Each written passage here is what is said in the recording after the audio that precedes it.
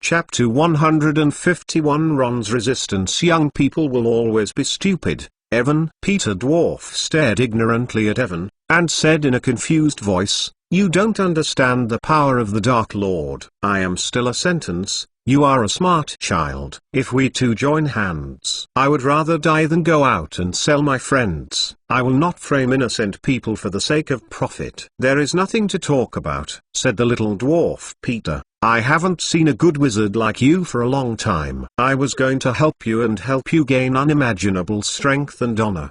The things you value are actually meaningless." Ivan turned his head and didn't look at him. "I can't think so. Since you don't care, then I have to give this honor to those who need it." His mouse's small, watery eyes watched Avon, as if he wanted to see what Evan was thinking, then turned his head and said to Ron, "Come on, dear little master. These honors are yours. As long as Grablack, you will become a hero." Under the call of the little dwarf Peter, Ron smashed the map of the living spot that fell on the ground. "Wake up, Ron." Looking at Ron's figure, Ivan clenched his fist and shouted angrily, "Come on, don't listen to this guy. He killed Harry's parents. Now I want to frame up with Professor Black and Professor Lupin. You can't help him. Do you want Harry to hate you forever?" When he heard Evan's words, he heard Harry's name and Ron hesitated. He stood in the same place, his face showing a painful look, and he was resisting the curse of the little dwarf Peter. "Come on, Ron," Ivan shouted and shouted. "Think about Harry, think about Hermione, think about everyone. We are waiting for you. You don't need to prove anything, you are already the best." Avon, Harry, Hermione, and everyone," Ron muttered. His expression is getting more and more painful, but his eyes are getting clearer. It can be seen that the impact of the soul curse on Ron is getting weaker and weaker. At that moment, Ivan even thought he succeeded. But the little dwarf Peter's sharp, humble voice rang again. "My dear little master, do you remember what you said to me that night? Those who you think are friends have always regarded you as a follower, as a joke. They don't care about you at all." Ivan saw a strange, soul-like glow flashing from the end of the wand in Peter's hand. "Remember?" The little dwarf star hangs a strange smile on his mouth and screams, "You have to let those who look down on you regret it and let them pay the price." "Yes, I want them to regret and let them pay the price." Ron turned to look at the little dwarf Peter, and the painful expression of the struggle gradually calmed down. The original clear eyes have become sluggish and stunned. "Stop, little dwarf Peter." Seeing Ron's look, anger burned in Evan's chest, and he shouted with a grin, "Don't use my wand to cast these dirty spells. Don't use your evil, despicable magic to control Ron." He struggled to rush, but the little dwarf Peter immediately pointed his wand at Avon. "You don't know, Avon," Peter Dwarf said softly. "Like James, Sirius, and Remus, the talented wizards like you will never know what we think. I don't know, your unconscious flaunting behavior, the pressure and pain caused by your mediocre companions around you." In the quiet office, only the little dwarf Peter's sharp, weird voice. "Ron has had enough of you, Harry and Hermione. Just like that year, I was fed up with James, Sirius, and Remus," continued the little dwarf Peter. "In order to get their approval, I like a fool to flatter James and Sirius, willingly keep Remus a secret to the werewolf, risking his life to learn animagus. But what did I get? They never treated me as a friend of equal treatment. I am just their weak followers. Ron is like me. Ron is different from you." Ivan looked at the little dwarf Peter angrily. "He won't betray us. He's just controlled by you with a sorcerer. Do you really think this way? Do you know how Ron sees you, Harry, Hermione?" The little dwarf Peter said slowly. "In fact, I am not as tempted as the Dark Lord. There is no powerful force in the means of the human heart, but Ron can never break my curse of the soul. Know why?" The little dwarf Peter looked down at Ivan, and his humble, weak expression gradually distorted. "Because I have done these things. It is exactly what Ron has always wanted to do. I am not controlling him, but helping him." The little dwarf star stared at Evan, hoping to see a desperate, painful look from his face. In an instant, he even regarded Ivan as James Potter, Sirius Black, and Remus Lupin, the three best friends of his past. He always wanted to tell his heart to them and see their reaction, but he did not have that courage. But it doesn't matter. The same is true for this boy. He is so similar to James and Sirius. As long as you see his pain, you can repair your inner damage. However, the little dwarf Peter was disappointed immediately because Avon did not look at himself. Avon looked over at Ron and said calmly, "Ron, I know the pressure you have been bearing for a long time. You may not be the best, but we always treat you as our best friend, me, Harry. There are other people in Hermione like this. Trust me, you are not the same as the little dwarf Peter. When you were controlled by Voldemort last year, you have broken away from his control and protected Ginny. Remember how Dumbledore evaluated it? Many excellent adult wizards can't do it. At this point, we are all proud of you, Ron. You are unique, for yourself, for your family, for your friends. Please wake up. I believe you can break away from the control of the little dwarf Peter. You can." Enough. Avon's performance made the little dwarf Peter disappointed, and an unprecedented emptiness rose from the bottom of his heart. His eyes are blurred, and the little dwarf Peter suddenly wants to cry. James, Sirius, and Remus will probably be the same as the boy's reaction. They will always fail, and they will not do anything, even if they are betrayed. I can't surprise my friends. He is a humble loser from beginning to end. Ron won't wake up. It's just a waste of time. Peter Dwarf wiped his eyes and shouted, "I see, you guys who are self-righteous, you should pay for your contempt." Still returning to our plan tonight, just grab Black and everything will end. The little dwarf Peter waved his wand, and Ron walked out with a live map and turned a deaf ear to the cry of Ivan behind him. "As long as you know Black's position, Snape will be willing to help me with the rest of the work.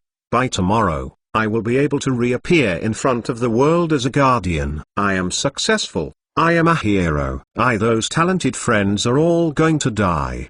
The little dwarf Peter pointed his wand at Avon, his eyes flashing with strange light, and said madly, "As for you, Avon, want to know how I deal with you for getting a curse?" Ivan moved a little and his body was tight. "I was able to deal with Sirius Black's tricks at the Owl Post yesterday, and I might use it again. No, I am not the idiot of Lockhart. The forgotten charm can be restored." Peter Dwarf licked his lips and said cruelly, "With Dumbledore, I must be careful. In my opinion, killing the curse is the safest way, because the dead will not reveal the secret." "Goodbye, Avon," he said, shaking his wand gently. A dark green light flashed out. To be continued. Chapter 152. Cat and Mouse. The green light just emerged from the end of Ivan's wand and disappeared immediately. The little dwarf Peter looked at the wand in his hand, and he could feel that his wand was resisting himself and his magic didn't work. "Damn,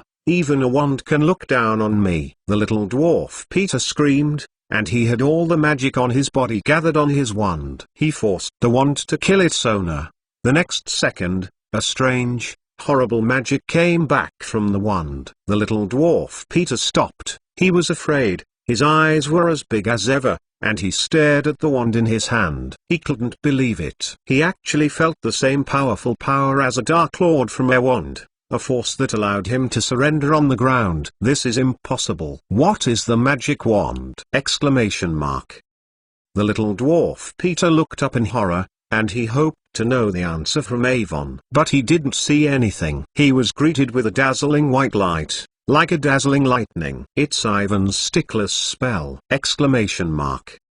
The little dwarf Peter closed his eyes subconsciously, screaming in pain, and he felt like he was stunned. Ivan took the opportunity to pounce on Peter's body. He didn't know why the other party just gave up using the curse of his own, but it was an opportunity. He grabbed Peter's arm with his wand and used all his strength to grab his wand. Two men wrestled silently, the wand sparked, and Peter's left hand grabbed Ivan's throat. Since the magic didn't work, he decided to kill the boy in a more cruel way. With a bang, the door of the office was opened again, and Harry and Hermione rushed in. "Harry, Hermione!" Ivan shouted and shouted. "Avon, we are here!" Hermione kept tears, panicked and looked at the two people entangled on the ground. and looked at the scarred Evan. She waved her wand and used magic to separate them. The red light hit the little dwarf Peter. He left Avon and flew backwards. "You dirty traitor, let go of Avon, let go of Ron." Beside Hermione, Harry was also waving his wand.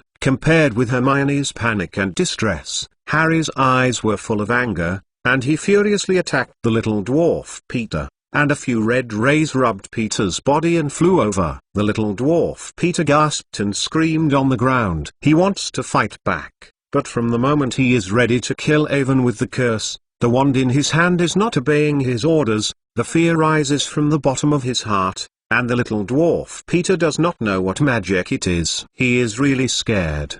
He can't stay here alone against Avon, Harry, Hermione. He didn't understand why Harry and Hermione appeared here. It stands to reason that they should be in the Gryffindor common room, where desperate, helpless watching Sirius Black was caught by Snape. But the two of them ran over and there was definitely something unexpected. Maybe Ron didn't find Snape. Maybe Snape didn't believe him. In short, since Harry and Hermione are here, it means that Black will come over soon. When I think of Black, the little dwarf Peter is almost nervous to suffocate. He couldn't believe it. The plot he had planned for a long time failed. He had to run away. He couldn't let Black's madman catch it. With his understanding of Black, once the other party seizes himself, he will certainly tear him into pieces. No, the little dwarf Peter screamed loudly. Before Black came, he had to seize the opportunity to escape, as he did 12 years ago. The little dwarf Peter threw Ivan's wand far aside. He rolled over and escaped from Harry's next attack.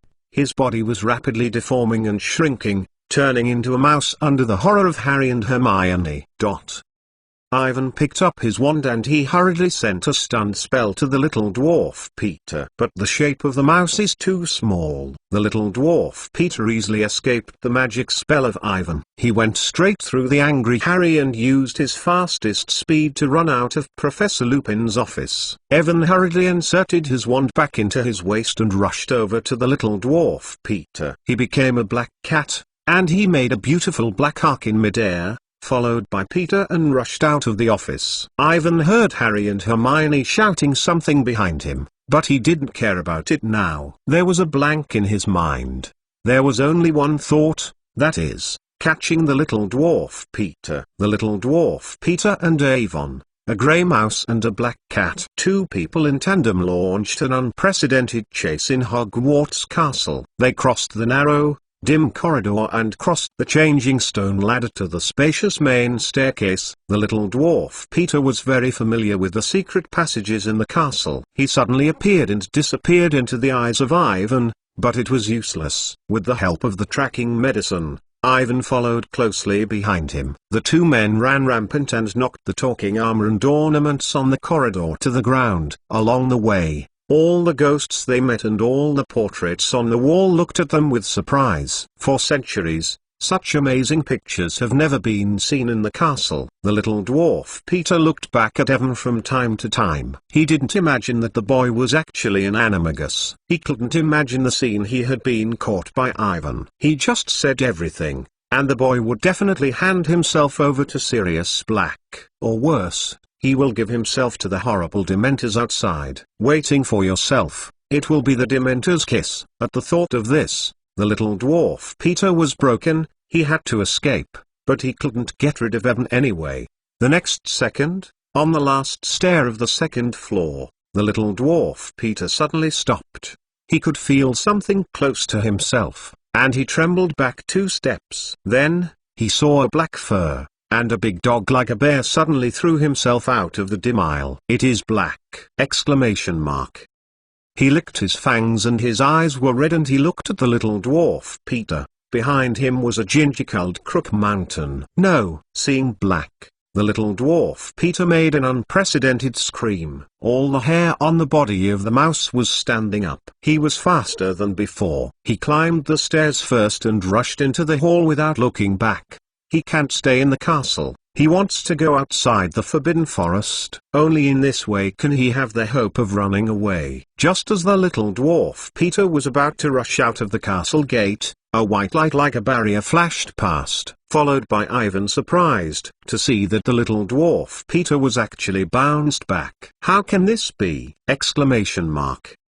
Evan hurriedly turned his head and rubbed his eyes. After a credit, he seemed to see an unexpected figure. To be continued. Chapter 153. Strange feeling. The little dwarf Peter was bounced back heavily and fell to the ground. He didn't understand what was going on. It was too much surprise tonight. "The castle gate is open and there is nothing in front, but I can't get through it, just like there is an invisible wall blocking it." The little dwarf Peter shook his head and dispelled the dizziness. Before he could act, the huge black dog that Sirius Black became a leap jumped from the stairs and his front paws pressed heavily on his body. The little dwarf Peter swiftly rolled backwards and shivered desperately. He felt the heat of Black's body, he saw the inch-long sharp teeth, and the eyes that were occupied by hateful anger. Boom! Exclamation mark.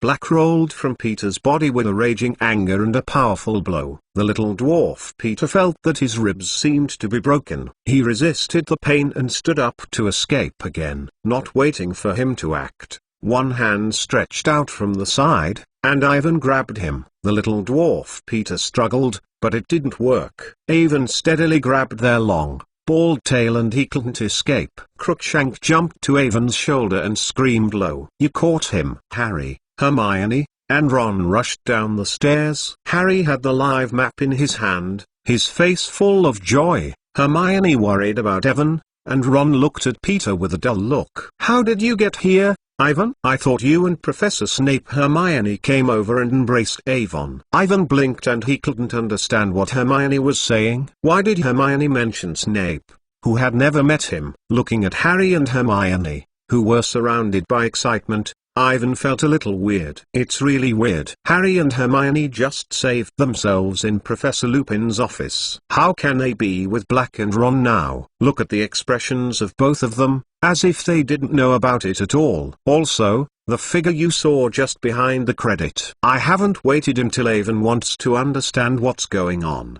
and he hears the angry roar of Sirius Black.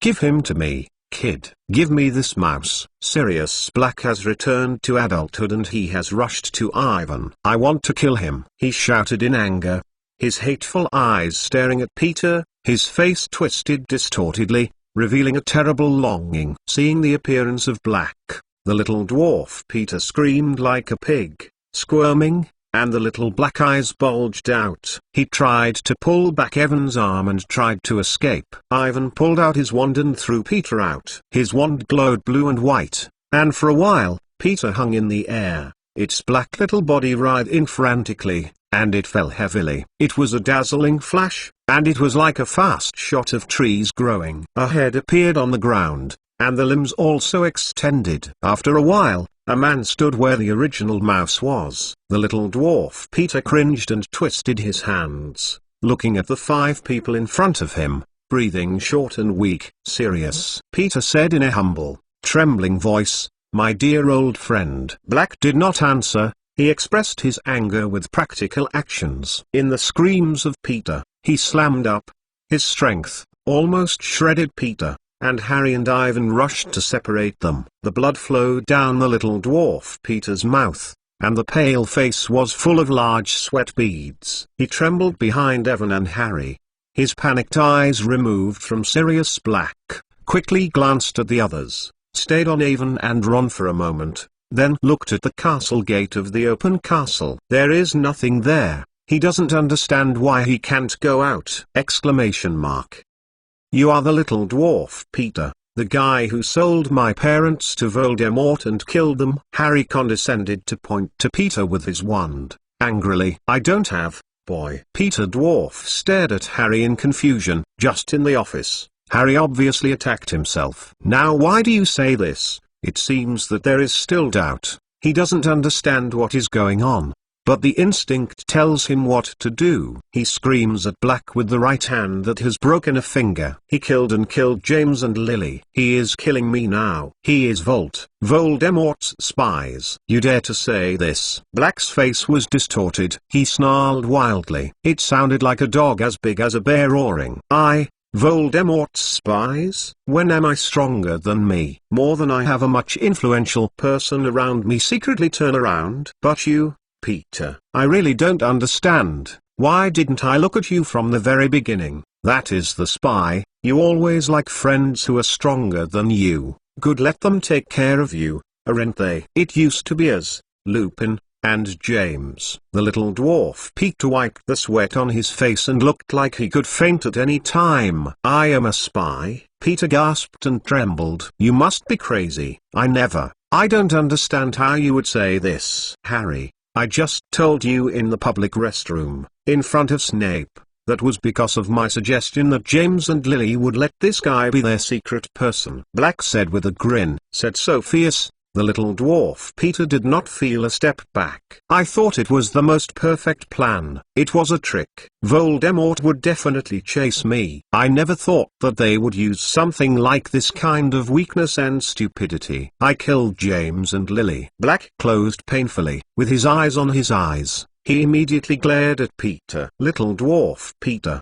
you told Voldemort that you can give the Potter couple to him. That moment must be the most desirable moment of your poor life. Ridiculous. You are crazy. The little dwarf Peter muttered. I didn't do that. Don't pretend. We know everything. You killed my parents. You framed Sirius Black. Harry shouted, his face full of tears. You are back now. Continue, framed Professor Lupin. And Ron, you controlled him with the Imperious Curse. Don't listen to Black, Harry. He is a murderer, he is a madman. Little dwarf Peter turned and looked at Harry, pleading and saying, I admit that I controlled Ron, I exposed Lupin, werewolf status. Although what I did is not so proper, but I also want to seize Black. To protect you, Lupin and Black are a group. He is very dangerous. Believe me, Harry. I am helping Ron. Helping you. The little dwarf Peter squatted on the ground, shaking his body uncontrollably. Evan noticed that Ron, standing behind Harry, had a shot, and he immediately pointed his wand at the other side. Ron's face was full of confusion, and everything that happened in front of him seemed to touch him very much. Just like in Professor Lupin's office, he was resisting the curse of the soul, and it seemed that he was about to succeed. Seeing Ron's expression, Eowyn hesitated for a moment and did nothing. He was ready to observe. If Ron can break away from the curse of the soul with his own efforts, it will be very good for him. Things have progressed to this point, and although there are many strange places that have not been clarified, this year's event is doomed to be over. If Ron can successfully resist the Imperious Curse with his own will, it will be the perfect ending. To be continued. Chapter 154 Harry's Choice. Children, I am helping you. I am protecting you from harm. Peter Dwarf pleaded. Don't listen to Black. This madman wants to kill me. Protect us. It's ridiculous. You just said in Professor Lupin's office. Ivan whispered. Need me to remind you, Insectdale? See what you are going to do for us. You first. I controlled Ron with the soul curse, and I used the forgotten mantra against Harry and Hermione. I just wanted to kill me with the curse. Do you protect us like this? What? Hearing Avon, Black, Harry, and Hermione exclaimed. They saw that only a trace of mercy left in the eyes of the little dwarf Peter disappeared, and the rest was full of horror and anger. You dirty guy. How dare you do this? How dare you treat these children like this? Black snarled loudly, and he was trembling again. He once again rushed to Peter. No, don't come over. Seeing Black's appearance, the little dwarf Peter's face became paler. He squatted on the ground, hurriedly squatting forward to Avon, kneeling with his hands, as if he was begging, and he was praying. Ivan, Ivan, there must be some misunderstanding between us. Although I said those words, but nothing was done, isn't it? Peter Dwarf shouted and said, trust me, I just told you those words, just to make you understand, in order to. I'm already very clear. Ivan squinted and looked at the little dwarf Peter. Use the sorcerer's curse to control Ron's innocent Professor Lupin, and get a live map to inform Snape to catch Sirius Black.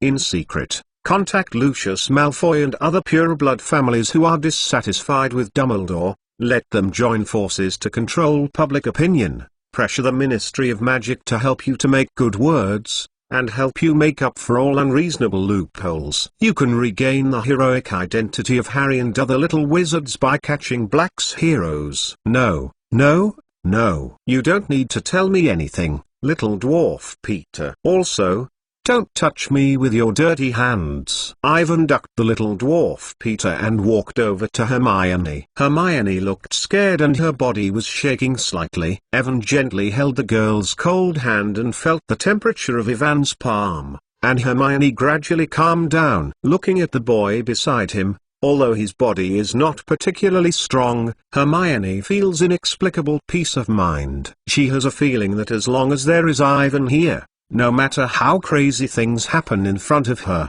it will not let her heart have the slightest wave. Good girl, smart girl, you can understand. Help me, you won't let them. With the action of Ivan, the Little Dwarf Peter looks at Hermione. He seemed to want to climb over, but he saw that Ivan was standing beside Hermione, holding his wand and looking at himself coldly. He was afraid. He hesitated and stepped back, shaking his body uncontrollably. Slowly putting the head turned to Harry. Harry, you are really like your father, just like he was. How dare you say this to Harry? Black yelled. How dare you face him? How dare you mention James in front of him? Harry. Black's roar made the Little Dwarf Peter more frightened. He speeded up and climbed forward to Harry with his knees, opened his hands, whispered, wept, and pleaded. Harry, James and Lily will let me be killed. They will understand. They will be compassionate to me. But I can never know their thoughts. They are all killed by you, said Harry sadly. He rubbed his tears hard, but the tears remained uncontrolled. No, I don't, Harry said, like the death sentence of the Little Dwarf Peter. He was sobbing weakly. His skin was tangled and twisted together, and it looked terrible and weird. It's time to end it all. I want to kill you for revenge for James and Lily. Sirius Black walked over, he rolled up his sleeves, and the thin face passed a hint of pleasure. No, Sirius, I am the Wormtail, I am your friend. You will not. The Little Dwarf Peter struggled and clung to Black's robes. Get out of the way, you don't have to touch it, my robes are dirty enough. Black kicked Peter away. I know, I admit, I used to be confused. But you have to think about it for me. What can I do? You don't know, the Black Devil. His powerful weapon, you can't imagine it. I was scared, Sirius. The Little Dwarf Peter trembled and said, I have never been as brave as you, Remus, and James, but believe me, I never did it on purpose. That even the name cannot be mentioned. People force me. Don't lie. Black snarled. Before James and Lily died, you have been sending information to him. For a year, Dumbledore suspected that there was a spy in us, but James and I were in him. I promise you in front of you, I really blinked. I even suspected Lupin. You don't understand. He has to break hands anywhere. I can't help. Peter Dwarf gasped and said, again, reject him? What good is it? Hey! What good is the fight against the most evil devil in history? Black's face showed terrifying fury. It is to save innocent lives, Peter. You don't understand. The Little Dwarf Peter lamented. He will kill me, Sirius. Then you are dumb. Black yelled. It is always better to be a dead friend than to betray a friend. We will do it for you. No, I can't die.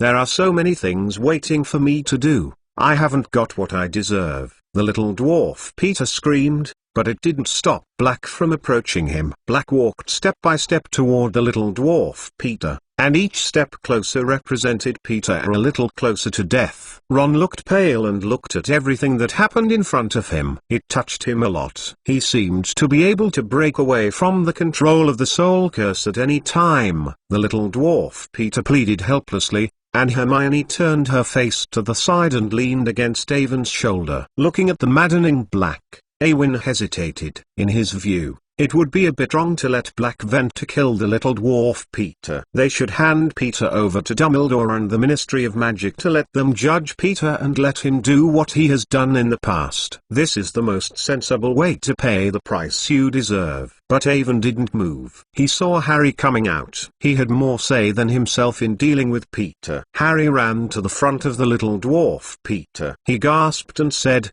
"Sirius, you can kill him." "Harry, do you know what you are doing? This gangster has made you lose your parents." Black snarled. "This mean, dirty guy, watching you die will not be tempted." You heard him say the words of his own stinking skin are more important than the life of your family. "I understand." Harry gasped. "He killed my parents. He framed Professor Lupin. He controlled Ron. He also tried to kill Ivan. I won't forgive him for doing this. Things. Never will." "But you can kill him, Sirius. I don't think my dad would want his best friend to kill, especially killing such people. It's not worth it." Continued. Chapter 155 Black's Expectations. "Thank you, Harry. Thank you for saving me. James will be proud of you," the little dwarf Peter gasped, and he opened his arms to hug Harry's knee. "Don't mention my dad's name, you don't deserve it," Harry said, disgustedly opening the little dwarf Peter's hand. "Let me go. I don't do it for you. I am for Sirius. I don't want him. Because of you, become a murderer." Harry. Blake looked at Harry, calmly looking down for the first time. Harry looked back at Black, and no one except the little dwarf Peter moved, and no one made a sound. The little dwarf Peter grabbed his chest and gasped. "You are the only one who has the right to make a decision, Harry." Blake looked very gratified, as if he looked at his old friend James. He said slowly, "But before making a decision, I hope you can think about it and think about what he has done. I know that he has done a lot of bad things that I will never forget and will never be forgiven. He should pay for what he has done. We can give him to Dumbledore or the Dementors. He can go to Azkaban. If anyone should go there, that is him." The little dwarf Peter gasped in Harry's back, heard Azkaban, heard the Dementors, and his pale face was a little bloody. He suddenly thought that he had just talked with Ivan in the office of Lupin. The Dementors would not let him go. They would give themselves a kiss. This is the worst ending, even worse than death. From then on, his soul will be ruined. He will live alive and dead in the horrible Azkaban. He will always be the food of the Dementors. "No, can't let this happen!" Exclamation mark. The little dwarf star flashed a glimpse in his eyes. He couldn't be caught and sent to the Dementor. He had to escape. 12 years ago, he took a finger and escaped from Sirius Black. He can escape this time, no matter how much he pays. He does not hesitate. The little dwarf Peter touched Harry's robes and hesitated. His gaze glimpsed at the open gate of the castle, and he had a great chance. The outside is the Forbidden Forest. It is suitable for his own animagus form. In addition, there are also Dementors not far away. They are stationed at the wall, but they don't know that Black is innocent. As long as Black goes out, they will catch him the first time and even kiss him directly. "I haven't lost yet, as long as I can run out of this door." The little dwarf Peter thought of the strange barrier magic that he had just bounced back. And Ivan's wand did not listen to his own orders. He didn't understand what was going on. This is beyond his cognitive range, but he must try it again. Maybe he can hijack Harry and himself! Exclamation mark. That magic may only work when you pass by yourself. If someone is with you, you can go out. The little dwarf Peter clasped Harry's robes tightly. He hesitated, not acting immediately. It was too close to Ivan and Black, and he didn't have enough control. If Harry struggled, he didn't get the wand for the first time, and the consequences were unimaginable. The next second, the little dwarf Peter saw Ron standing next to the gate. Ron's face was as pale as himself. His face was full of pain and confusion. Peter knows that Ron is trying to resist the Imperious Curse, but he has not broken his control. His eyes were fixed on Ron's wand. He needed this wand. This is his only hope. Just as the little dwarf Peter made up his mind, the conversation between Black and Harry continued. Hand over Peter, not kill him directly. Do you know what it means? I know, said Harry. This means that you are free. Yes, Black hesitated. I don't know if anyone told you, Harry. I am your godfather. Ivan and I said it. Harry said softly. This child knows everything. This time I can catch Peter. I lost all of it. I really owe him too much. I will find a way to repay him. Blake thought of what Ivan said to myself in the Owl post office yesterday. He said stiffly, but, Harry, there is one thing I have to tell you. I am your godfather. Your parents have assigned me to be your guardian. If they are unfortunate, Avon, Harry, and Hermione are waiting for Black to continue. They all have a hunch what Black will say next. Under the watchful eyes of everyone, Black hesitated, and he never seemed so nervous. Think about it, Harry. Once I have regained my reputation, if you want a different home, you can. Black looked at Harry. Of course,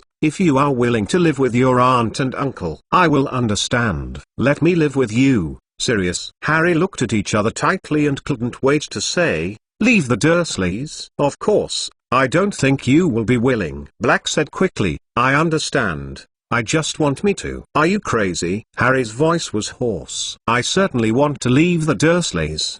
Do you have a house? When can I move in? Would you like? Black looked at Harry unbelievably. Are you serious? Yes, I am serious. Harry replied. This is what I have always dreamed of. When he heard Harry, Black's thin face showed a real smile for the first time. Ivan has never seen this laugh before, and the effect of the smile is amazing. It seems that a person who is 10 years younger than him is happy with everyone through the hungry mask. Everything is over. This is probably the best ending of this year's event. They caught the little dwarf Peter, they saved Black, and next summer, Harry could move over and live with Black. As for not staying at the Dursleys, Harry's mother left that protection on him. Whether magic can work either is something that Dumbledore needs to have a headache. Everything seems to be perfectly solved, except that Ron did not break away from the soul curse. The conversation just touched Ron very much, but it didn't seem to be enough. It still couldn't help him to increase his willpower against Peter's control. Ivan sighed. If Ron didn't succeed this time, it meant that he might still be controlled by Voldemort or other black wizards in the next few years. He had to be careful with Ron. This time being controlled by the little dwarf Peter is already a lesson. Once Ron has any unusual behavior, he must act decisively. Evan's gaze turned to Ron, who was standing by, and he was ready to use the curse for him. But he suddenly found out that Ron was actually unknowingly walking from the original corner to the little dwarf Peter. In that position, he just blocked everyone's wand against Peter's wand. Ivan suddenly had an ominous premonition. He hadn't waited for him to take action. The next second, the little dwarf star who had been lying on the ground stood up suddenly. To be continued. Chapter 156. Friends. Meaning the little dwarf Peter suddenly grabbed Ron from behind, and no one expected him to do so. He was too close to Ron. Ron did not dodge, and he stood pale in his face, letting Peter seize himself. The little dwarf Peter grabbed his wand, and Ron was like a rag doll, and he was blocked by him. Harry and Black have just created a little warmth that instantly dissipates. The atmosphere was tense again, and Harry and Hermione hurriedly pointed the wand at the little dwarf Peter. Ron, Hermione said worriedly, looking at them with tears. You, the despicable coward, let go of Ron. Harry shouted angrily. Ivan didn't talk, but the end of his wand in his hand gave off light. This is the performance of the magic gathering.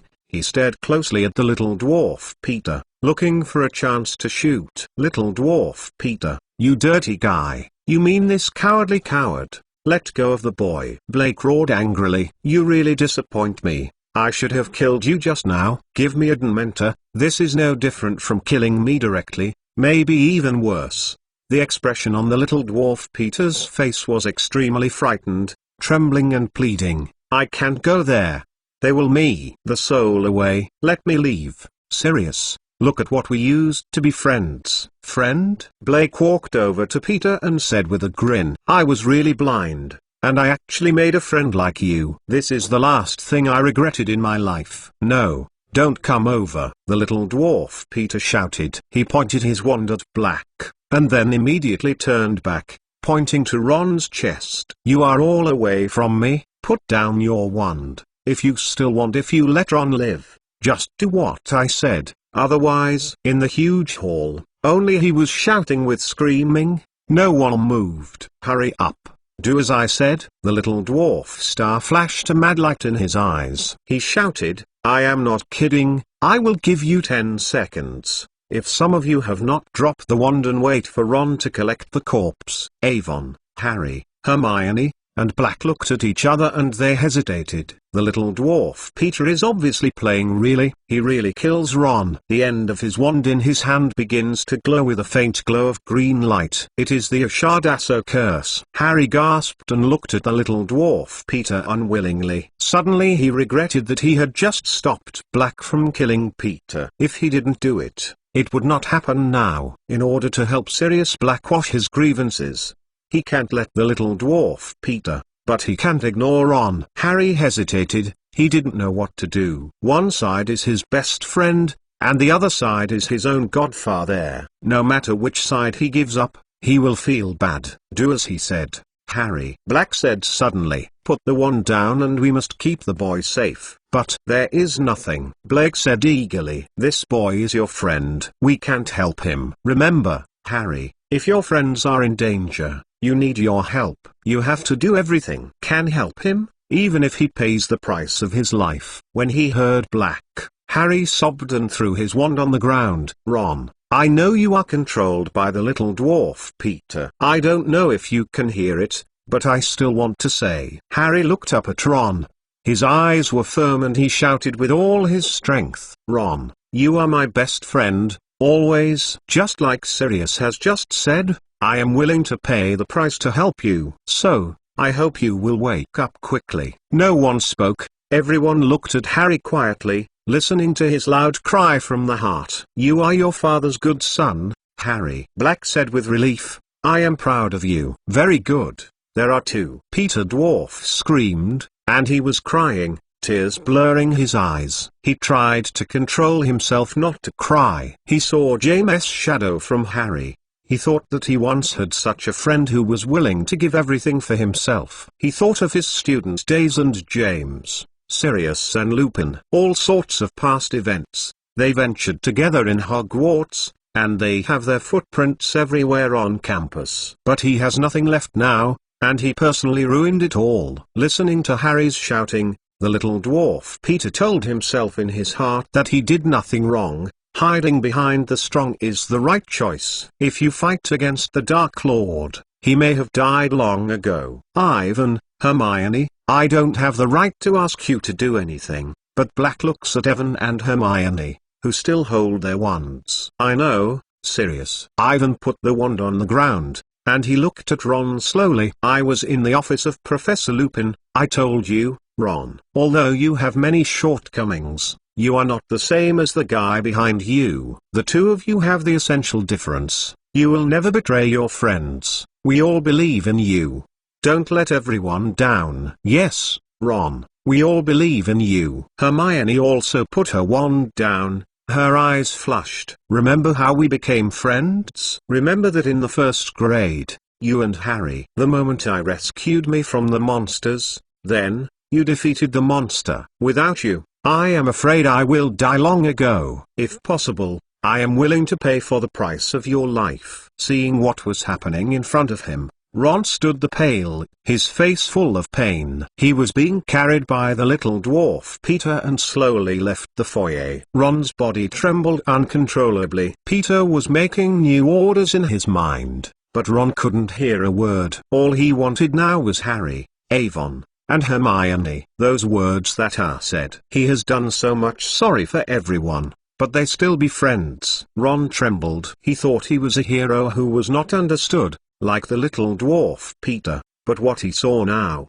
Peter is a humble, weakest pity, the culprit of all the unfortunate events, and he actually helped him and betrayed his friends. Although still controlled by the imperious curse, Ron suddenly cried out and cried for unprecedented sadness. He suddenly found himself a jerk, an unprecedented bastard. Like last year, He would rather trust an unfamiliar diary to believe in an evil black wizard than to believe in his friends. To be continued. Chapter 157 The Power of Friendship. Ron trembled. The memory of this month, the memory that should have disappeared, like a slideshow in his mind. He remembered the things he did after being controlled by the little dwarf Peter. A man sneaked into the professor's office late at night to find a live map, and wrote to Lucius Malfoy to plan a despicable plot, in front of all the students in the school. Alleged innocent Professor Lupin, telling Snape about the whereabouts of Sirius Black.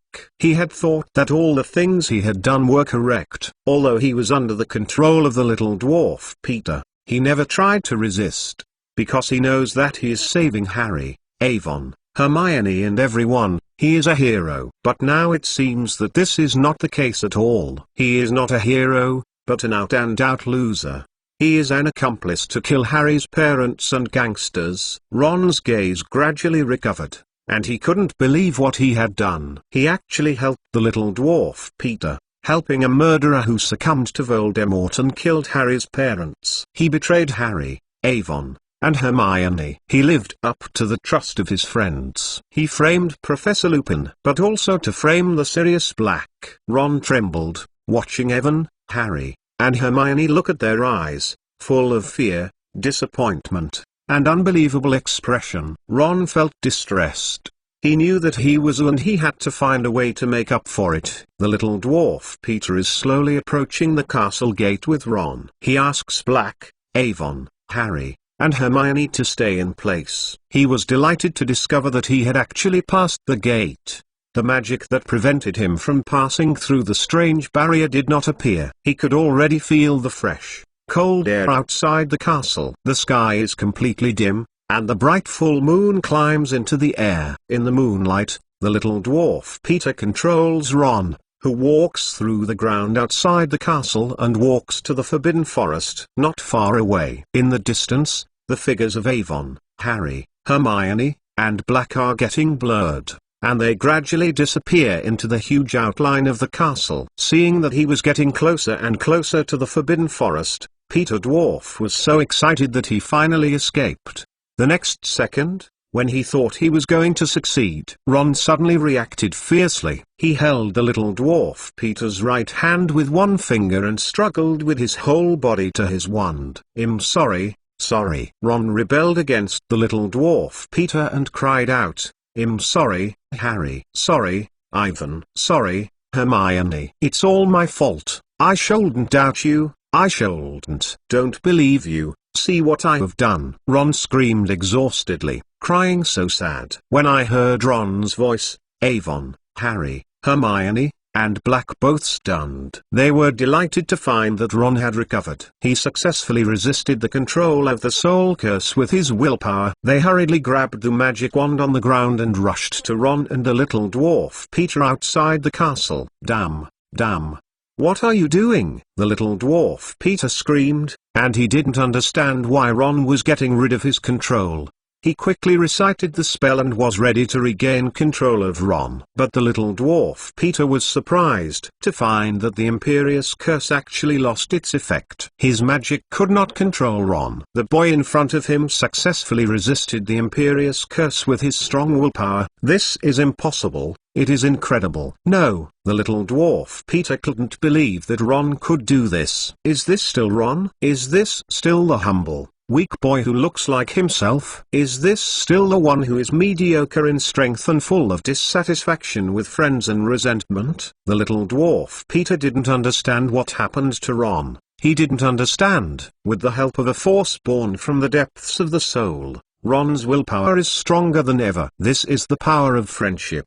The little dwarf Peter who regards friends as an exchange of interests, and his sad betrayer will never understand this. Ron broke away from the Imperious Curse and he defeated the little dwarf Peter. Of the 6 people in front of the gates of Hogwarts Castle, only Peter is the only loser. Come on, Harry. Come on, Ivan. I caught him. Ron's eyes were red, and he held the little dwarf Peter's right hand with his wand and cried out, don't worry. Attack him quickly. Can't let this guy run away. No, don't blame. Peter Dwarf screamed, his voice hoarse and powerless. He struggled to get rid of Ron's control, but Ron was as crazy as he was, regardless of the damage he suffered from his body, and his hands clenched him tightly. Looking at the closer four people, Irving, Harry, Hermione, and Black, the little dwarf Peter flustered and meditated. Since it is impossible to control Ron, at least the boy must not be moved. I haven't waited until the little dwarf Peter succeeded in casting a spell. An animal that didn't know what it was, suddenly passed under his feet and licked him. Slamming, the little dwarfs Peter and Ron fell heavily on the ground, splashing a lot of dust. The little dwarf Peter lifted his head a few inches in surprise and saw an animal drilled into the grass next to it. The animal made him feel familiar. He tried to see what it was, but the sweat blurred his eyes. The black one. The small, agile figure flashed past. In the distant sky, the temperature at night is extremely cold, and it is getting colder and colder, and the temperature is rapidly declining. Then, the little dwarf Peter saw it, the Dementors, at least 200 Dementors. They were attracted by Ron's shouts. Their black huddles crowded together, with suffocating cold, gliding over them around the Hogwarts wall. The cold feeling permeated his internal organs, and the fog began to blur his sight. The Dementors are getting closer and closer, and the guys are coming from all the darkness in all directions, and they are ready to surround him. No, don't. The little dwarf Peter muttered weakly, screaming uncontrollably. He was very, very scared. He was scared of his courage. He once again thought of what Evan and himself said. These Dementors are coming to arrest him. They have to their souls. The little dwarf Peter has not taken care of Ron, who is struggling in his arms. He can't control the boy again. Watching the closer, Black, Evan, Harry, Hermione, and surrounded by the distance. The Dementor coming. He instinctively wants to escape. There are so many things happening this evening that are completely beyond his mastery. He didn't want to delay in the moment. He suddenly found himself too weak, too humble, and he was not prepared to implement this failed conspiracy. He did not have the courage to stay here. He is going to look for the Dark Lord. He wants to hide behind the strong as before. For the weak, hiding behind the strong is the most sensible choice. To be continued. Chapter 158. Ron off control. Evan was surprised to see such a ridiculous scene. The little dwarf Peter and Ron rolled and twisted together on the ground. Ron screamed and shouted, calling himself Harry, Hermione, and his name. Peter, the little dwarf star, made a sharp scream from time to time, like a pig that was about to be slaughtered. The little dwarf Peter wants to escape, but Ron grabs him and does not let him run away. Ron's strength was so great that Peter tried to point the end of his wand to Ron. Come on, I caught him. Loose, Ron. Please, my benevolent master. The little dwarf Peter screamed. You won't let them catch me, don't you? I am your mouse. I am a good pet. I won't believe you anymore. I am a jerk. See what I have done. Ron's tears flowed out of control. Child, I am helping you. I am on your side. Shut up. Ron interrupted the little dwarf Peter, who glared at each other with extreme disgust. You ugly, dirty guy. Because of you, I actually betrayed my friend. That's your own wish too, the little dwarf Peter said quickly.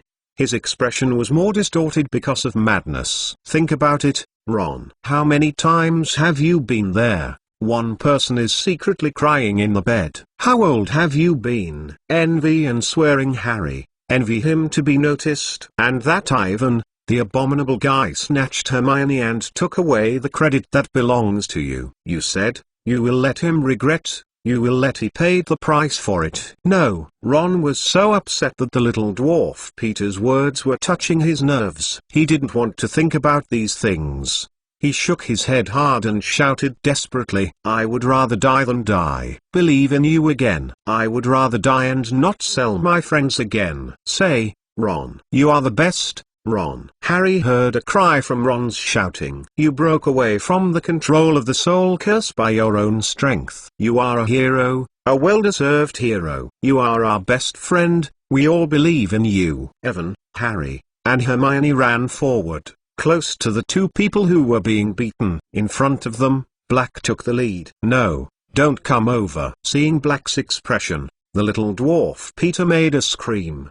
His eyes widened and his face was terrified. The little dwarf Peter understands that if Black is caught by himself, he will not hesitate to kill himself without waiting for the Dementor to shoot. This time, no one will ask for help again. Can't let this happen. He violently rubs his arms and shakes his wand. Ron, who clung to his right hand, rolled like a broken rag doll on the ground, and his body was covered with blood. But no matter how hard Peter used, Ron insisted on not holding his hand. In his physical condition, he is not the opponent of the little dwarf Peter. But in the face of Ron, who is crazy, Peter wants to open him in a short time, and he can't do it. The little dwarf Peter did not dare to change. He was afraid that if he did not break Ron, he would fall into a more passive situation. "Release, Ron. Let go." The little dwarf Peter struggled, and the wand in his hand shone from time to time, slamming with the most primitive power. Two people tumbling on the field. The little dwarf Peter's left hand seemed to touch a stone, and he lifted the stone and slammed it against Ron's head. Slamming through the cold moonlight, the little dwarf Peter saw that Ron was full of blood in his face, and he seemed to faint. Ron let go of holding the little dwarf Peter's hands, and Peter's heart moved slightly. He didn't wait for him to act. He found that he had been caught by Sirius Black. Black's strength was so big that he almost shredded him. Black grabbed the little dwarf Peter's neck with his left hand, and his right hand clenched his fist and waved to his face. One punch, two punches, three punches. Under Black's angry attack, the little dwarf Peter even had no strength to plead. "Come on, Sirius, you will kill him." Avon, Harry, Hermione followed, and Ron, who ran to the ground, stunned. "We better hurry, child, the Dementors are coming soon. We must go back to the castle." "I don't care what the Dementors, I want to kill this." "Let me." Sirius demented the little dwarf Peter muttered weakly. His eyes were dim, but his right hand was tighter and he held Ron's wand tightly. He seemed to be talking vaguely. Ivan only saw his lips moving. It seemed to be a spell, a very evil black magic, and there was an unpredictable foreboding in his heart. He wants to stop the little dwarf Peter,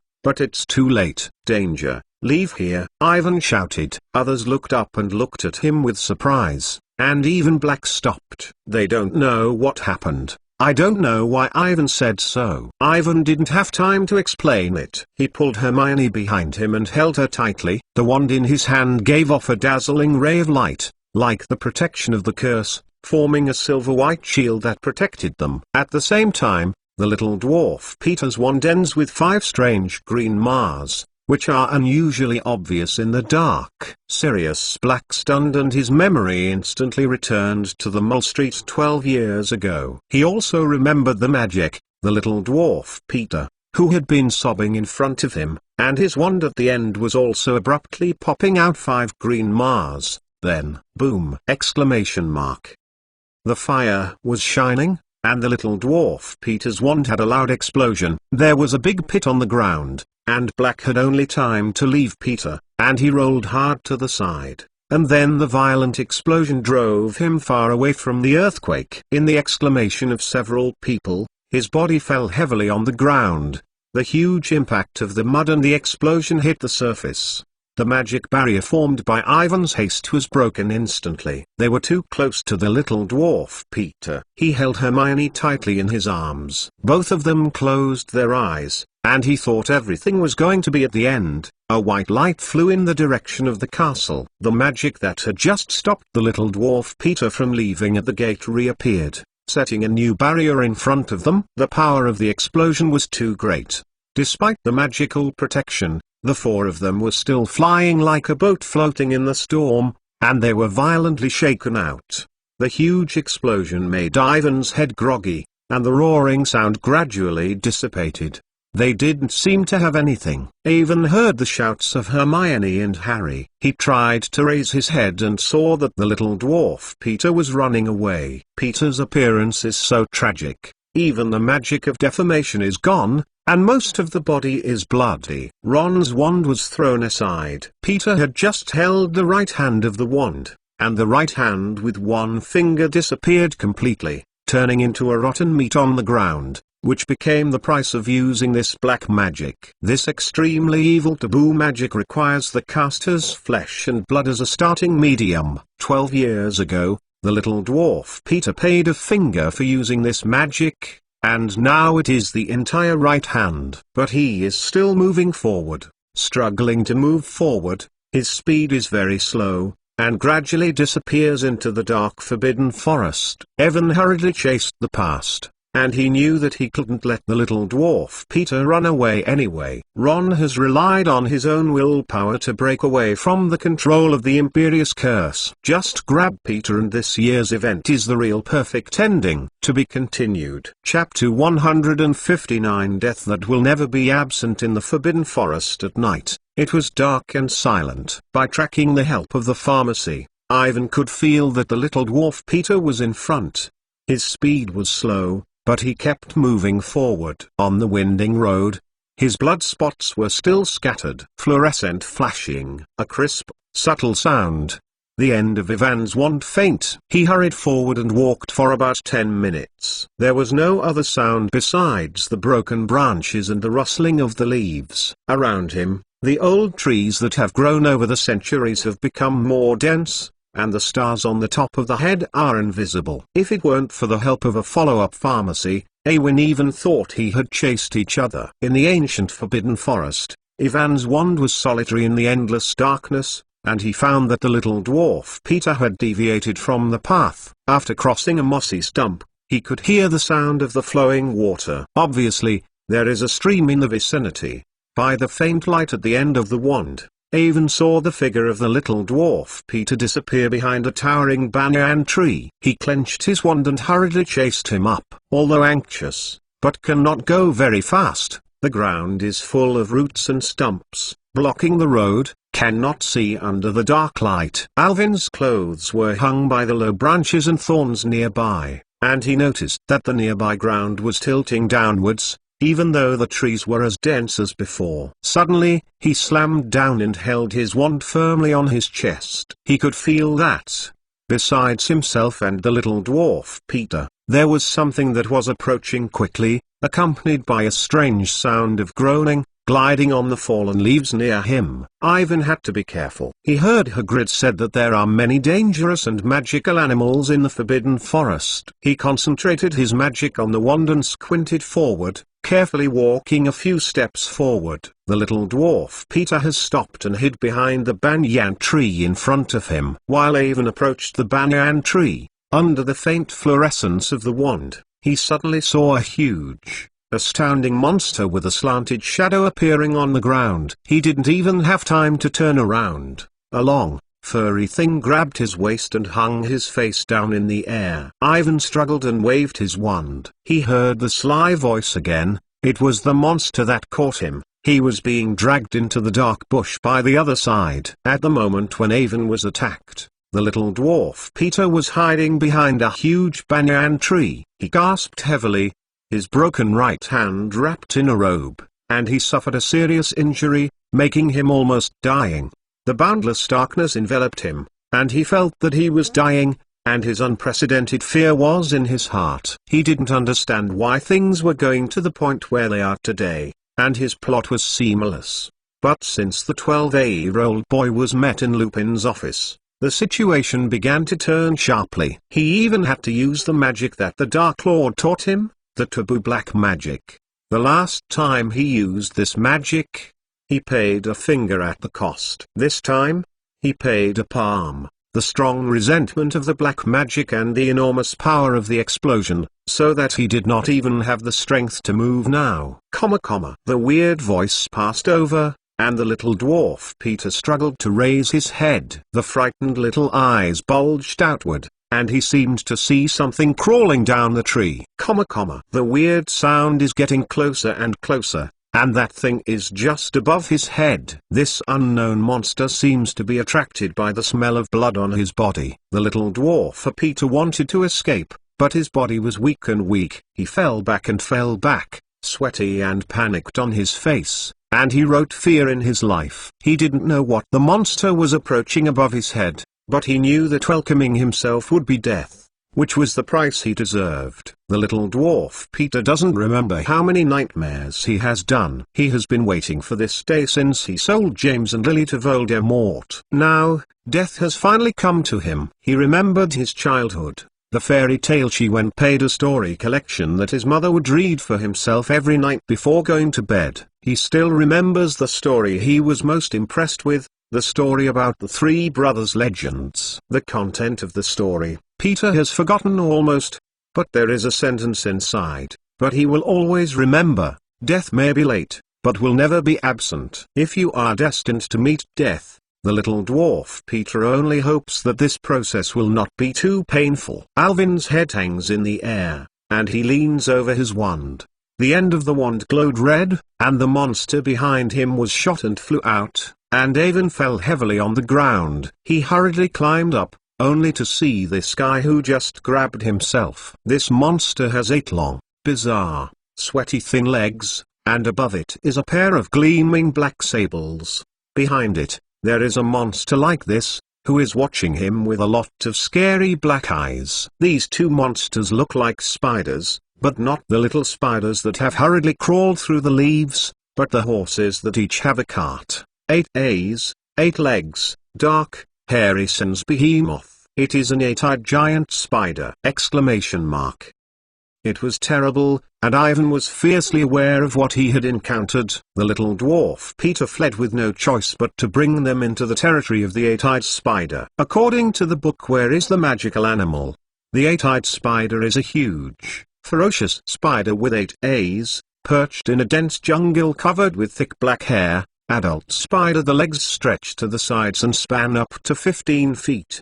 They also secrete venom, are terrifying carnivores, and eat almost everything. Ivan knows that there are 8-eyed spiders in the Forbidden Forest. They are all descendants of the Aragog raised by Hagrid. Hagrid even wanted to find a spouse for his furry friend to breed. He still remembers in the book Where is the Magical Animal? The 8-eyed giant spider can reach 100 eggs at a time, spawning several times a year for 50 years. The 8-eyed giant spider in the Forbidden Forest can reach a terrible number. Evan clenched his wand, and the two guys did not immediately come up. Maybe they are observing the weakness of Avon, maybe they feel dangerous, maybe they are waiting for their companions, maybe. In short, Ivan and the two huge 8-eyed giant spiders are very different. The next second, the little dwarf Peter's miserable, powerless shout came from behind the banyan tree beside Ivan, and he was attacked. To be continued. Chapter 160 Change of Mood, Ivan saw that, just like himself, the dwarf and fat body of Peter Dwarf was picked up by an 8-eyed giant spider.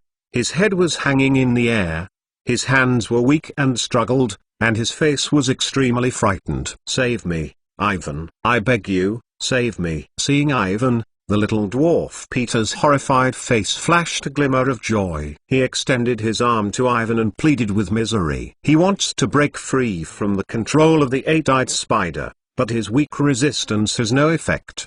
The 8-eyed giant spider clasped Peter tightly with the first 2 furry long legs, dragging him to the center of the woods. They passed by Ivan and disappeared into the dark trees. Ivan just moved. The 2 8-eyed giant spiders in front of him rushed over. They stopped Ivan and prevented him from saving the little dwarf Peter. 16 pairs of shiny, full of fierce black eyes all locked in Ivan. The sharp big scorpion slammed into a piece. The sound sounded scalp numb. Ivan stepped back a half step. With the faint fluorescence on his wand, he saw an 8-eyed giant spider dancing its slender, fluffy 8-long legs, attacking directly from the ground. The other then he quickly climbed to the towering banyan tree beside him and rushed down. They are prepared to catch up and down, and the situation is very crippling. Ivan did not hesitate. He left the banyan tree beside him and rushed past the 8-eyed giant spider in front of him. His wand made a ray of light, like a sharp sword, and directly divided the 8-eyed spider in front of him into 2 halves from the center. After killing the 8-eyed giant spider, Ivan hurriedly raised his head. There was a quick spell in his mouth. The wand was from the bottom up, and the same curse with dazzling light shook the spider that had just swung down from the trunk. Slamming! Exclamation mark. The spider's green, sticky blood splashed out and flew everywhere. The corpses of the corpses fell heavily on the ground, and they died when the body broke into 2 moments.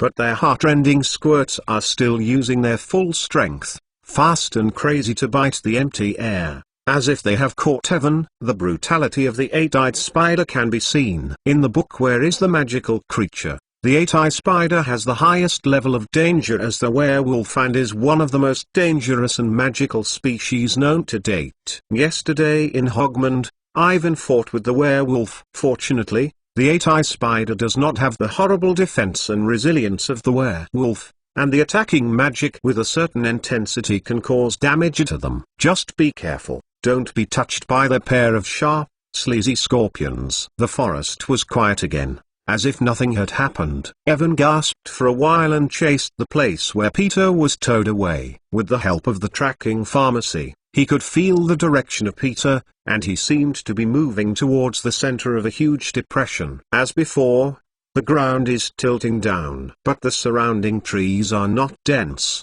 but they are getting sparse. The trunks also show an unhealthy gray color, which seems to have been eroded by any pests, and is covered with spider webs. The scenery on the ground is even more disturbing, with animal wrecks everywhere. Ivan saw a lot of white cockroaches. He didn't know what was wrapped in it. It should be the food captured by the 8-eyed spider. Some of them swayed violently as he passed by. Obviously, the creatures inside have not yet died. Because of the tension, Ivan's palm is full of sweat. He probably already realized that he would encounter something when he continued to go on. He is considering the possibility of giving up the little dwarf Peter directly. With Peter's current injury, he certainly cannot escape from the encirclement of the 8-eyed giant spider. Waiting for him seems to have only one dead end. Awen hesitated, and reason told him that he should hurry back. But the scream of the little dwarf Peter, still rumored to pass. He sighed heavily,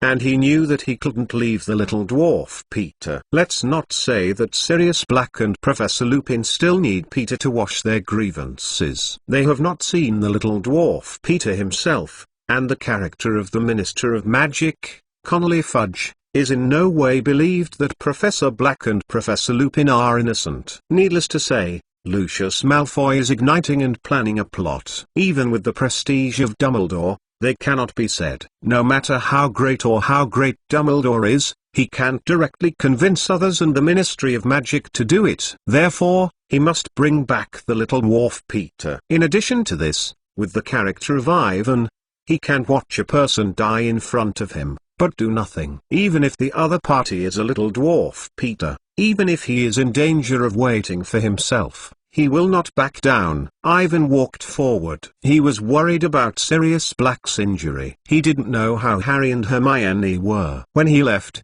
he seemed to see the Dementors approaching. But as soon as he thought of the powerful barrier magic that flew out of the castle, Ivan was relieved. As long as there is that person, they will not be in danger. Even so, Ivan suddenly found that this night's things have developed to this point, and their responsibility is great. In the face of the evil black wizard like the little dwarf Peter, he is still not decisive. The correct approach should be to directly stun the little dwarf Peter and hand it over to Dumbledore, or let Peter lose his ability to move and put an end to his thoughts of running away. Or, Ivan is a self-sufficient person. He is always used to thinking of everyone as himself. According to his impression of the little dwarf Peter, in addition to cowardice and stupidity, there should be a conscience that has never been annihilated. This judgment, combined with Peter's tragic ending, Awen originally thought that he would face the absolute facts and strengths, give up all resistance and repent of your conscience. In his opinion,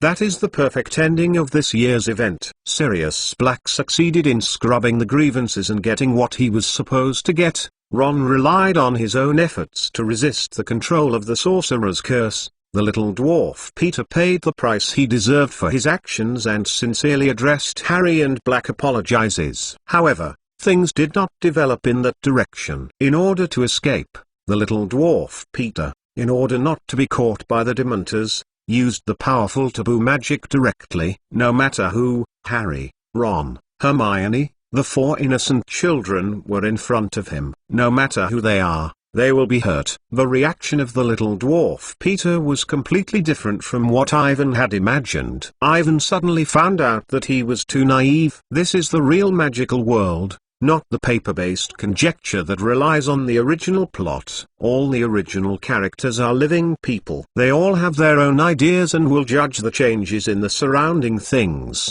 instead of continuing to develop according to the original story. Even Dumbledore, under the glory of the greatest white wizard of the time, he also has a plan that is unknown, otherwise he is tonight. Among all the Death Eaters, Peter is only the humblest existence. Even he is so evil, difficult, not to mention other black wizards. Ivan sighed again, and if he continued to be naive, it would not be the opponent of Voldemort. The idea of wanting to change the fate of others is more like a fairy tale. It seems that I really need to change. Ivan's eyes gradually became firm, although his initial heart has not changed.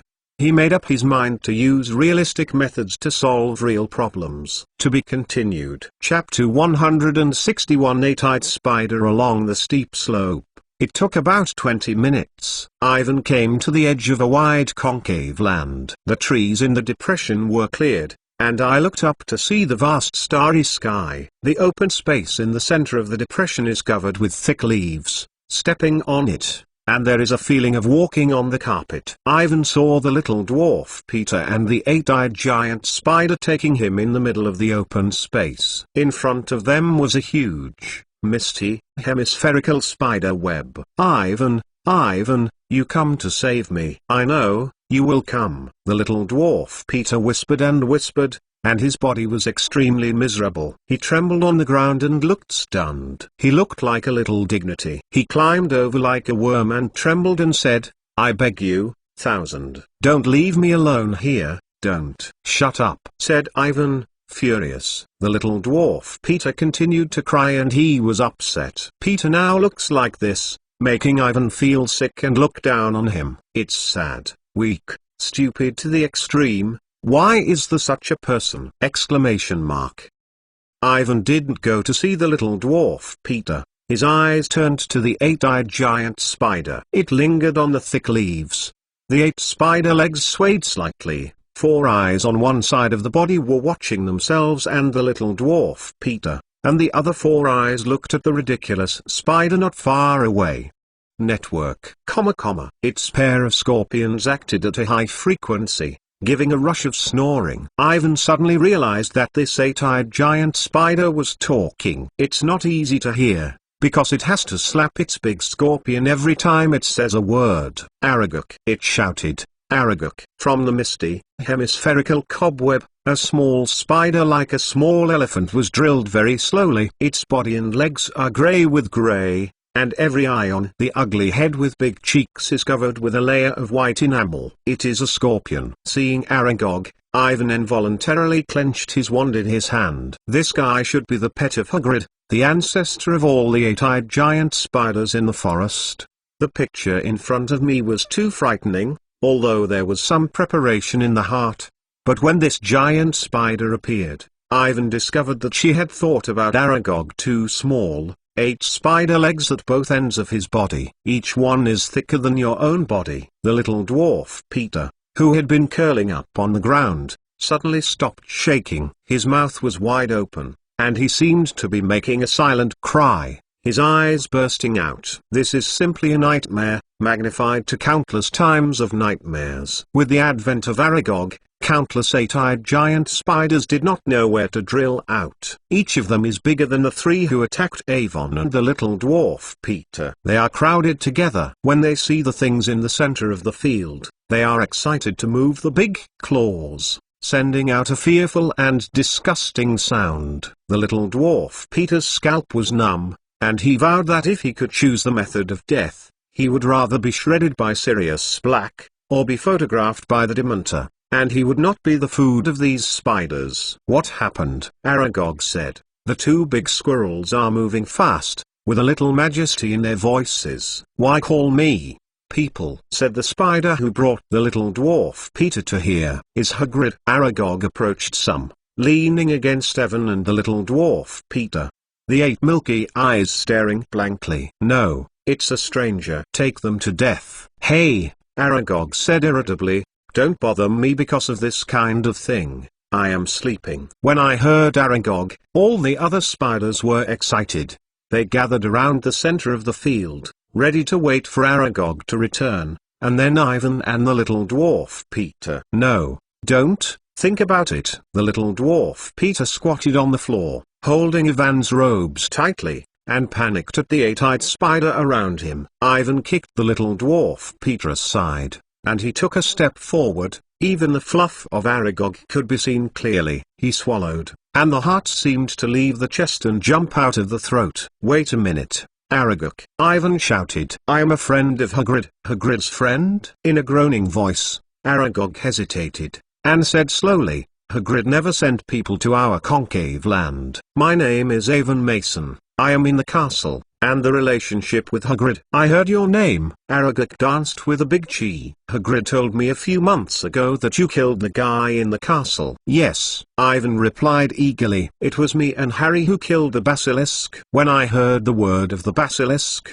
all the snoring in the depression suddenly stopped, and the whole world suddenly became quiet as never before. In addition to his heavy gasp and the dwarf Peter's sobbing, Ivan couldn't hear any more. He even thought that all the 8-eyed giant spiders had left. He turned his head and saw that the 8-eyed giant spiders were still crowded there, but they were all quiet and even stepped back. Their ugly spider face is very humanized and shows fear. "How dare you mention this name?" Aragog madly danced its big cheeks, making an unprecedented snoring, and it said fiercely, "That guy is the enemy of our spider." Its voice was echoed by the large group of spiders on the concave ground, like applause, and the sound of the cymbals suddenly rang, and Avon saw the spiders re-enclose, numerous long legs moving on the ground, huge the shadows dangle around them. "Quick, say something else. Don't mention that guy." Peter Dwarf reminded Evan with a suffocating voice. Obviously,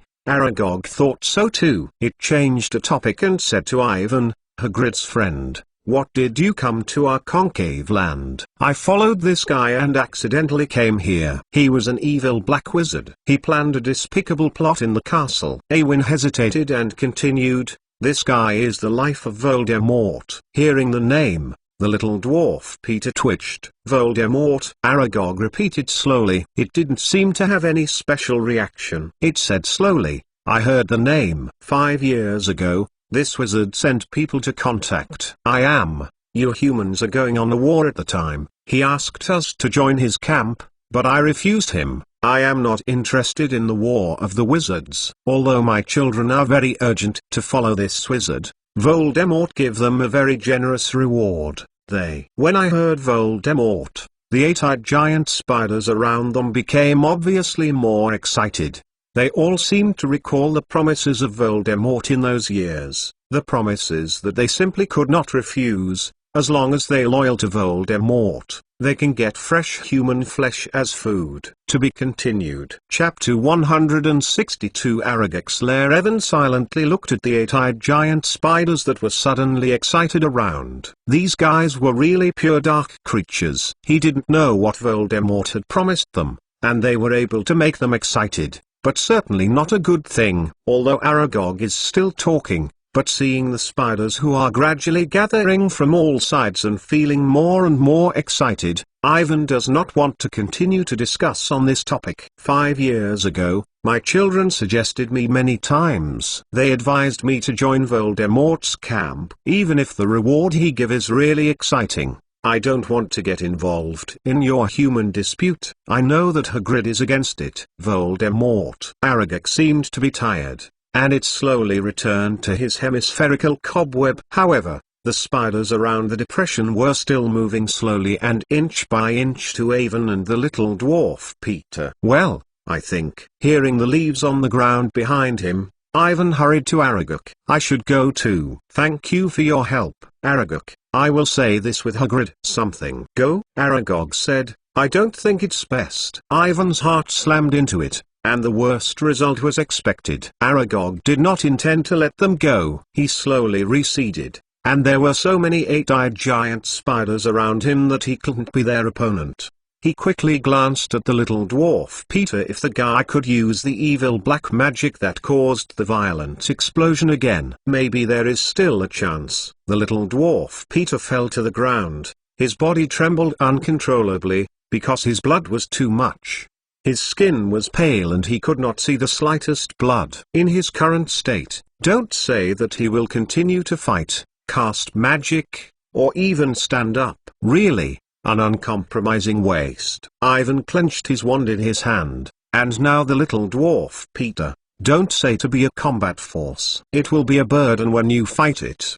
His eyes looked around and finally fell to Aragog. Fighting with so many fierce eight-eyed spiders is unrealistic. The only chance is to catch Aragog first. However, as soon as I saw Aragog's huge body like a baby elephant, Ivan swallowed and swallowed. The difficulty of holding this big guy was too great, and even Hagrid could not do it. My children listened to my orders and did not hurt Hagrid, Aragog said slowly, but the fresh flesh is automatically delivered to the door. I can't stop them from enjoying. Don't, Hagrid's friends. Thank you for helping us kill the guy in the castle. Ivan turned around. A dozen steps away, on the high place above him, the spiders formed a solid, towering copper wall, and the big scorpion smashed into a piece, like a black river, quickly reaching the middle of the depression. Gather together. The little dwarf Peter seems to be fainted and squatted on the ground. Ivan's legs were shaking, and his heart was determined to make a decision. He knew that it was time to fight for it. If he didn't do it, he would never have a chance to do it. He may not be able to hold Aragog, but he can use magic to threaten it and let it leave with the little dwarf Peter. In the next second, Ivan slammed his body and pulled his leg to the Aragog in the middle of the cobweb. His wand made a red light, and the eight-eyed spider that was in front of him was hit, without stopping. He avoided the great black cheeks of Aragog and the dancing spider legs, and went to Aragog. Gram sighed. Aragog waved a huge 8 spider legs and wanted to avoid the nearby Avon. But its age is too big, there is not enough physical strength to make it react quickly, and its huge size can't make it move and dodge quickly. Ivan gasped and climbed the misty, hemispherical cobweb. The spider web under his feet was slimy, but he could not stop his action. He clenched his wand and made a stun spell, causing Aragog to cause a brief dizziness. He took the opportunity to rush to the inside of his body. This is definitely the most crazy thing that Avon has done in his life. The end of his wand slammed into the rough skin of Aragog. Looking at the spiders full of barbed, hard black fluff, Ivan felt unprecedented nausea. He is connected to the skin of an 8-eyed giant spider. He does not know how Hagrid did this. Ivan's heart beat fast, and he almost got out of his chest. He was sweating all over his body, and the cold wind of the night blew through. The winter night is very cold, and the temperature in the Forbidden Forest is a few degrees lower than the outside. But this spider web is very warm, and a warm current is blowing from bottom to top. The discomfort caused by the cold wind dissipated instantly. Ivan turned his head and saw a pothole behind the side of the spider web. A gentle slanted downward, and there was no bottom. It should be Arrogance Lair. The warm air from the side is blowing from the inside. It is no wonder that from the outside, this hemispherical cobweb is always foggy. Ivan doesn't know what's going on, maybe an underground hot spring, or something else that can emit heat. If it is not the case now, he would really like to go in and visit. As the nest of the king of spiders, Aragog must have collected a lot of very valuable things. Don't say anything else. There will definitely be a lot of potion materials and magical plants, or there will be powerful magic items. You know, even if you have lived for more than 50 years, even with the blood of the 8-eyed spider, Aragog's body is too big. This is not normal. He must have gotten help with something. Now that I didn't think about it, Ivan shook his head. He pointed his wand at Aragog's head and said quickly, "Let us leave, otherwise..." His words were not finished. but the wand made a bright glow at the end. Aragog trembled a bit. It could feel the temperature above the Avon wand. It didn't expect the human boy to be so bold and dare to threaten himself. The meaning of Ivan is very obvious. If Aragog does not agree to let them go, even if he can't kill it on the spot, he is absolutely sure to use magic to break his head. Aragog's age is too great, and with such fatal injuries, the end is almost dead. Even if there is a chance, Ivan is ready to burn Aragog's lair. You won, Hagrid's friend. You are really brave. No wonder you can kill the guy in the castle. Hey, Aragog's big claws danced fast. Bring the guy below to leave. I will bind my children. Well, under the command of Aragog, the spiders were retreating. After a few seconds, the center of the depression was in the center, and only the little dwarf Peter was alone there, panting weakly. To be continued. Chapter 163 Death in the Fire. Although Aragog said so, Avon is somewhat hesitant. He is not stupid enough to believe in an eight-eyed giant spider. As a highly intelligent creature, honesty and trustworthiness have never been synonymous with the eight-eyed spider. The facts are exactly the opposite. They are the purest, the most evil, the most ferocious dark creature. Even if Aragog is a pet raised by Hagrid, it can only guarantee that it has a little affection for Hagrid. Other human beings do not care about it. From the command of Aragog, who did not hesitate to kill them, they can see the clue. Ivan hesitated. If possible, he hoped to take Aragog together. As long as he left the territory of the eight-eyed giant spider and left the Forbidden Forest, he was not afraid that the other party would not be creditworthy. But Aragog's body is too big, and the 8 seemingly thick spider legs can't support its own weight. If you leave this spider web, it can't even move. Speed is shrinking, Ivan whispered. He was trying this magic. This is what the Newt's Ultimate Sorcerer level exam requires students to master. Ivan once saw Professor Flitwick use this spell to narrow a spider. He tried to use it for Aragog. If you can narrow it down, then everything will be fine.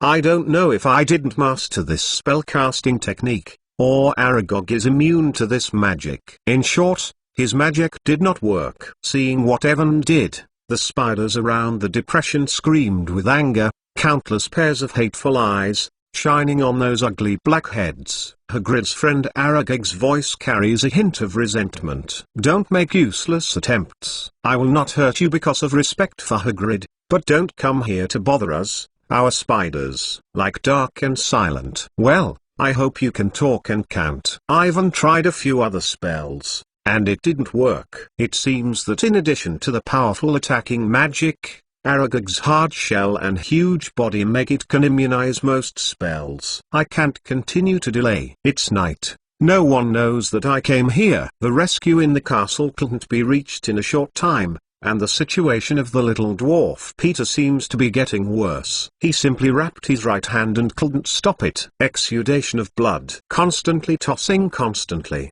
has consumed him too much physical strength. Looking at him, I am afraid I can't hold on for a long time. Ivan slipped down from the hemispherical spider web. He stepped back, his wand still pointing to Aragog, and he slowly retreated to the little dwarf Peter. Thank you, Avon. You saved me, I will repay you. The little dwarf Peter grabbed Ivan's robes and said weakly. This sentence is not at all happy. If nothing else, the little dwarf Peter should spend the rest of his life in the Azkaban wizard prison forever. He can't expect the other person to repay himself. He doesn't even want to see each other. The little dwarf Peter struggled to stand up, but his legs were extremely weak. He just stood halfway and fell down immediately, falling heavily on the ground. Ivan, Ivan, I have no strength, help me, don't leave me alone here, said the little dwarf Peter, panic. Shut up. Take your dirty hands away from my robes. Ivan frowned, watching his black school uniform hem with the blood of the little dwarf Peter. He gently waved his wand and muttered, Transformed Phantom. It seems that there is an invisible rope tied to the little dwarf Peter's wrist, neck and knees. He is slowly pulled up from the ground, pulled into a standing posture, and the body still hangs unpleasantly, like a strangely shaped puppet. He put his feet a few inches off the ground and his feet were softly pulled. Don't use force. If you break free from the control of this magic,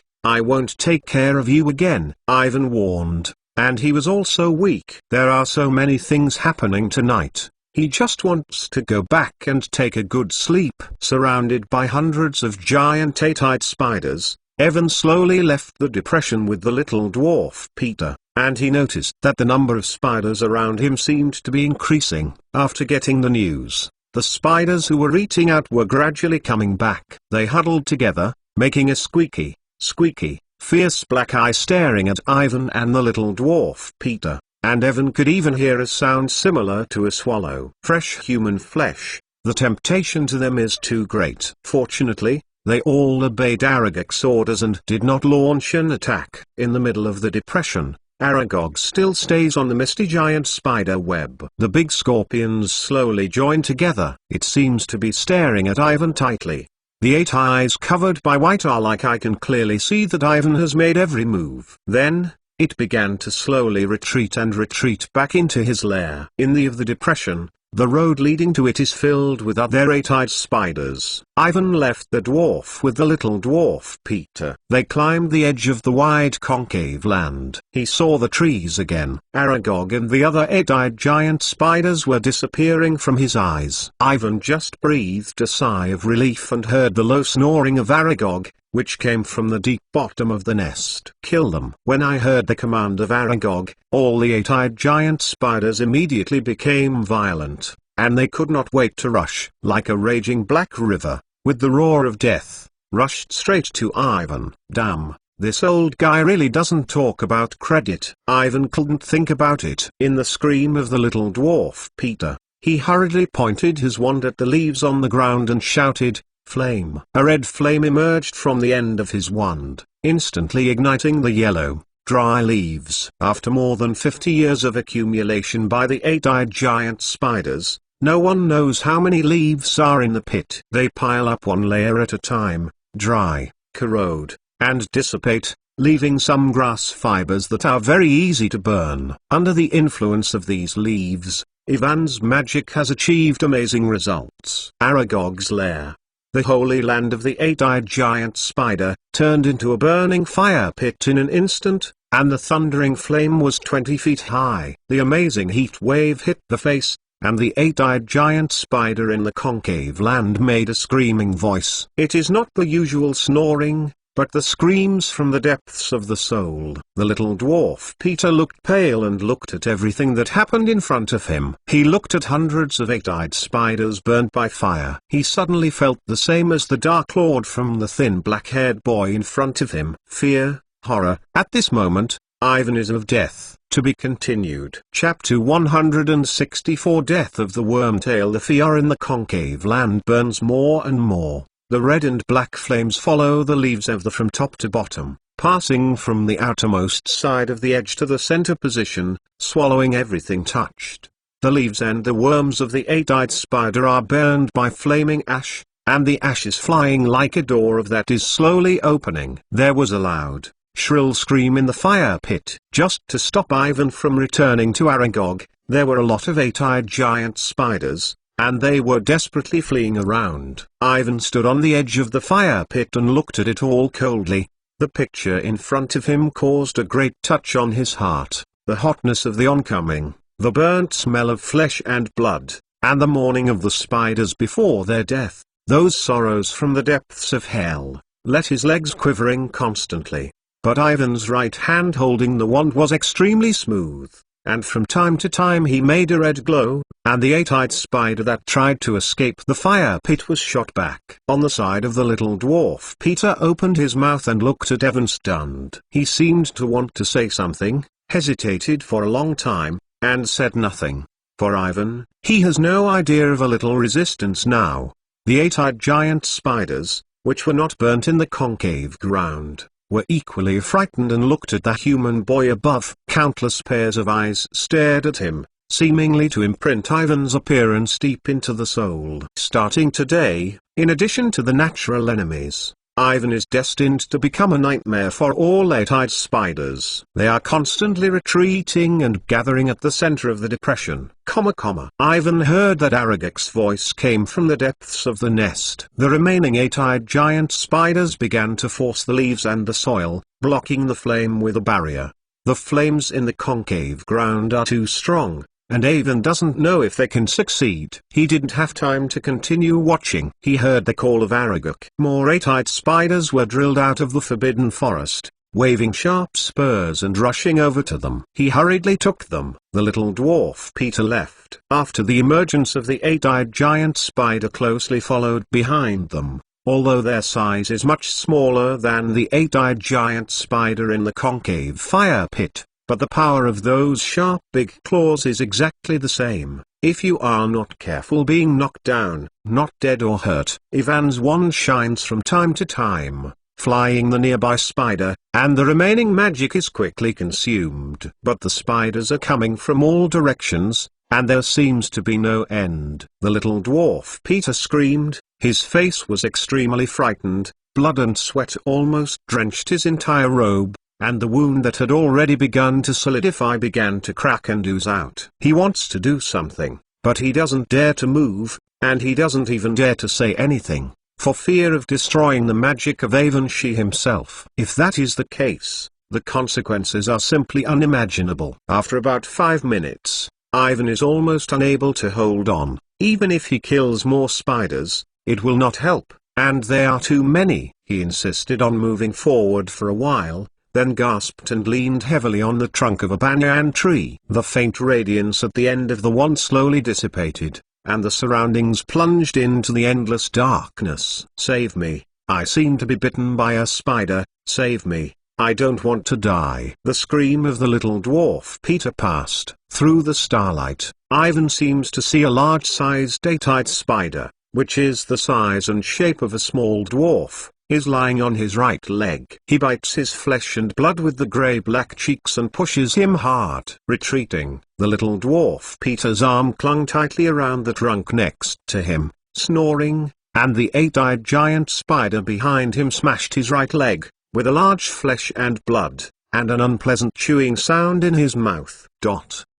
Smell the smell of blood. And the other eight-eyed spiders that are approaching become more crazy. Another spider rushed to the little dwarf Peter. This picture was too horrible. Ivan hurriedly extended his wand and wanted to save him. But there was no magic in the body. He read the spell and a little red light on his wand, and disappeared immediately, like the candlelight blown out by the wind. Save me, beg you. Seems to be a return to the general, the little dwarf Peter screams, crying more and more loud. He struggled, wept, pleaded, and his face was full of tears. He regretted that if this was his final end, he would not sell James and Lily. The promise and power he got from Voldemort. Power is simply useless. Can't bear to hear the scream of the little dwarf Peter. Ivan closed his eyes. Perhaps this is the end of his own. Suddenly, a long, high-pitched sound sounded, and a dazzling light illuminates the entire forest. Ivan opened his eyes in surprise. He saw that he had been sitting in the old car before school last year. Mr. Weasley's car rumbling from above the path. The headlights shone,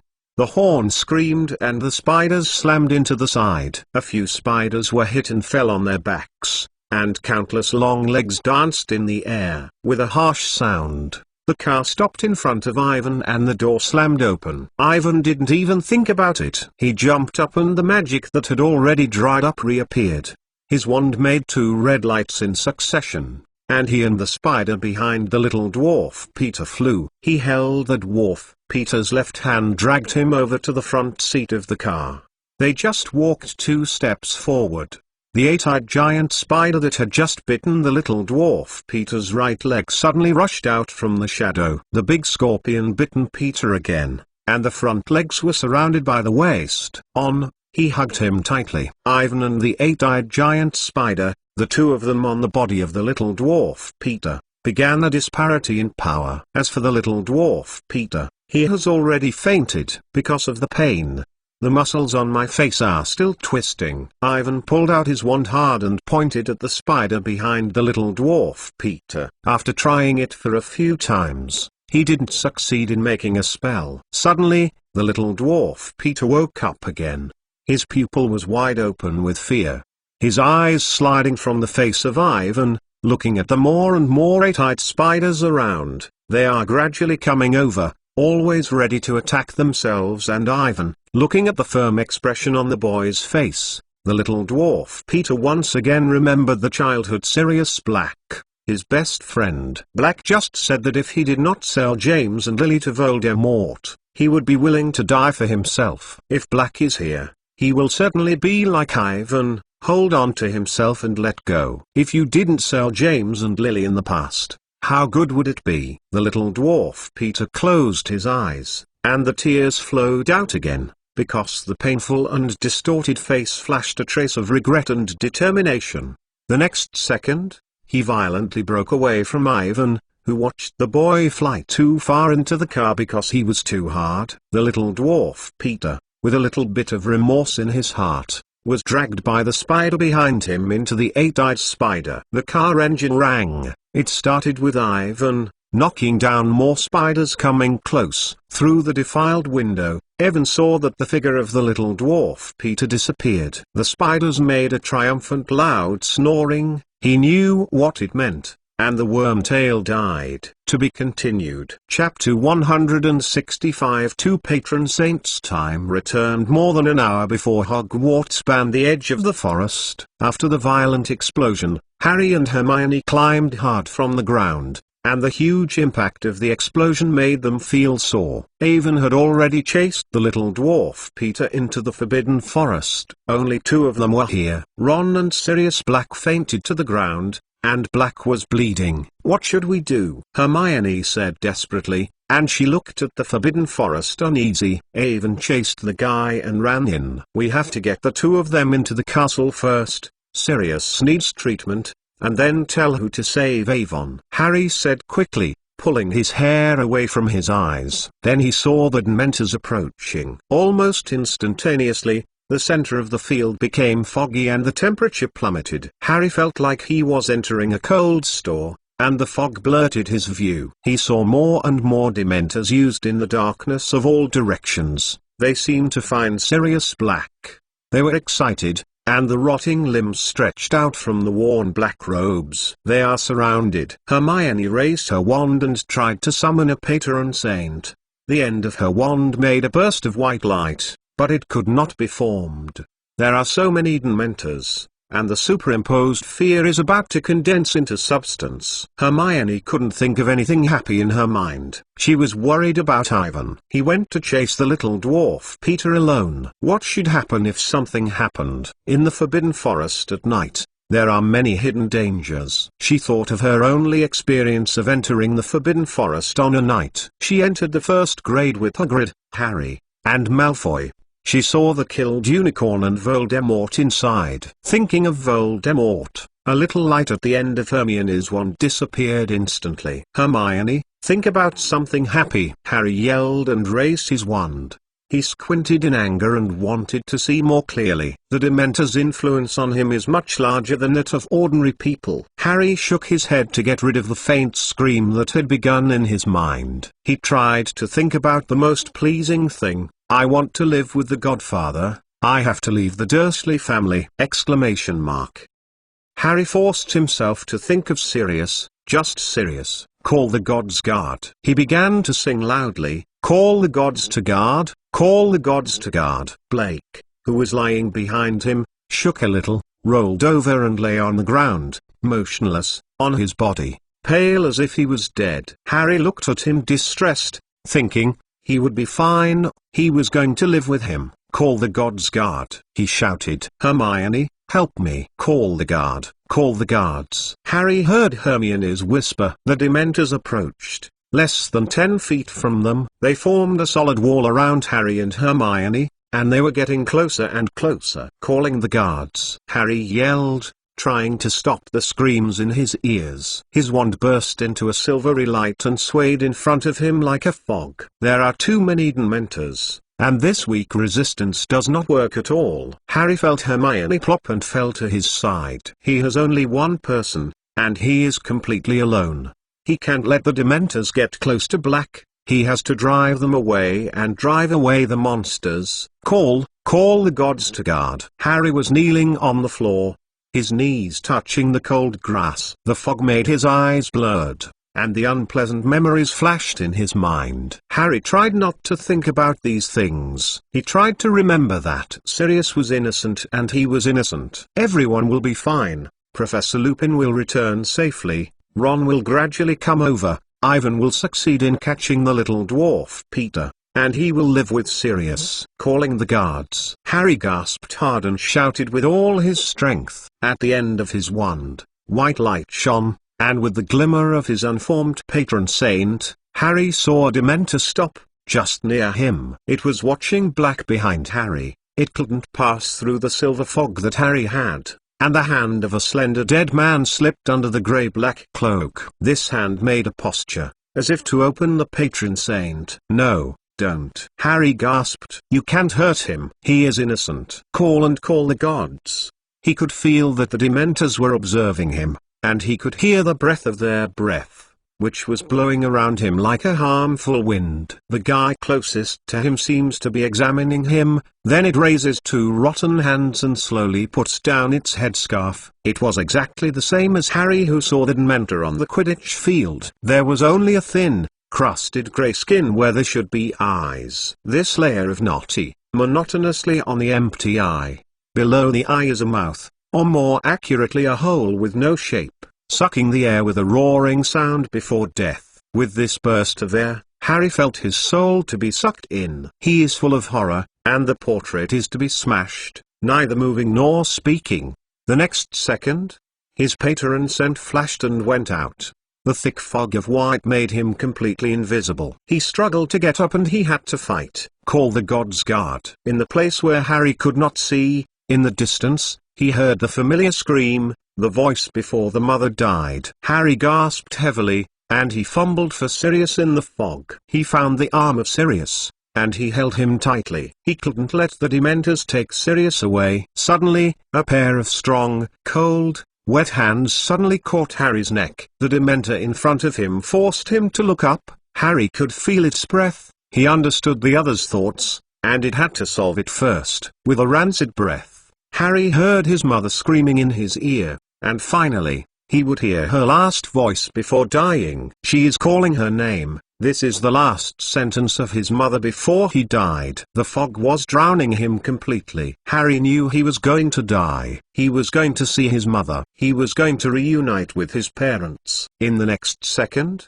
two silver-white lights slid from the distant horizon and became brighter and brighter. He was about to kiss Harry's Dementor and stopped suddenly. Like what happened on the Quidditch venue 2 months ago, it felt the danger of terror. It knew that if you don't run away, it would be completely disappeared in this world. The Dementor fled, and Harry felt that he had fallen forward to the grass. His face was down and he couldn't move. He shivered and barely opened his eyes. The dazzling light illuminates the lawn around him, the screams in his ears stop, the cold feelings are dying, and everything rushes back to the Dementors. The two silver-white patrons surrounded him, Ron, Hermione, and Sirius, and the snoring of the guys in the air gradually faded away. Harry concentrated his body and lifted his head a few inches. He saw two animals in the light. They were so similar. They were all very bright, much like a horse-like unicorn, one tall and one short,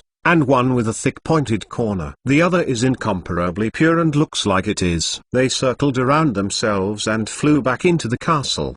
By the starlight in the sky, by the light of the patron saint, and trying to see who saved himself, but the sweat blurred his eyes. He only saw two patron saints separating over the castle. One flew into the foyer from the gate and the other disappeared into a narrow window on the 3rd floor. Harry didn't understand why. He felt that the last glimmer of force left him.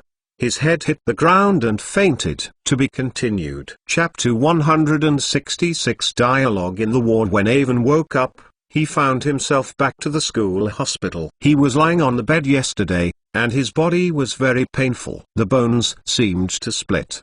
The magic in the body was even more dry, and it was even worse than the battle with the werewolves. The last memory of Ivan still stayed in the depths of the Forbidden Forest. He was taken away by Mr. Weasley's car, and the little dwarf Peter was dragged into the spider group by the eight-eyed giant spider. After that, what happened? He tried to recall that the old car was carrying him out of the eight-eyed giant spider. They ran rampant in the forest. After about 10 minutes of noisy and bumpy gallops, they returned to the Hogwarts site. Then, like last year, he was thrown out by the car.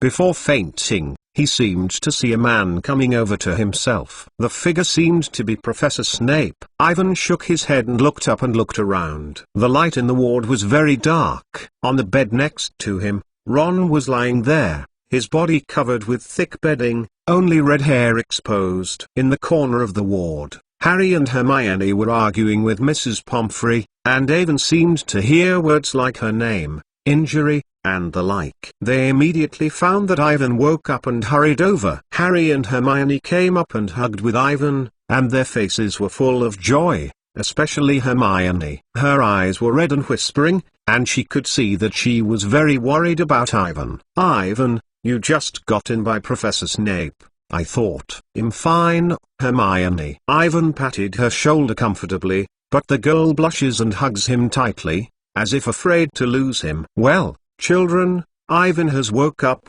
and you should always believe that he will not have anything." Madame Pomfrey squatted and said harshly, "You two should go back to the hospital immediately. You are in a bad state now and need to rest in bed." "How is Ron?" Ivan asked softly. "He will live," said Madame Pomfrey melancholy. "Unbelievable. It is a curse of souls. The impact of this evil magic on his soul takes a very long time to recover. I will advise the principal." He was taken to the Street Munger Magical Injury Hospital. "He won't have anything?" asked Avon, Harry and Hermione at the same time. "This poor child needs to rest in bed for a while, but he will recover." Madame Pomfrey wrinkled her nose and said nervously, "I really don't understand when Hogwarts became a black wizard gathered. Last year was a mysterious man. Today is Sirius Black.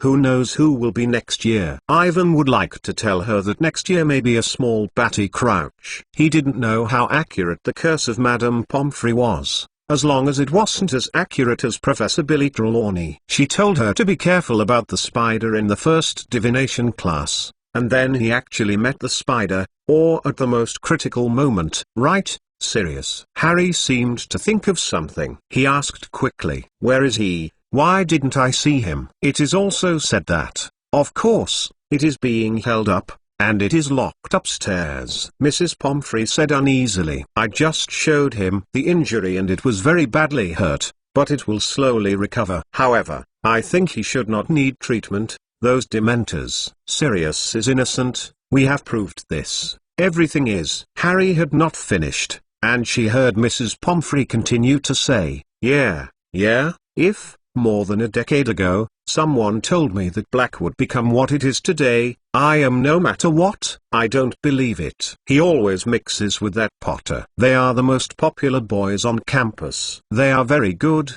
very smart, and flattering. Who can believe that he will go to mysterious people? That wasn't Sirius. He didn't sell my parents. Everything was done by the little dwarf Peter. Harry hurriedly turned to look at Ivan and asked urgently, "What about the little dwarf Peter?" "Dead," Ivan whispered. Harry slammed quietly, and he and Hermione looked at Evan unbelievably.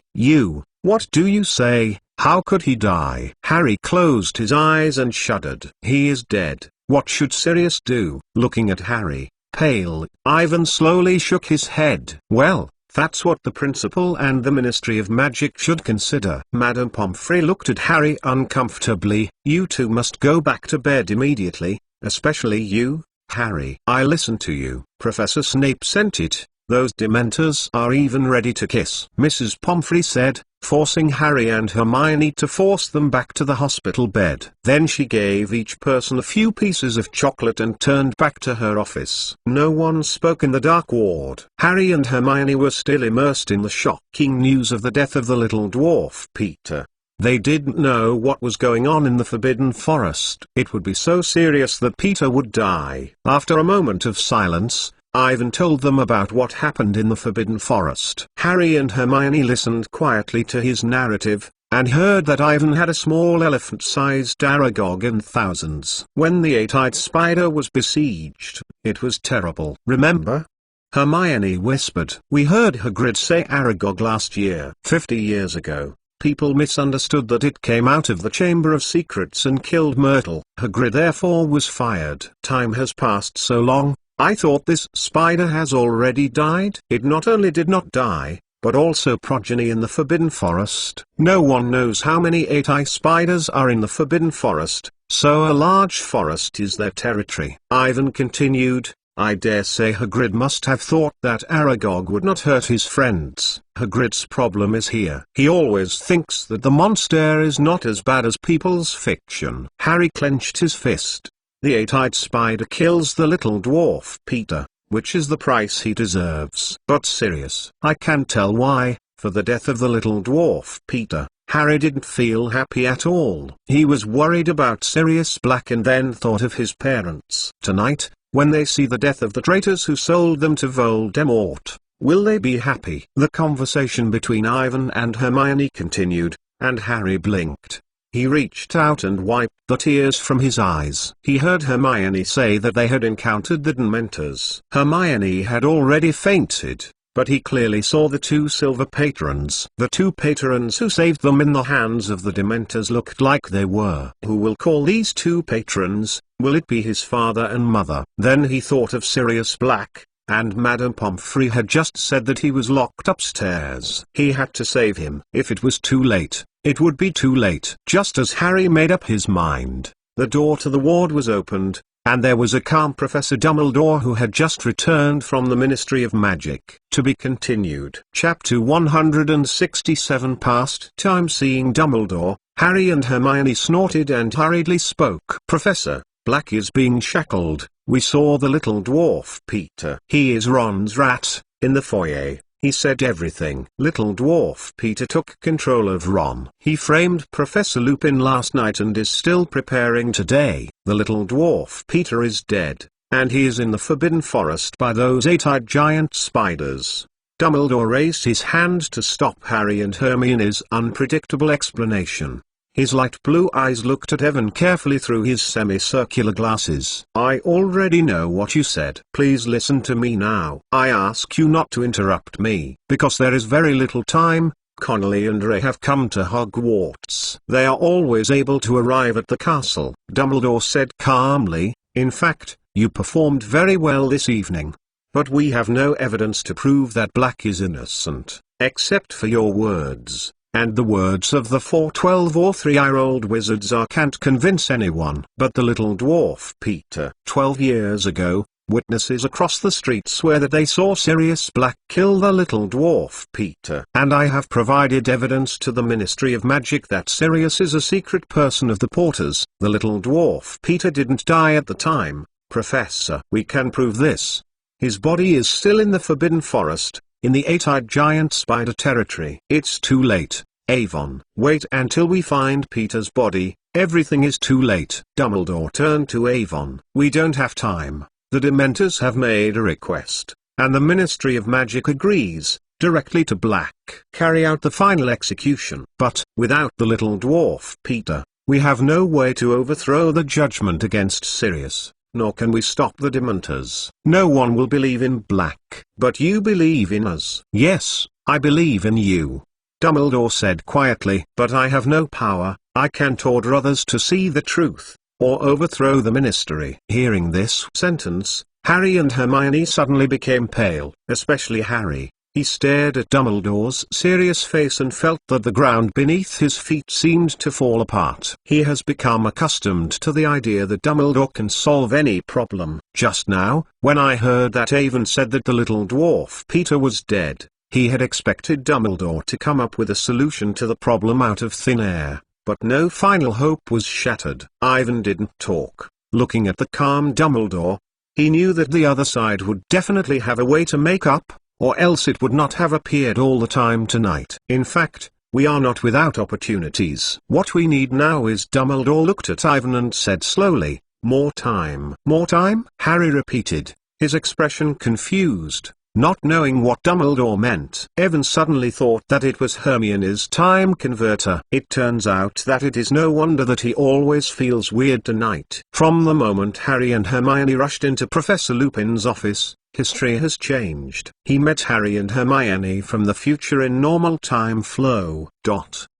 Ivan suddenly became confused. He couldn't understand how the time converter works. If they change their history in time travel, then the time and space before the trip will not exist, and there is a paradox in this trip, and there is a contradiction between history and time. If they caught the little dwarf Peter and saved Black before, then they don't need to use the time converter to go back to the past at this point in the future. If they don't return to the past, they will naturally not be able to change history. Ivan shook his head and he felt like he was in a strange circle. Now that he doesn't think about it, he is going to include the time converter in his own magic research. However, he doesn't see related books in the library. He can only collect it at the Scarlet Bookstore to see if they can help themselves turn up. Just as Awin thought about these things, Hermione's eyes were also rounded. She clearly understood the meaning of Dumbledore and said with surprise, "Oh, Professor." "Now, pay attention." Dumbledore's voice was very low, but very clear. "Miss Granger, you know the law, you know what is dangerous. You must guarantee that you can't be seen, especially if you can't be seen by you." "I can't see it myself." Hermione nodded and nervously touched the necklace of her chest. Harry hadn't figured out how things were going, and Dumbledore had turned around and went back to the door. "I locked you here, now it's 5 o'clock midnight." Dumbledore looked at the bad watch. "Miss Granger, turn 6 times. I wish you good luck." "Good luck?" Harry repeated with a confused expression. He saw that Dumbledore had closed the door behind him. He was surprised to say, "Turn 6 times? What is he talking about? What should we do?" He saw that Avon and Hermione had climbed from the bed, and Hermione fumbled at the neckline of her robes, pulling a long, fine gold chain from under the robes. "Avon, Hermione, what are you doing?" Harry said confusedly. "We will explain to you later. Come here now," Hermione said eagerly. "The speed is a little faster, we must hurry up." Ivan also followed. He saw Hermione's nervous face and subconsciously held her cold little hand. Hermione turned and smiled at Evan. Upon hearing the urging of two people, Harry hurried past. He saw Hermione completely pull out the gold chain, and a small shiny gold timer hung below the gold chain. "Here." Hermione wrapped the chain around Ivan and Harry's neck and gasped and asked, "Are you ready?" Ivan clicked on it, and Harry was completely confused. He hurriedly asked, "Wait a minute.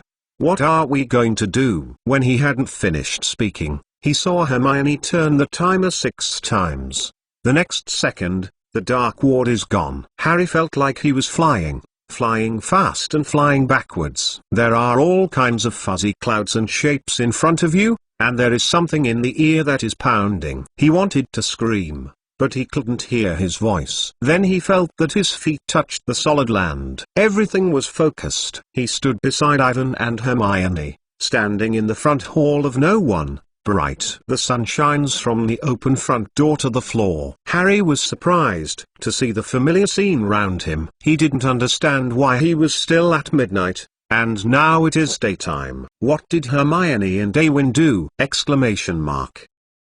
the matter? Where is this?" Harry hurriedly turned his head to see Avon and Hermione. "In the past." Ivan replied softly. "This is the time of the past." To be continued. Chapter 168. Plan to change history. In the bright front hall, Harry felt that everything had become unreal. Oh, he also remembered the feeling of flying in the clouds, the misty, dreamlike, as if he was dreaming. "The time in the past," he muttered, looking at Ivan with amazement. "What does this mean? I don't understand." "What happened?" "We are back in time," Hermione whispered, taking Avon and Harry's gold chain off his neck, reversing for 6 hours. "Time goes backwards." Harry touched his leg and slammed it. "It hurts." It seems that he is not making a weird dream. What Harry wanted to say, Avon suddenly said, "Hey, someone is coming. It should be Madame Pomfrey. We must hide first." 3 people hurriedly left the ward, crossed the front hall, and walked into the dark, empty hallway. Then they stopped again and they saw Professor Trelawney swaying through the stairs not far from the front. She didn't find them 3. In fact, she looked very flustered and seemed to be hiding something. Professor Trelawney was a bit of alcohol, his footsteps, and he was almost stumped by the stone steps under his feet. "Who is it?" Hermione whispered. "It's Professor Trelawney." Ivan glanced out and looked at it. If she realized something, look at her. "I should have just finished the prophecy." "What prophecy?" Harry and Hermione asked at the same time. "A prophecy about Voldemort. He will select a person to help him rise. With the help of the chosen person, he will gain the power that ordinary people can't imagine, becoming stronger and more terrible than ever." When I heard the name of Voldemort, the atmosphere was suppressed. How could this be? How could Voldemort come back? Hermione said worriedly. "This is obviously ridiculous." Harry said, "Don't go to the heart. Professor Trelawney must have said that she is a liar. Always like to pretend to be a ghost. Say something bad. Remember, regarding my death prediction, she predicted a full semester." "No, I think this is a real prophecy." Ivan was thinking about the content of the prophecy. "Since the little dwarf Peter has died, it means that the future has changed, and the method of Voldemort's return will also change. What will he do, with the help of the person he selected?" "Well, let's not say this prophecy.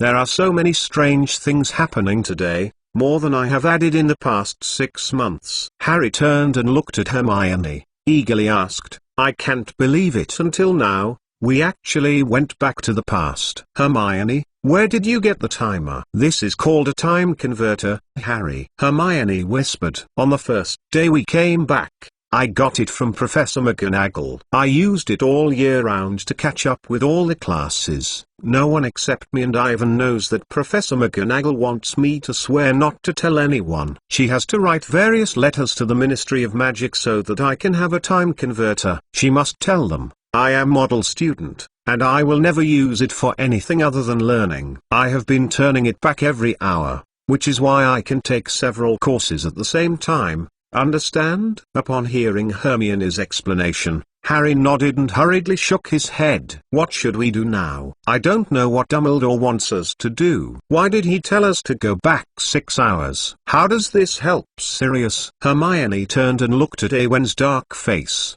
upset. Said in a mess, "Ivan, do you know, I do have an idea. Dumbledore means that it must be something that he must change at this time." Ivan said slowly, "Think carefully. I am at Professor Lupin this time. The office is looking for the live map, and the little dwarf Peter is there." "Where are the 2 of you?" 6 hours ago, Hermione recalls. "We should be in the common room." "Soon after you left, the 2 of us were stunned by the dwarf of the little dwarf Peter. It was Sirius Black who saved us. Then we saw Ron taking Snape into the common room," added Harry. "Snape holds the live map inside. He wants to catch Sirius and send him. Give the Dementors." "But it didn't take long before you rushed in." "Wait a minute. It wouldn't be." Harry's eyes slammed wide and stared at Evan. "Yes, it should be me who came back from the future, not me at this time." Ivan touched his forehead with his left hand and continued. "I also saw you 2 in the office of Professor Lupin. What should we do?" "It is already very clear." Harry and Hermione nodded, and there was a bit of disbelief and weirdness in the nervous expression. Both of them felt that this was incredible. The 3 of them were actually saved by each other from the future. "Well, I should go to the common room now to stop Snape from catching Sirius. And both of you will go to Professor Lupin's office to save me." With a faint glow, Ivan looked at Harry and Hermione. Hermione looked frightened, and Harry was eager to look. "After the event, you will stay in Professor Lupin's office and wait for me to find you," Ivan said with a deep heart. "Remember, don't go to the hall. We can't be seen by ourselves." "Wait a minute, Ivan." "Little dwarf Peter, we have to catch him," Harry hurriedly reminded. "If you let him die or run away, the future will be the same as before we came back. no change. Give it to me. I know what happened inside the Forbidden Forest. I will find a way to catch the little dwarf Peter. But Hermione looked at Evan worriedly. She didn't want Evan to return to the Forbidden Forest at night, which was full of danger. She is trying to imagine a horse-sized giant spider like a baby elephant and a cart, imagining their horror, and the description and danger rating of the book where magical creatures are, and also let Hermione very worried. In her view, this ferocious, dangerous dark creature cannot be dealt with by the young wizard of their age. Ivan is doing this. It is definitely full of danger. In case of any accident, Hermione couldn't imagine it. Do not worry, Hermione, I will come back safely. Seeing Hermione's worried look, Ivan stepped forward and hugged her. Then he hugged Harry again and said in a very firm voice, I will catch the little dwarf Peter this time. To be continued. Chapter 169. When planning, the winter sun fell early, and a golden sun slid through the leaves and shot into a hidden tree hole in the Forbidden Forest, shining on a man. Inside the tree hole, Sirius Black's body twisted in a very uncomfortable position, fighting with the werewolf to make him scarred. Dirty, tangled hair hangs to the elbow, long-term malnutrition and rushing for him. The face was very thin and embarrassing, but his mouth was always with a smile. He was thinking about what the boy named Ivan had met in Hogmund yesterday. As long as he washes his knees, he can return to the world, and he can live with James' son Harry Potter. Black, who has never been afraid of the weather, is suddenly nervous. He does not know how to perform the duties of the godfather. He has never had a similar experience before, and happiness is too sudden. In his mind, his father's stern, old-fashioned, swearing face appeared. He shook his head. Since he left home at the age of 16, he has never seen his parents and never returned to the house known as the home. The most expensive and oldest Black family! There is a sarcasm in the corner of Sirius. Except for the pure blood theory that is worthless, he seems to never think of other things about his father. Maybe, you should be like James' father, funny, kind, friendly, with an encouraging and inclusive attitude. Just as Black thought about how he should get along with Harry, suddenly in the woods, there was a sound of treading in the snow and fallen leaves. Something was approaching. He immediately became alert and jerked over and climbed from the ground. Black squinted, and through the afterglow of the setting sun, he saw a figure appearing in the field of vision. Mount Crook, what it seemed to bring. Crookshank came over and arched the arch of the intimate, handed a piece of paper to Black, and then jumped sideways to the side of the branch, screaming at the ground. Black squinted and looked at the note in his hand. Above is the new password for the entrance to the Gryffindor common room, which was sent by Ivan called Crookshank. Unable to explain why, he suddenly had an ominous premonition. He hesitated and turned into a huge black dog. Black is ready to go to the castle, and he can't wait to catch the little dwarf Peter. As for the plan with Ivan, he doesn't care. He has to act according to his own ideas. In the morning, he saw that the students had all left by train. There are no other people in the castle. No one can stop him from catching the mouse. 10 minutes later, a huge black bear and a cat appeared on the Hogwarts site, both of which skillfully bypassed Hagrid's cabin. There was a scream of teeth in the house, and it was a hunting dog of Hagrid. It saw the Black and Crook mountain passing through the field from the window. It was reminding Hagrid, but Hagrid did not look back. He was busy preparing the food of Buckbeak, a large dead snow. Before the hearing of the Dangerous Biology Committee, he will live with Buckbeak for the time being, and he must make sure that it is not in trouble. Black and Crook Hill entered the castle and follow the empty staircase to the Gryffindor common room. Standing in front of the portrait, Blake shook his body. A dog and a cat? Do you know the password? Without the correct password, I won't let you in. Sir Cardigan seems to drink too much. He staggered and stood up. His body, the armor, made a loud noise, and finally had to insert the big outrageous sword into the ground to support the column's own body. Inferior mongrel dog, Black said quietly. He had changed back. You are the same. Mr. Disguised as a dog. Sir Cardigan took another drink. He didn't seem to recognize that Black was not a student at Gryffindor College. Or to be precise, as long as you have the correct password, he doesn't care who the other person is. The portrait whispered and Black climbed in. Behind him, the two former Hogwarts principals who had been drinking with Sir Cadogan looked at him with surprise. They looked at each other and disappeared into the frame. The communal lounge was very quiet and Black was ready to go into Harry's bedroom. He had seen it many times before, and the little dwarf Peter became the mouse in the red-haired boy's jacket pocket next to Harry. He just walked 2 steps forward and saw Harry and Hermione fainting on the ground. Black slammed down, and the exhausted face flashed to horror, and the bad feeling in his mind reappeared and became more intense. Harry, Hermione, wake up! Why are you lying here? What happened? Black swayed Harry, his hands shaking uncontrollably because of overstress. Harry woke up and looked at Black with confusion. Then he thought about it, and there was a glimmer of joy in his eyes. Sirius Black. Black nodded, and he was watching Harry, tears spinning in his eyes. He seems to have 1,000 words, but he doesn't know what to say. He only knows that this boy is the son of his best friend, James. The 13-year-old Harry looked very much like James, and Black almost had the illusion that he saw James in his school days. In addition to the green eyes, Harry's eyes are like his mother Lily. Looking at Harry, Black opened his mouth and closed, so several times. He seemed to have lost his ability to speak, and every time he talked, he swallowed back.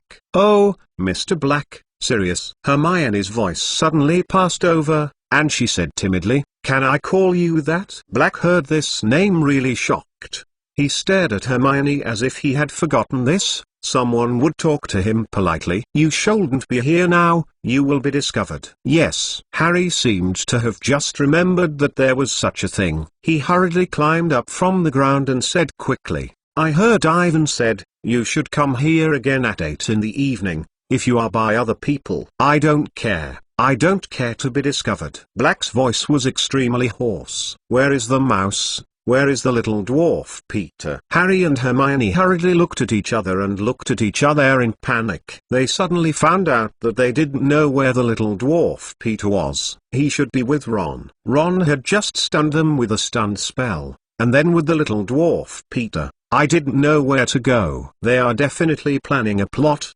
and Black is in a very dangerous situation. "You should leave here immediately, Sirius," said Harry hurriedly. "I think he has no time to escape." Harry's voice just fell. A cold voice came in. 3 people hurriedly turned their heads. They saw that the portrait door was opened again. Severus Snape slowly came in and his wand pointed to Black. To be continued. Chapter 170. The feeling of revenge when she saw Snape. Hermione screamed. Black also stood up and looked at each other with anger. Harry jumped up and seemed to suddenly touch the electricity. "Don't be so surprised. I got a little help from Mr. Weasley. It really makes sense. I have to thank him." Snape turned sideways, his wand firmly pointed at the chest of Sirius Black.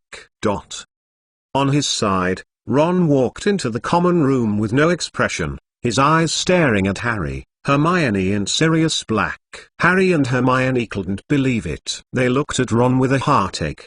They didn't understand why he did it. Why did he push Snape over? Even though he knew that Ron was controlled, Harry still felt that he could not forgive each other. He never hated Ron as much as he does now. "Mr. Weasley gave me a very useful prop." Snape was a little breathless, and he couldn't hold back the victory. He took the live map and threw it on the ground. "Do you still remember this mischievous parchment, Potter?" Live Point's map. Harry and Hermione were screaming again, and even Black was surprised to see the parchment that Snape threw on the floor. Hermione suddenly cried out, and she remembered that Ivan had told herself before he left that he went to Professor Lupin's office to find a map of the Live. But this map is in the hands of Ron and Snape. Does this mean that Ivan has met the little dwarf Peter? How is his situation now? Is there any accident? This map. Snape stared at Black, his eyes shining. With a glance, I understood everything I needed to understand. I saw you walking down the aisle into the Gryffindor Tower. You just now. Shut up.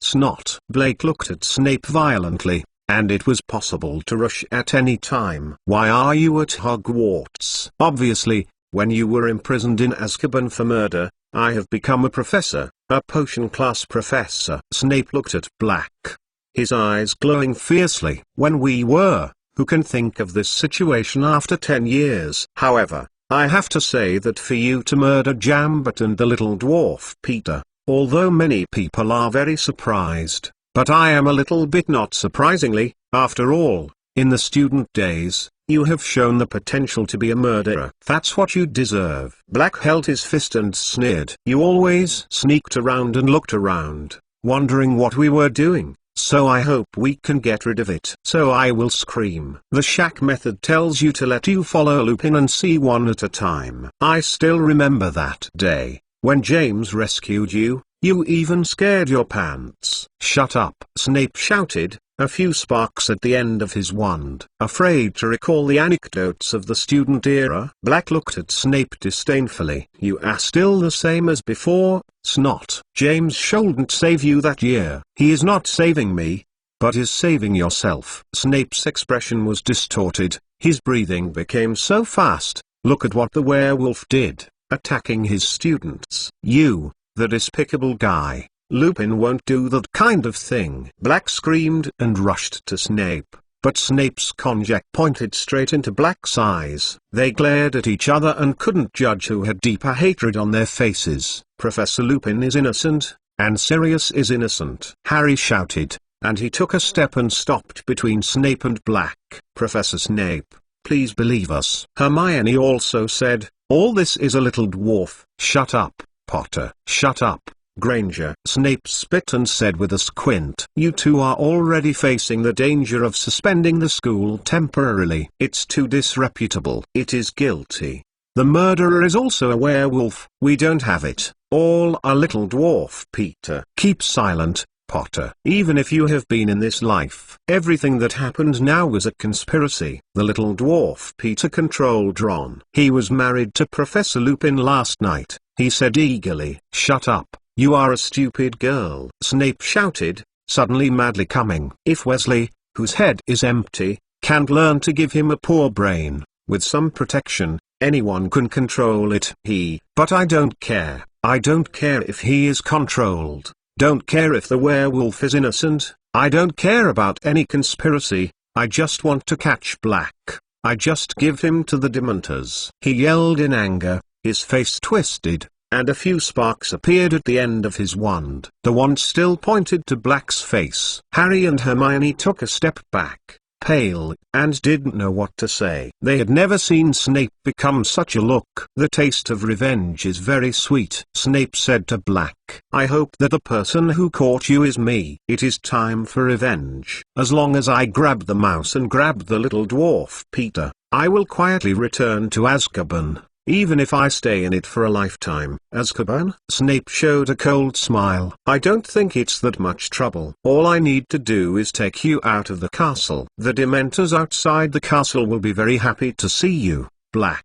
I dare say that they will be happy and willing to give you a small kiss right away. Hearing his words, the little blood left on Black's face is now gone. You can't do this. You must listen to me. The boy's mouse. Is it scared? Snape had an unprecedented glow in his eyes. When you sell them to that person, when you say the location of their house, you should imagine that there will be such a day. No, I have not. You killed her, so you should die, Snape said in a word. The voice was very strange, as if he had lost his mind. Harry suddenly noticed that Snape's eyes seemed to be shining with tears. It was definitely an illusion, and Harry blinked. And when he looked carefully, he could only see the crazy hatred from Snape's eyes. Hatred has completely swallowed Snape's entire body, and he is enjoying the taste of revenge. To be continued. Chapter 171 Avon vs Snape. Come on, Black.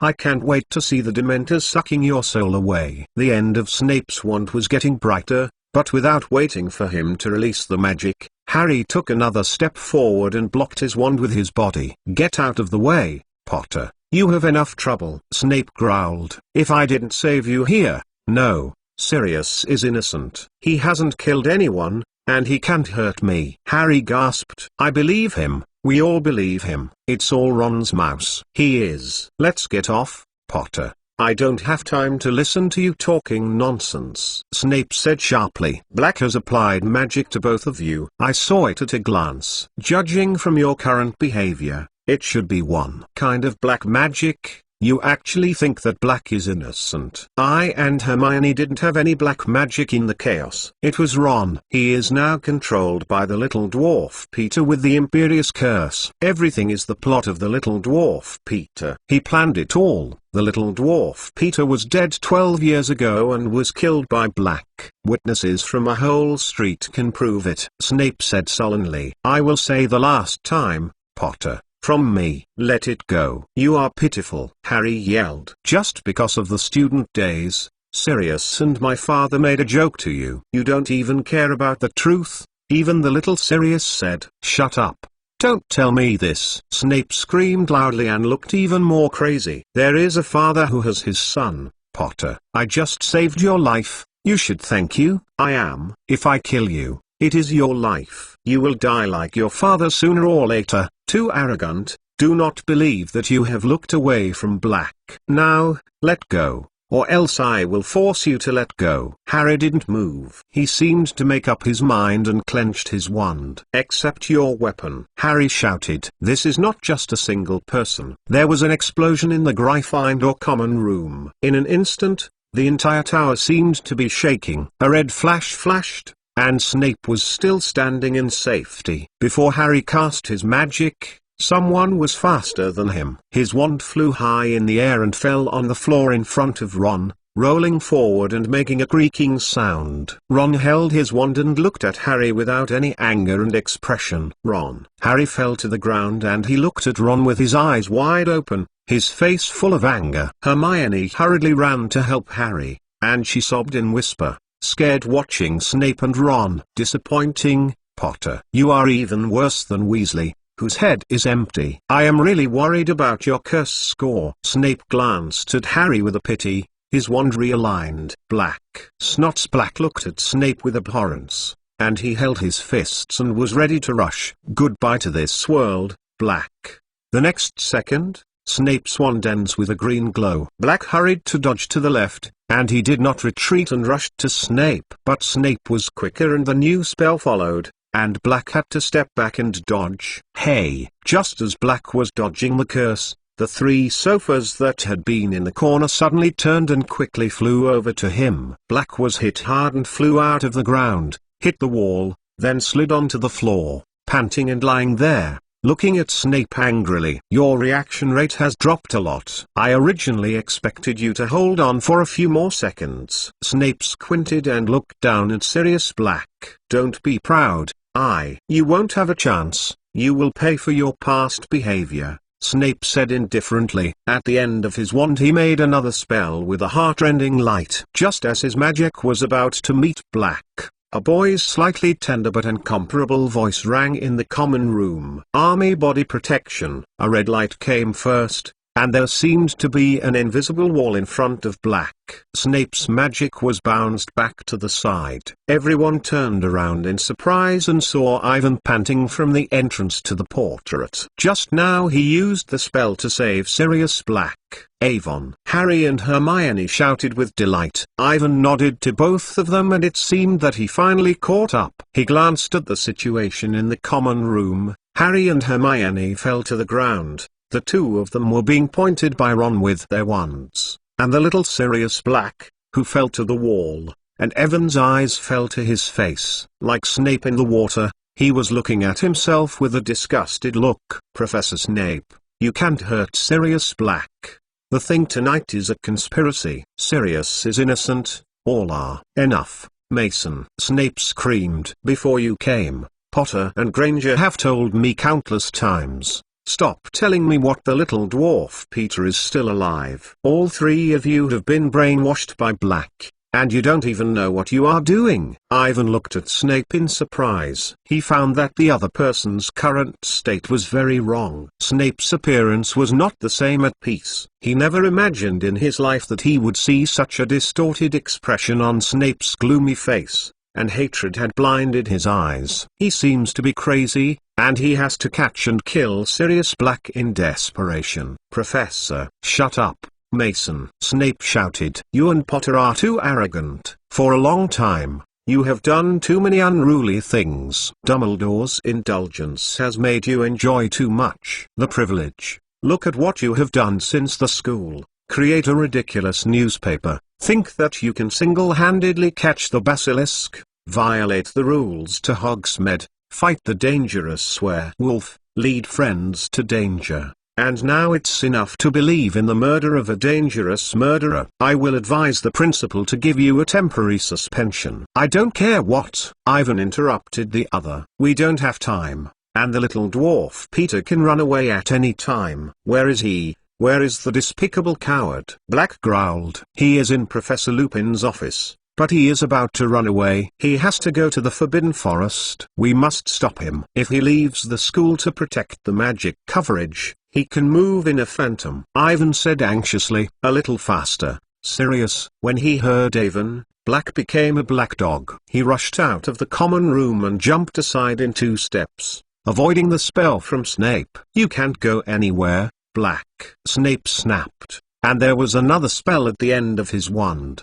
"The obstacles are heavy," Ivan shouted, and he stopped Snape. 2 people fought in the common room, and Black snorted and turned and rushed out of the common room. Crookshank jumped to Black's body, and Harry and Hermione grabbed the wand and the map of the land that fell on the ground and hurriedly followed. Ron hesitated for a while and left. Now, only Ivan and Snape remain in the common room, and the 2 of them fight and make a curse.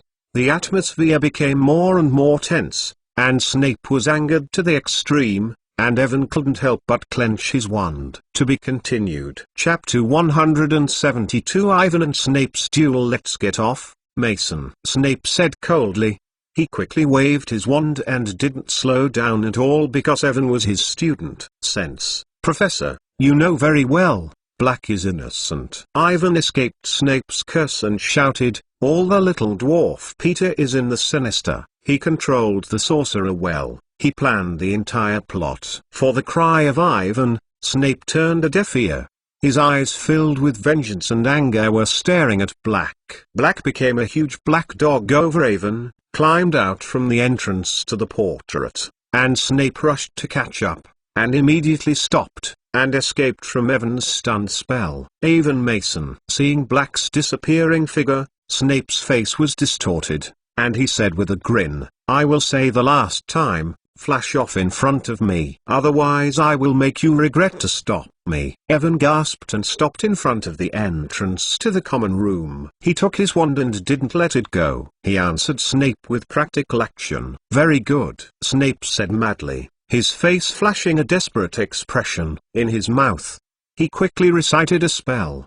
The wand was slashing in the air, and several spells were issued, like a dagger with a cold light, and flew to Ivan. Evan hurried to the right, rolling on the ground, sneaking over Snape's magic, and applying a manicure to himself as quickly as possible. Under the protection of the iron mantra, a red curse rubbed his body and flew aside. The powerful impact force made Ivan lose his balance and fell heavily on the ground. Evan hurriedly climbed up and couldn't care for the pain in his back.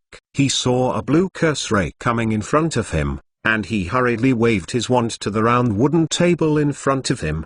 The wooden table floated, swung fast, and stood up to block Snape's attack. With a bang, the tabletop, which was originally very solid and hard, was made of a big hole by the blue light. It quickly flew backwards and then slammed down. Under the influence of the Avon mantra, the worn wooden table flew back to Snape. The wooden table in midair began to distort, and it fell heavily on the ground, turning into a black snake, revealing sharp fangs and sliding towards Avon. Ivan took a deep breath and held his breath. The end of his wand glowed like a silvery white, turning into a sword and cutting the black snake in front of him into 2 halves. The silver-white sword was unrelenting, and with a fierce offensive, Snape smashed the past. Snape's face was a little surprised, and he didn't seem to imagine that Avon could use such powerful magic. He waved his wand in his hand and whispered a spell in his mouth.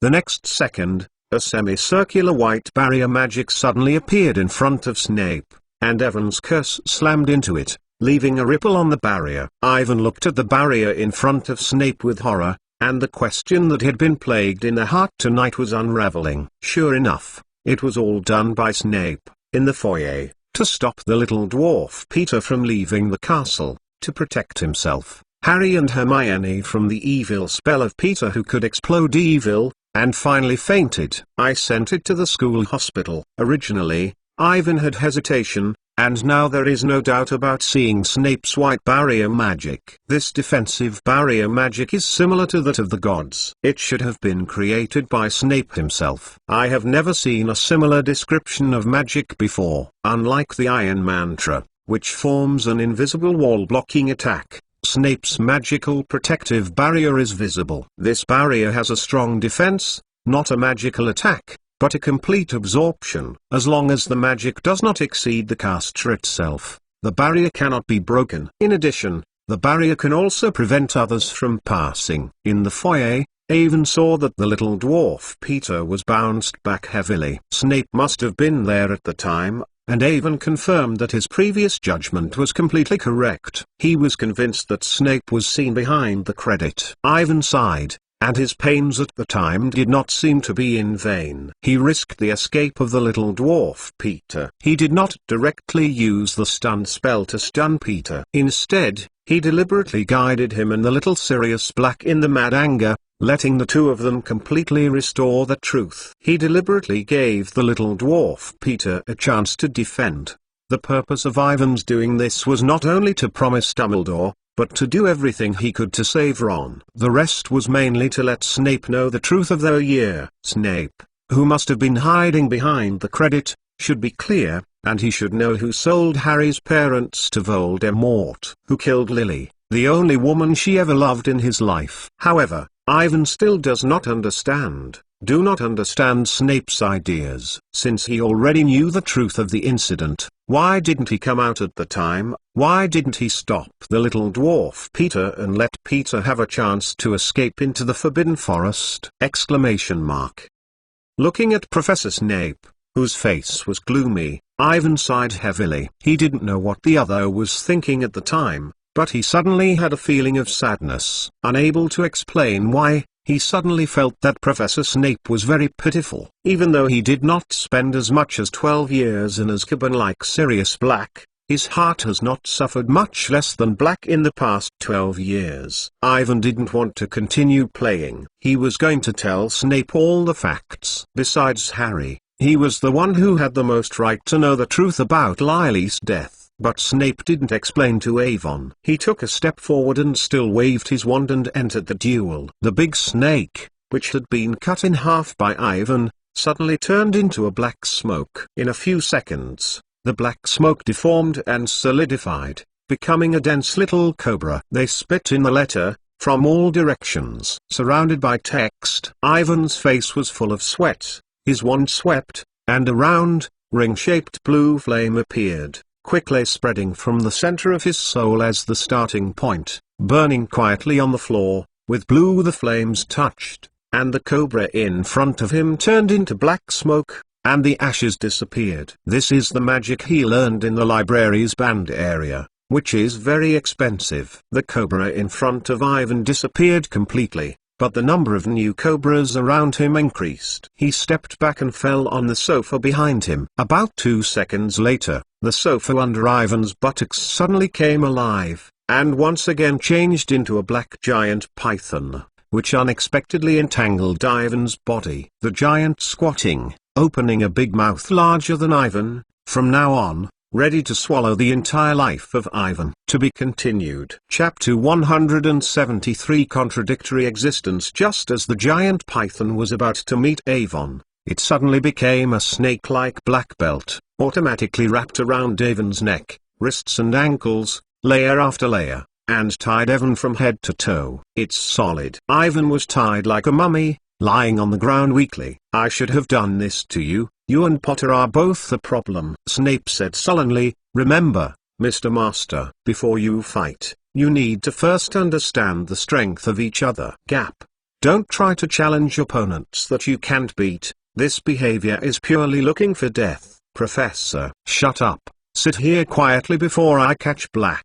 Snape turned his head and inserted his wand back into his waist. It's stupid to help a murderer. I want to be the principal first. The matter will expel you and Potter. Snape bypassed Ivan and was ready to leave the common room. Wait a minute, Professor. Ivan yelled out loudly. You can't catch Sirius Black. He is innocent. All the little dwarf Peter. Snape ignored Ivan's shouts. His face was gloomy, his footsteps did not stop, and he walked out of the Gryffindor common room sideways. 12 years ago, it was the little dwarf Peter who sold Harry's parents to Voldemort, who killed Harry's mother. Ivan continued to shout, hoping Snape could hear him. If you want to avenge Lily, you must believe me. Evan's voice echoed in the empty public room. He didn't know if Snape had heard his own words, or heard it, but still didn't believe him as he did before. Believe that Sirius Black is innocent. This is a very difficult thing for Snape, who has been blinded by hatred. In this matter, he seems to be completely irrational. He only wants to catch and kill Black.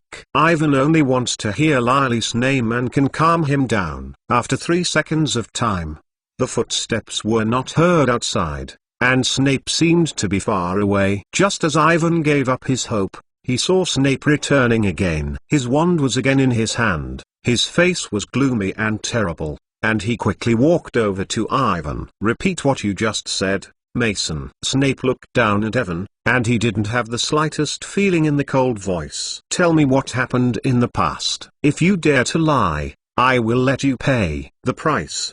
Trust me, Professor. Evan hurriedly said. It was the little dwarf Peter who sold Harry's parents to Voldemort. He was a traitor. Everything was done by Peter, who killed Harry's mother. Lily Black is their secret person. Snape said in a word. No. At Sirius' suggestion, Harry's parents changed the secret person to the little dwarf Peter at the last minute. No one knows this except for the 4 of them. They used to think this was a trick. No one would. A secret person who thinks about the Potter couple will actually be the weak and humble little dwarf Peter. These are all Black's ghosts. He is lying. He is evading his responsibility to sell them. Snape's eyes became empty, and he looked at the front blankly. Ivan knows that this is because the other person is using brain closure. It seems that Snape does not want to know what he is thinking. He does not want to express his true will. He didn't want others to know his feelings about Harry's mother, Lily Evans, the softest and most vulnerable place in his heart. Snape will not be able to reveal the slightest gap in his inner protection. What he looks like now seems to be figuring out the truth of what happened that year, but in fact, he only cares about Lily alone. He won't say it, and if it is possible, he will bury it in his heart forever, until the moment he dies. I clearly love a person deeply, and I am willing to give everything to her. But I will never say it. The most hated enemy has married the woman she loves most in her life. He can only send a blessing in the back. The only love of one's own life, the willingness to give everything to protect, was killed in the end because of his leak. As the most outstanding wizard, even Dumbledore relied on his magic, but in the end he died. As the greatest double-faced spy in history, he lied to everyone, including the Dark Devils, but did not really understand him until after his death. This is Snape, a contradiction to the ultimate existence. The little dwarf Peter is not dead. He is an animagus. He is now Ron's mouse, and he controls Ron with the soul. Ivan looked at Snape's hollow eyes and continued. I believe in me, Professor. I will prove it to you. Snape stood there quietly, did not speak. He was waiting for Ivan to continue. The little dwarf Peter is now preparing to run away. He is in Professor Lupin's office. If the speed is fast enough, you can meet him in the foyer on the 1st floor. Ivan gasped. Believe me, just stop and just prepare to escape. Out of the castle's mouse, you can know the truth about what happened that year. When Evan's voice just fell, Snape immediately turned and left, because the force was too strong. His black robes swayed in the air, making a shrill sound. Looking at Snape's back in a hurry, Ivan stunned. The other party does not seem to have released his plan, or because he can't wait to verify what he said, and he will forget him here in a hurry. Ivan struggled hard. and the rope on his body became tighter. "Animagus," he whispered. In the next second, Ivan's body changed rapidly and turned into a petite black cat, which jumped abruptly before the rope tightened. Ivan left the common room and ran to the foyer quickly along the empty dark path. By the time he approached, he heard the snarling roar of Sirius Black in the foyer, and he was questioning the little dwarf Peter. Everything was exactly the same as he had experienced before. Snape prevented the little dwarf Peter from fleeing the castle at the last minute. He was quietly standing behind the second floor, holding his wand tightly in his hands and listening to the dialogue in the hall. "I know, I admit, I used to be confused, but you have to think about it for me. What can I do? You don't know, the Black Devil. His powerful weapon, you can't imagine it. I was scared, Sirius." Ivan heard the sharp, trembling voice of Peter Dwarf, and he admitted everything. Hearing this sentence, Snape, standing behind the credit, took a step back.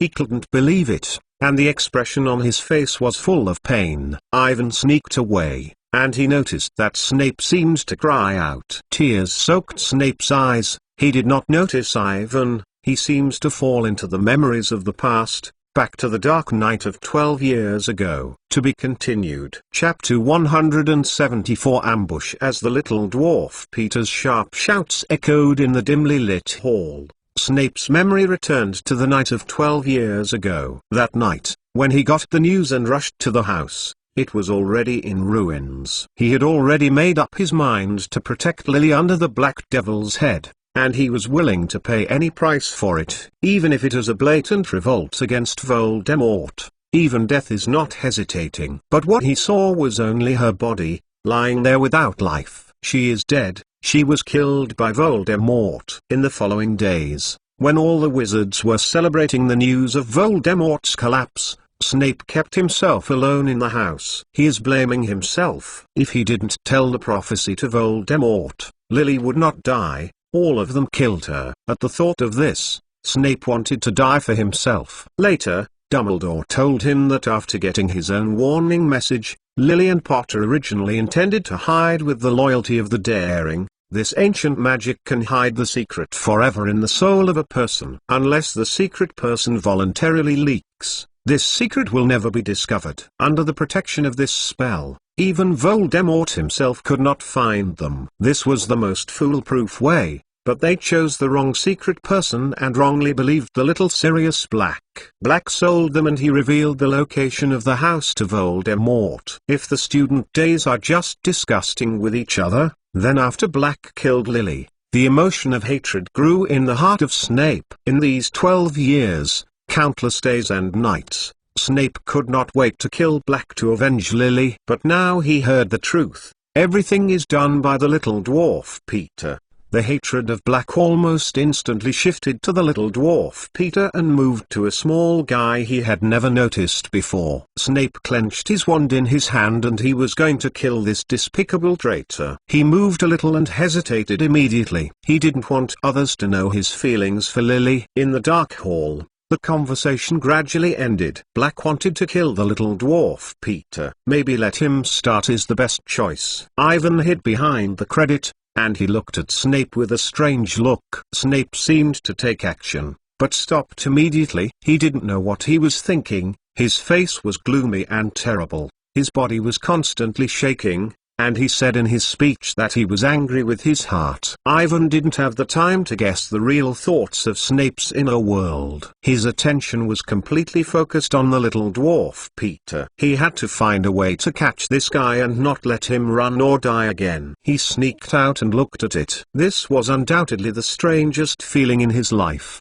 Standing behind the credit on the second floor, he saw himself in the foyer on the first floor. Sirius, you can kill him. Harry, do you know what you are doing? This gangster has made you lose your parents. Black snarled. This mean, dirty guy, watching you die will not be tempted. You heard him say the words of his own stinking skin are more important than the life of your family. I understand. Harry gasped. He killed my parents. He framed Professor Lupin. He controlled Ron. He also tried to kill Ivan. I won't forgive him for doing this. Things. never will. But you can kill him, Sirius. I don't think my dad would want his best friend to kill, especially killing such people. It's not worth it. The conversation in the hall continued, and Avon saw Harry stop Sirius. They decided to hand the little dwarf Peter to Dumbledore and the Ministry of Magic to get him the price he deserved. Then, Ron, who had been standing in the corner, began to walk over to the little dwarf Peter, who fell to the ground. Evan knew what was going to happen soon. He wanted to stop Ron, but he didn't know what to do. He must be careful not to be seen by himself. Eowyn hesitated and gave up his intention to act. He must act within the scope of the rules. If there is an accident, it will have irreparable consequences. There have been countless similar things in history. The wizards confuse in time. They attacked the sudden emergence of themselves. Many people were insane, accidentally killed themselves or their future, and even led to time and history. There is a distortion. Can't change time. This is one of the most important rules of the magic world. Want to catch the little dwarf Peter? Still want to find a way in the Forbidden Forest? Ivan is ready to wait until Peter escapes into the Forbidden Forest. He glanced back at Snape again, then turned and gently slammed onto the side sill and slid out of the castle. By the night, he ran past the lawn in the direction of the Forbidden Forest. The shape of Avon Animagus is a black cat. The sky outside is dark enough to basically be found. Even if you accidentally find it in the hall, you can only see the shadow of a small animal gliding through the grass. In the grass beside the Forbidden Forest, Ivan did not rush into the Forbidden Forest. He saw the little dwarf Peter holding Ron out of the castle. They quickly approached the Forbidden Forest. The little dwarf Peter's face was after the robbery. For the rest of his life, the original sluggish expression on Ron's face suddenly became painful and distorted. Ivan knows that Ron is about to break away from the control of the soul. Right next to his hidden grass, Ron suddenly rebelled. He clasped the little dwarf Peter's right hand with one finger and struggled with his whole body to his wand. "I'm sorry, sorry." Ron rebelled against the little dwarf Peter and cried out, "I'm sorry, Harry. Sorry, Ivan. Sorry, Hermione. It's all my fault. I shouldn't doubt you. I shouldn't. Don't believe you. See what I have done. Damn, damn.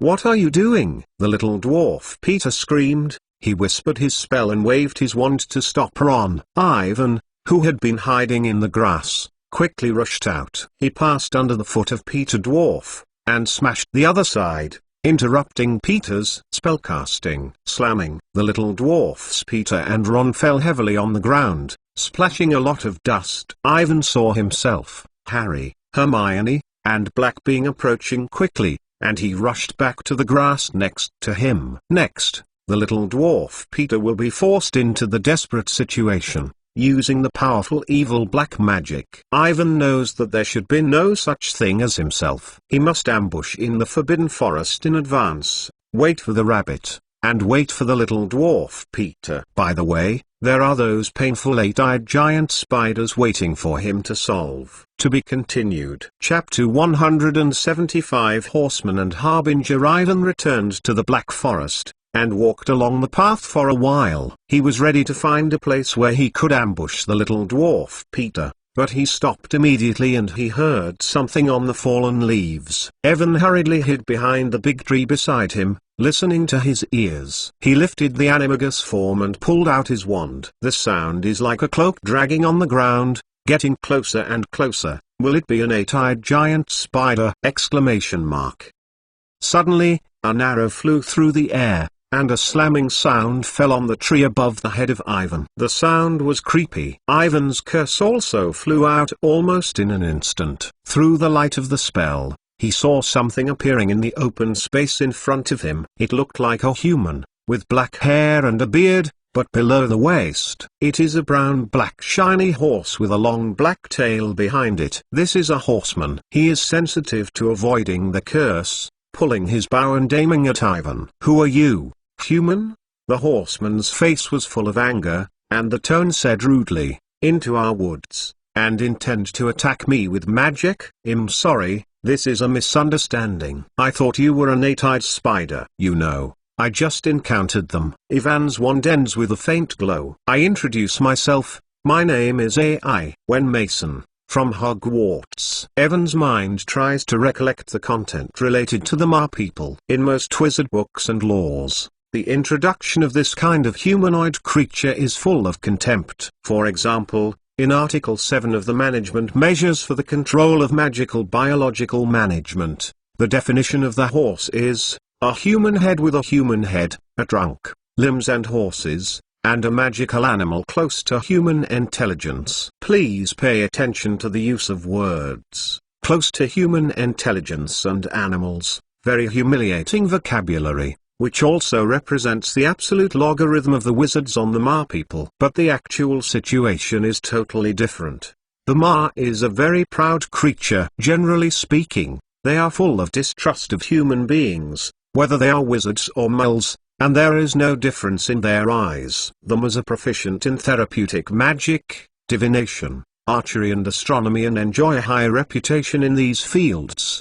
The horses often live together in groups and form a clan. The Maran clan in the Forbidden Forest in Hogwarts is the largest known Ma ethnic tribe and has been in existence for more than 1,000 years. Before the Big Four established the Hogwarts School of Magic, the horses' ancestors lived in this magical forest that was later called the Forbidden Forest. Ivan is not stupid enough to get along with the horsemen according to the contents of the book, unless he wants to irritate the other person and die faster. He tried to think of each other as a person who was exactly the same as himself, and he tried not to look down on the lower body of the opponent, although it seemed really strange. I am avoiding the eight-eyed spider. Eight-eyed giant spider. The anger on the horse's face seems to be more vigorous. He said angrily, I don't know when. The number of these ferocious and hateful guys in the woods is increasing. They are comfortable, attacking other creatures and occupying the territory that originally belonged to us. Ivan is amazed. It is no wonder that the eight-eyed giant spider has been rated as one of the most dangerous and magical animals by the Ministry of Magic and has been clearly listed as a class and non-traded commodity by the Magical Biomanagement Control Division. Perhaps their single attack ability is slightly weaker,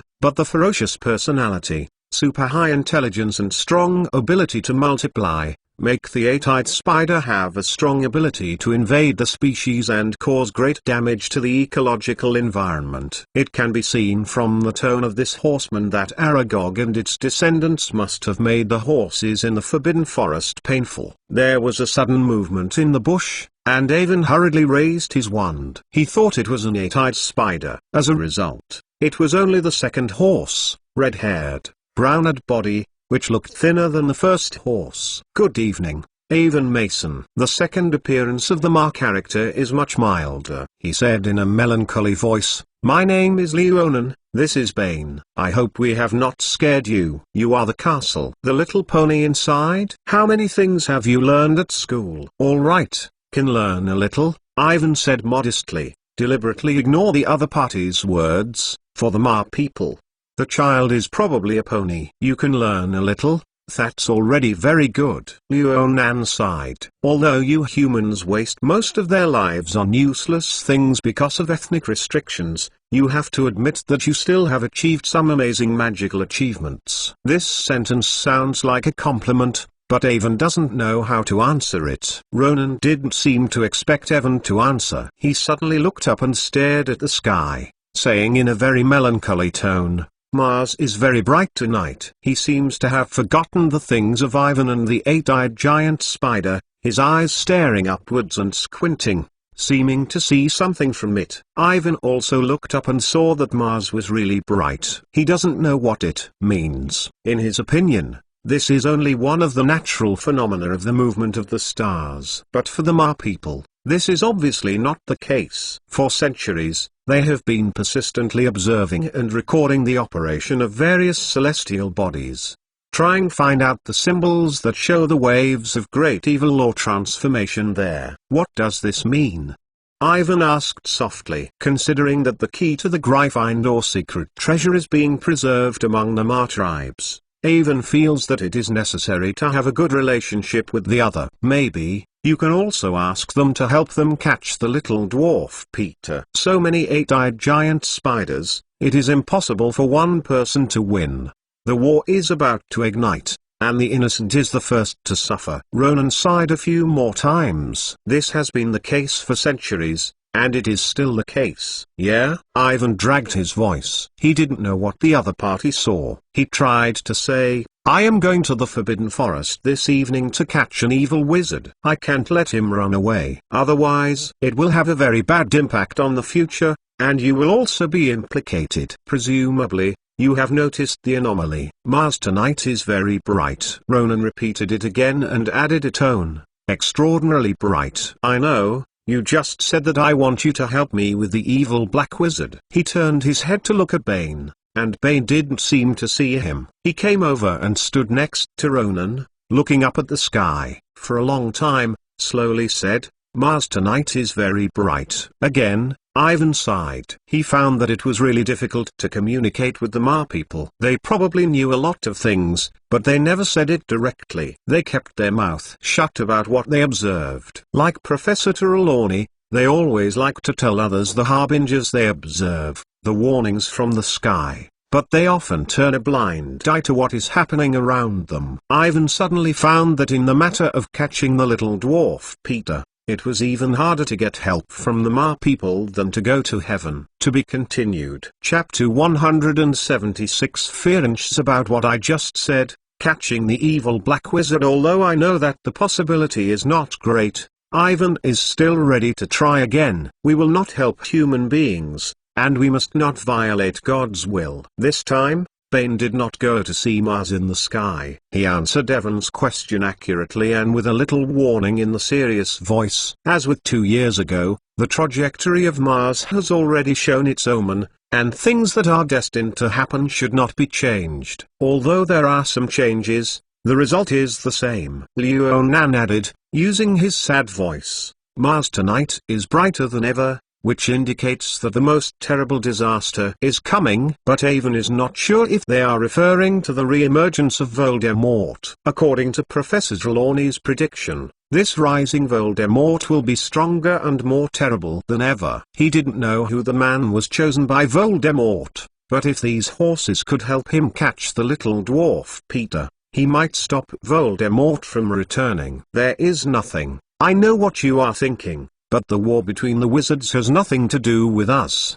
The horse is concerned with the predictions of the astrology, and we are not obliged to help humans. Bane replied stiffly. We are also absolutely impossible to change what is going to happen. We have vowed. Ivan still wants to say something more, ask about the Gryffindor or treasure key, but the depths of the Forbidden Forest suddenly become a dazzling red and white light, accompanied by heat waves, like the midday sun. Will be dark. The Forbidden Forest is completely illuminated. What is going on? Ronan uneasily used his hoof to plan the soil on the ground. It seems to be on fire. That direction is. It's the territory of the eight-eyed giant spider. It must have happened. Bane took the bow on his back.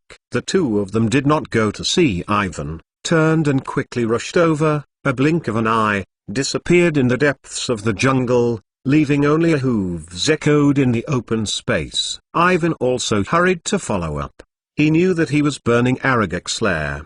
His speed must be faster, and there is not much time left for him. He did not follow the direction in which Ronan and Bane left, but ran in the other direction. He knew that he would meet his past and the little dwarf Peter. Ivan ran forward for a few minutes and entered the territory of the eight-eyed giant spider. The terrain is clearly sloping downwards, and the surrounding trees begin to wither and appear unhealthy grey, with spider webs and white spiders appearing from time to time. Ivan's spirit is highly concentrated, and he clenches his wand in his hand. Hearing the call of Aragog, the eight-eyed giant spiders scattered throughout the Forbidden Forest are gathering in the center of the depression, and the number is increasing. Just as Ivan was vigilant, the three grinding-sized spiders flew down from the surrounding trees at the same time. They waved sharp spurs and made a horrible snoring. Evan hurried to the right to dodge, rolling on the ground. The end of his wand glowed red, flew the spider in front of him, and then turned quickly. Ivan suddenly stopped. He was surprised to see that the body of the two eight-eyed spiders behind him had been bowed. It is completely penetrated and nailed to the ground. The two spiders struggled and made a heart-rending voice. Ivan looked up in surprise and saw a horse standing next to him, not Leonan, nor Bane. The horse looked younger.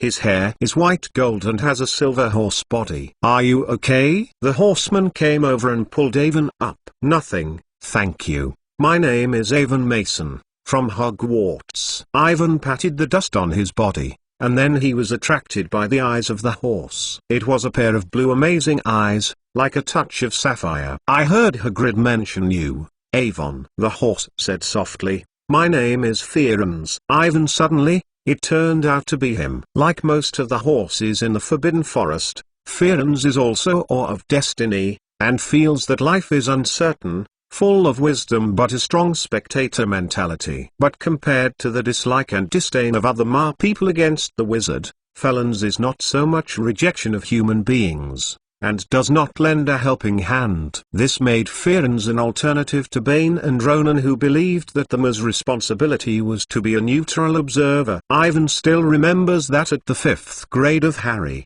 Fearens even accepted the invitation of Dumbledore to replace the expelled Professor Trelawney and become a professor of divination. He accepted the position and was exiled by his own tribe, who called him a slave who was captive of human beings. "Although I don't know why you came here, but for your little wizard of this age, the Forbidden Forest tonight is not safe." Fearens looked at Evan. "These eight-eyed spiders are all mad. More aggressive than usual. I must send you back." "No, I can't leave. I have to catch the little dwarf Peter." "Little dwarf Peter?" Fearens repeated slowly. "Yes, he is an evil black wizard. He is." When Ivan's words were not finished, I heard Fearens say, "I know him, the little dwarf Peter.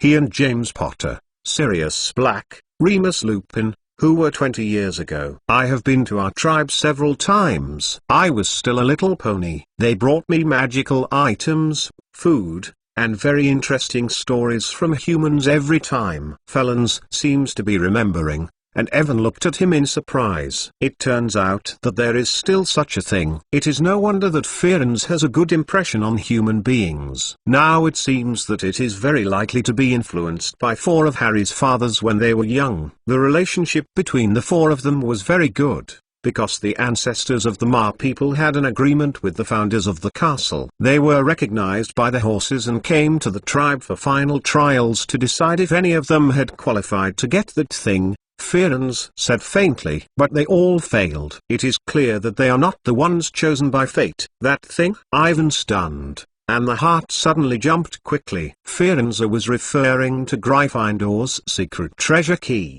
He couldn't help but ask, "What is that thing?" "I don't know." Fearens shook his head and said slowly, "No one knows its specific shape. For thousands of years, according to ancient conventions, it has been stored in the temple in the middle of the tribe. Every night, the same light as the stars will be emitted. Only those who really get it can know its true colors." To be continued. Chapter 177 Split Treasure Key Temple, Starlight. Ivan also wanted to ask about the thing, but did not speak, was interrupted by Fearens. "I don't think it's a good time to continue discussing this matter, and there are more urgent things waiting for us to do it." Fearens looked worriedly at the distant fire, and the eight-eyed spiders came from time to time in the trees. "The sound," he said softly. "Ivan, you just mentioned the little dwarf Peter. If you remember correctly, he should have died." "He is not dead. Everything is a conspiracy." Ivan hurriedly said what happened 12 years ago and what happened in the castle. Fearens listened quietly,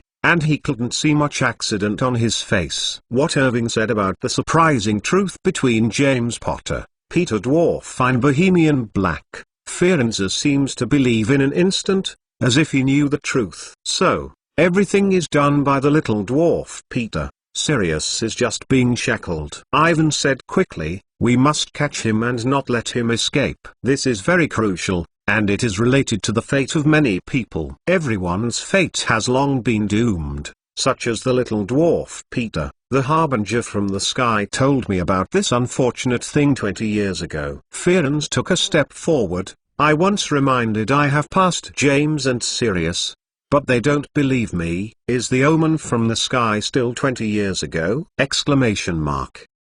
Ivan is not unwilling to believe in Fearens, nor does he know if he can really see some future events, but he does not seem to believe it. Like Professor Trelawney, who has not entered the true prophecy. Where is the little dwarf Peter? He should have been extremely injured near Arrogance's lair, but he is coming soon. There are a lot of eight-eyed spiders chasing him behind him. Ivan came back and he continued to point to the front. We are heading in that direction, on a clearing, and he will pass there after half an hour. Time is already urgent. Fearens did not ask why Ivan knew this kind of thing. He bent his front leg and lowered his body. We must hurry and you can sit up, so it can be faster. Fearens said. Let Ivan climb to his back.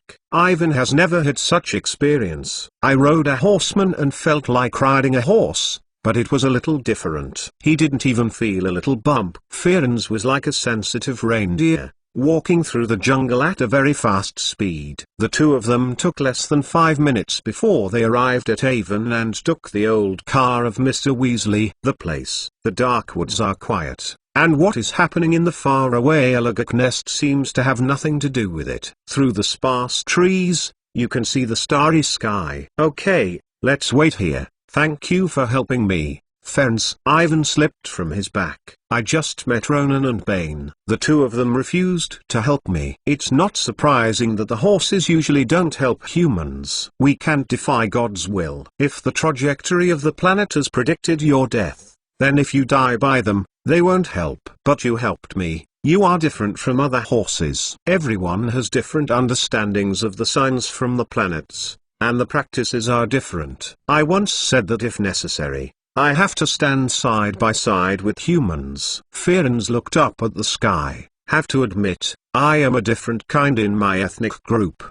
The atmosphere was silent at once, and neither of them spoke. In the darkness, Avon thought of the thing that was preserved in the Ma tribe. The magic item that is said to have powerful power, the secret treasure key left by Gryffindor. Fearens, if I want to get the thing that is kept in your tribe, what should I do? Ivan suddenly asked. I heard that I want to get the approval of the Ma people. What is the specific content? For those who are chosen by fate, the planet will give a clear omen, and the elders will make specific requests and ask you to do something for us. Fearens replied gently. He was still watching sky. A harbinger from the planet? Ivan is speechless and a sign of the planet. In order to be recognized, the Ma people made specific requests for this. He can understand that as long as they can fulfill those requirements. But what is the clear omen of the planet?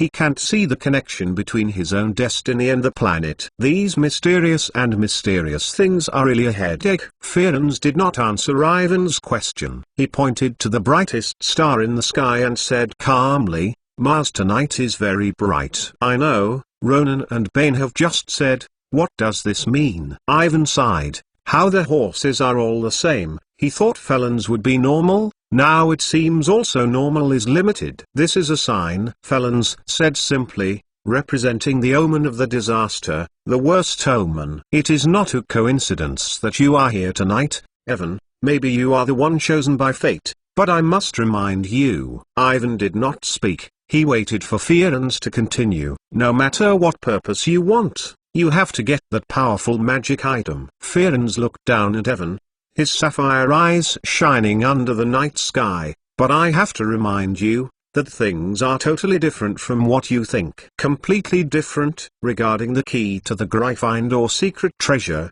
Ivan did have several conjectures, but Felons did say that he was totally different from what he imagined. Why did he say this? He dared not even hear his own guess. Dare to make this conclusion? Yes, it's totally different. In fact, it's not even complete. It splits with the internal division of the Ma people. We have not fulfilled the vows. For centuries, the elders of the tribe have been feeling for this. Worried. What are you talking about? Not complete. Ivan stunned. This is a very long story. A dark history about the horse. Ferenc turned and avoided Ivan's question. He just vaguely said that the secret treasure key left by Gryffindor split because of the internal division of the Ma tribe, and he obviously did not want to explain the reasons in detail. It can be seen from his expression that this is not a very glorious thing for the Ma people. To be continued. Chapter 178 4 Ways to Improve Magic. The elders of the tribe have said that the sky once gave us a sign that the split of that thing is what is destined to happen,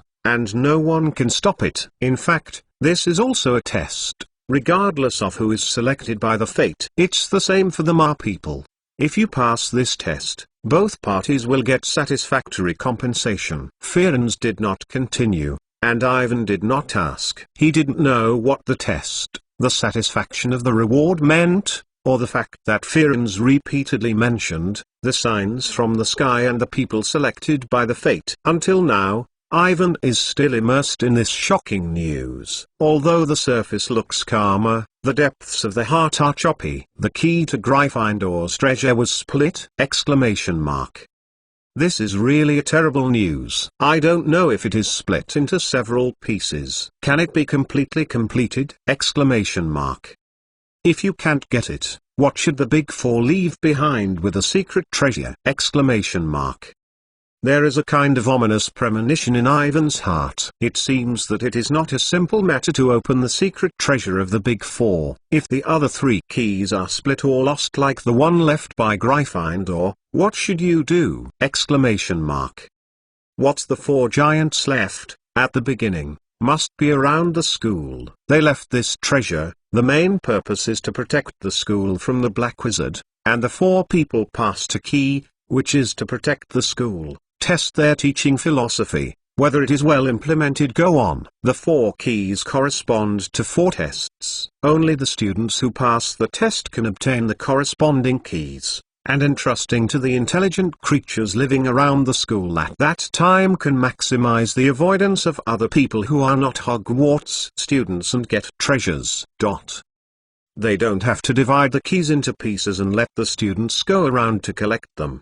But after more than 1,000 years, anything can happen. There have been countless changes in the interior of the intelligent population that they each commissioned to save the treasure. No one can guarantee that these intelligent creatures will always live around Hogwarts, even if they are still there. The treasures left by the Big Four are not necessarily, or are split into pieces, or lost. Or, Ivan had a headache when he thought that he might run around the world and look for the secret treasure key left by the four founders of the school. The time passed so long.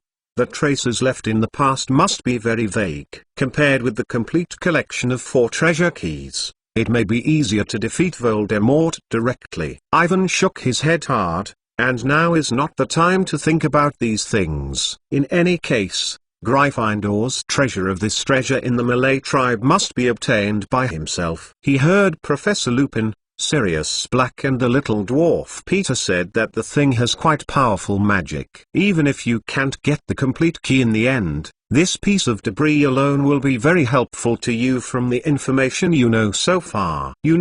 So far, Ivan has gained a lot of magic theory from the library band area and the liquor bookstore, but because of the magic limit, most of the magic, he cannot use it. Otherwise, the duel with Snape will not be defeated so easily. There are very few ways to improve the magic. In addition to relying on the increase in the age of the wizard, there are three main methods. The first one is a variety of syrups, pharmacy, such as magic agents.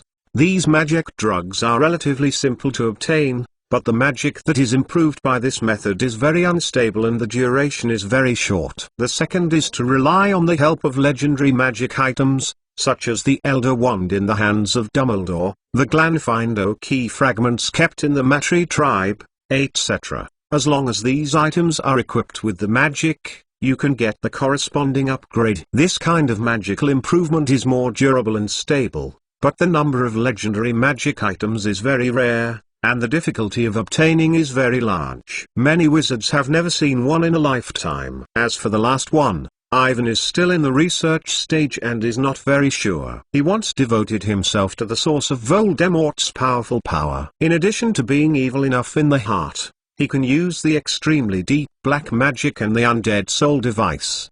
His power may also come from the black magic that studies the body itself. Test. In the past year, Ivan had seen Tom Riddle as a student of Voldemort. His appearance was very handsome, and it was not the same as the Dark Lord, which was later smelled. What must happen to him? In order to gain a powerful force, he must have modified his body, such as accepting the baptism of the purest dark power or the blood of a powerful magical creature. These evil black magic transformations eventually led to changes in his appearance. The magical power gained by this method is more stable than the second method, and the speed of promotion is very fast, and it is easy to obtain powerful power, but it is very dangerous, and there are accidents in the process of transforming one's own body. May occur. Voldemort is one of the most obvious examples. Ivan is not even sure. He is still not a pure human being.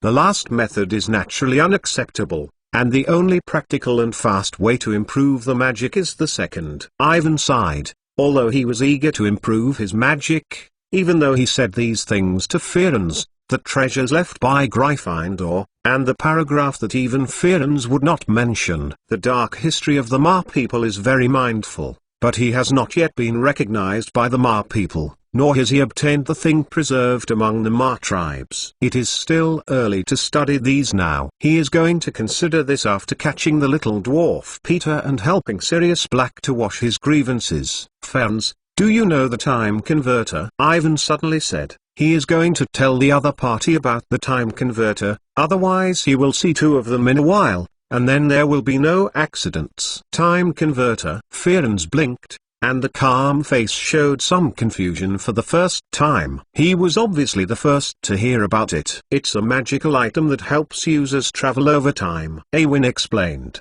I used it to help me return to the present from the future, so I know that the little dwarf Peter will pass by here, because I am also there. In fact, the fire in the 8-eye spider's nest is also what I put. To be continued. Chapter 179. Grab the little dwarf Peter. It's amazing to see it in two places at the same time. Ferenz looked at Evan in an incredible way, and the blue eyes shone. Ivan nodded. He simply said what happened in the Claire. And Ferenz looked more interested. The elders often warn us to pay attention to human magic. Although you have wasted too much time on many meaningless things, you have indeed achieved a lot of remarkable magical achievements. I have never been before. I have thought that there will be something that will allow people to shuttle through time. Listening to Ivan's introduction to the time converter, Ferenz felt for the Ma people. Time magic is too esoteric. It can be seen that he is very interested in the time converter and has asked a lot of details. Ivan told him all he knew. Ivan also told Ferenz that according to the rules of time converter use, he must not be seen by himself in the past. This is very crucial, otherwise it will have an irreversible impact. Ferenz agreed with his request and was ready to wait for Ivan to leave and grab the little dwarf Peter. In the face of the unknown magic field, he looks very cautious and careful. As time passed, about 15 minutes later, Ivan saw himself holding his wand in the open space, followed by the little dwarf Peter. Knox. He hurriedly read. This is the fluorescent flicker curse. The light at the end of the wand disappeared instantly. The darkness is coming back, and now only the stars in the sky are still shining. The heart of Ivan began to jump wildly. He saw that he was breathing heavily in the center of the field, unable to rely on the huge banyan tree. The faint light at the end of the wand disappeared and eventually dissipated. Ivan knows that this is because he has no magic. When his magic is completely exhausted, the little dwarf Peter, who has been floating beside him, falls heavily on the ground. The little dwarf Peter struggled to move and hugged the trunk in front of him. Behind the two people is the 8-eyed giant spider that followed, countless double black eyes shining on the horrible brain, and the sharp black spurs make a squeaky squeak. Seeing the two people in the center of the open space, the 8-eyed giant spiders apparently hesitated. Perhaps the fire that Ivan had just placed in the concave land left them with a deep impression. They did not directly rush to Ivan, but rushed to the little dwarf Peter. The little dwarf Peter's legs were bitten by an 8-eyed giant spider. He struggled fiercely, as if he was looking back. The screams and crying were getting louder and louder. "Save me, beg you." There was a rush of cry for help from the ear, which was very bad. Evan stood nervously in the bushes and looked at what was happening in front of the open space. It was like playing back a horror movie. He saw himself and the little dwarf Peter being besieged by the 8-eyed spider. But nothing can be done. The same is true of Arrogance, who holds his bow and arrow in his hand and is ready to go. In the next second, a long, high-pitched sound sounded, and a dazzling light illumined the entire forest. Mr. Weasley's car rumbled over the path and was besieging Ivan and the little dwarf Peter spider. Fly. Ivan saw that he had seized the little dwarf Peter and wanted to drag him into the dilapidated car, but no. He was not the opponent of the 8-eyed spider that clung tightly around the little dwarf Peter's waist. The two sides launched a battle of disparity in power. Because of the pain, the muscles on the little dwarf Peter's face were twisted in a sly manner. Then, he seemed to wake up suddenly, struggling to let go of Ivan's hands. Evan saw that he was flying straight back into the car, and the car started instantly, leaving him to leave the open space. The little dwarf Peter was dragged into the spider, and the 8-eyed giant spider made a triumphant loud buzz. The little dwarf Peter screamed suddenly and he seemed to faint again. Ivan rushed out of the hidden woods. He knew that if he didn't shoot again, he would never have a chance to start. The red light flashed past, and it was on the little dwarf Peter. The 8-eyed spider that greedily licked his flesh and blood was instantly shot, and the other spiders who were preparing to participate in the feast looked up in horror. Look at the sudden appearance of Ivan. They don't understand. This human boy just left in a car, and now why suddenly he got out of the nearby trees. As they did not react, AI Culture became a heroic and fearless warrior. He quickly rushed to the little dwarf Peter, waving his wand in his hand, with a white light like a sword, and would dare to approach the 8 eyes. The giant spiders are killed one by one. With a bang, behind the little dwarf Peter, the body of the spider closest to him was instantly smashed, and the green, sticky blood splashed out, flying everywhere. A lot of them were splashed on Ivan, but he didn't care. The footsteps suddenly stopped, the body turned to the right, the wand swung from top to bottom, the curse flashed past, and the eyes would lie on the tree. The giant spider killed instantly. The remaining spiders seem to have just reacted. They are waving big scorpions, madly rushing to the center of Ivan. In the face of the 8-eyed giant spider swarming, Ivan held his wand tightly in his hands, and he could not see the slightest fear on his face. He did not recede and shouted and greeted him. At this moment, he is fearless, as if he is at war. Among the trees behind Ivan, Felons's bows are like eyes, perfect for the defense of Ivan's defense. His archery speed is extremely fast, and every arrow is accurate from the center of the 8-eyed spider. Pass through and nail them firmly to the ground. The 8-eyed spider that he shot was not even struggling, and he was killed in an instant. In just over a minute, 2 people killed more than a dozen 8-eyed spiders. The remaining spiders looked at them both in horror and turned to escape into the jungle. Ivan gasped.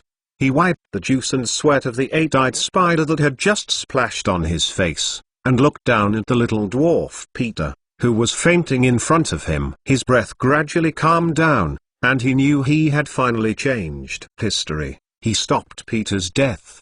He caught each other. The injury on the leg is very serious. Fortunately, it is not fatal. Arrogance came up to check the vague legs of the little dwarf Peter. He took some herbal powder from the carry-on leather wrap and sprinkled it. Ivan saw that the little dwarf Peter's legs gradually stopped bleeding. His breath stabilized, but because of the pain, his face was still twisting. Can you cure him? Ivan suddenly remembered that the horses were very proficient in healing magic. No. He was bitten by the 8-eyed spider. Just some trauma. The trouble is his right hand. There is a very evil black magic. My healing magic can't work. Lens swept the little dwarf Peter's right arm. The place that was supposed to be the right hand was tangled with a few pieces of cloth. It was completely soaked with blood. He said quickly, You'd better send him back to the castle as soon as possible. Human magic should be able to help him. To be continued. Chapter 108 Yoshika Japanese female dear. Time revolves, and in the office of Professor Lupin, Harry and Hermione are waiting anxiously. We can't stay here and do nothing, Hermione. Harry paced back and forth in the room, irritated, and said, "The little dwarf Peter is about to run away. We should go inside the Forbidden Forest to help Avon catch him." "No, Harry." Hermione shook and hurriedly stopped him. "We can't go out. Have you forgotten? We should all be in the foyer on the first floor. You can't take risks. If you find it." "I know, since we can't get out. Isn't Ivan like that?" "He is different from us. He is an animagus. His animagus form is a black cat. He can sneak out of the castle without being discovered." Hermione looked worried too, but soon recovered calm. "I believe that Avon puts, Harry. He will catch the little dwarf Peter." Hearing her words, Harry clenched his wand in his hand, silent, and did not speak. "Harry, I don't understand some things. The murderers blame why they didn't catch Sirius. I remember they came, and then I probably fainted. My last impression was that they have so many." Harry sat down too. He told Hermione what he saw at the time. He told her that the Dementor closest to him was about to put his mouth on his mouth, and two silver things flew out of the castle, forcing the Dementors to retreat and escape. "Silver stuff?" Hermione repeated it, and it didn't seem to react. "There is only one thing that can make the Dementors leave, Hermione," said Harry. "That is the true patron, the powerful patron." "Why can there be two?" Hermione's mouth opened a little, and her expression confusedly said, "Is it to be summoned by Professor McGonagall and Professor Flitwick?" "I don't think they are. They should be in the auditorium. They don't know what's going on outside." Harry shook his head and he tried to think about the shape of the two patrons. "Is it Dumbledore or another teacher?" "No, the two patrons are certainly not called by any teacher," Harry whispered, his heart more and more sure. "The ability to drive away so many Dementors is definitely two true magical wizards. I still remember the patron saints that Avon summoned at the time, in front of more than 100 Dementors. Only for 10 seconds. If the two patron saints can shine so brightly, don't they illuminate themselves? You can't see them. I didn't see who summoned them." The two patrons finally separated over the castle. Harry said slowly, "But I think I should know who they are." Hermione didn't speak. She stared at Harry tightly. I think Harry swallowed. He knew how strange it sounded. "I think that is my father and mother." Harry glanced at Hermione and saw that her mouth was completely open and closed. She stared at herself and looked both in panic and pity. "Harry, your parents are already," she said quietly. "Hey, you know, they are dead." "I know," Harry said quickly. "Then you think, are you seeing their ghosts?" "I know it sounds like crazy, but the two patrons." Harry's words have not been finished yet. There is a dull explosion on the outside of the castle. The distance is too far away. If you don't listen carefully, you can't hear it. It was the magic of the little dwarf Peter. He immediately fled to the Forbidden Forest. Harry hurriedly climbed up from the ground. "We must go out, Hermione." "No, we can't. We will be discovered. We won't be found. We don't have to go to the foyer," Harry said quickly. "As long as I go to the corridor window,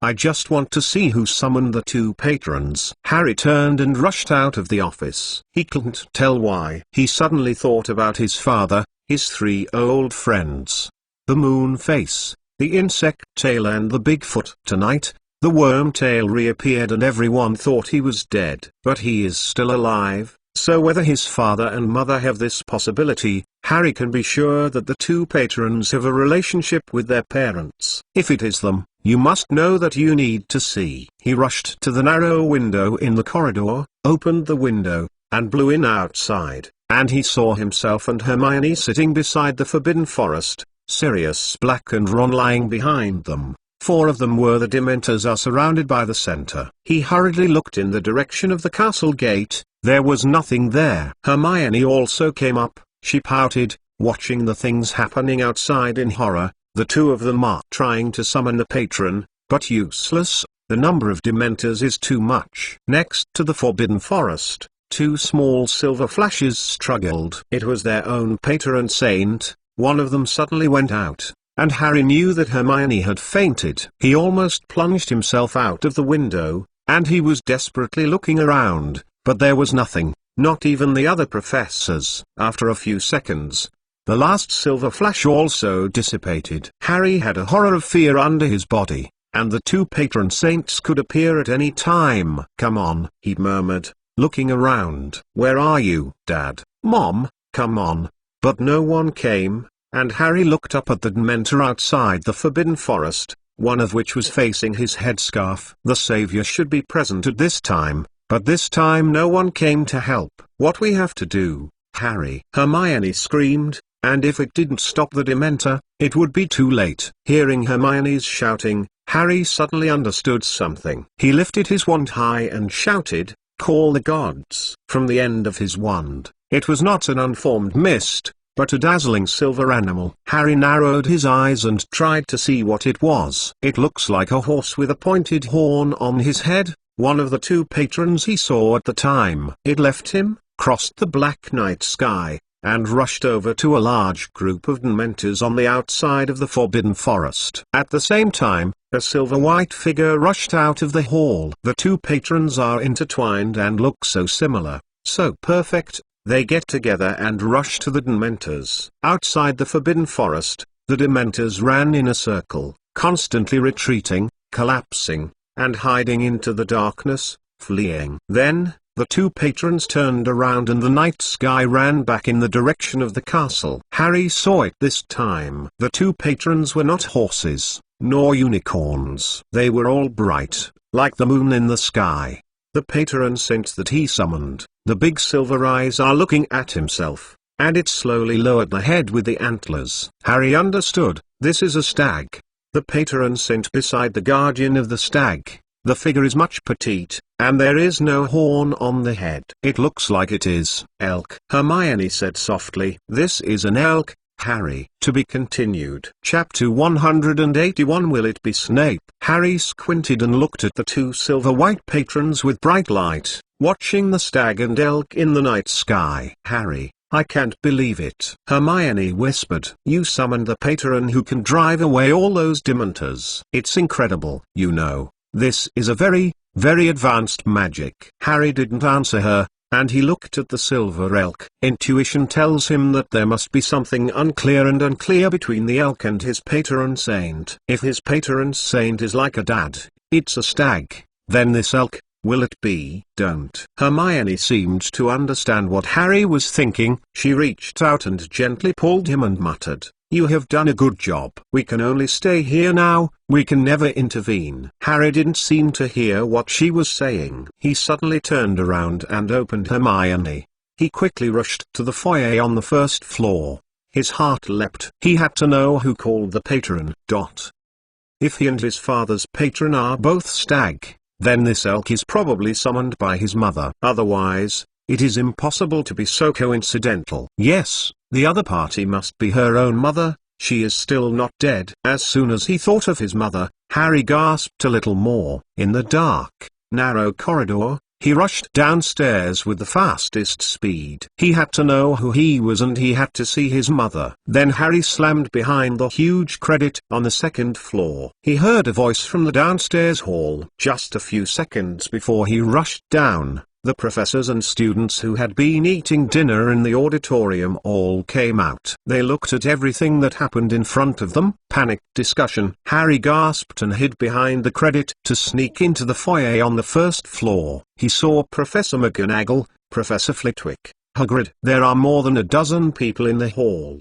But there is no mother. Will she go outside the castle to save herself? And Harry moved forward to make himself more clear. "What are you doing?" Hermione gasped and chased her up. She turned Harry back to the back of the credit and said with anger, "We must go back, Harry. You will be discovered." "We can't go back. I have to know who called the patron." Harry said reluctantly, "I must know.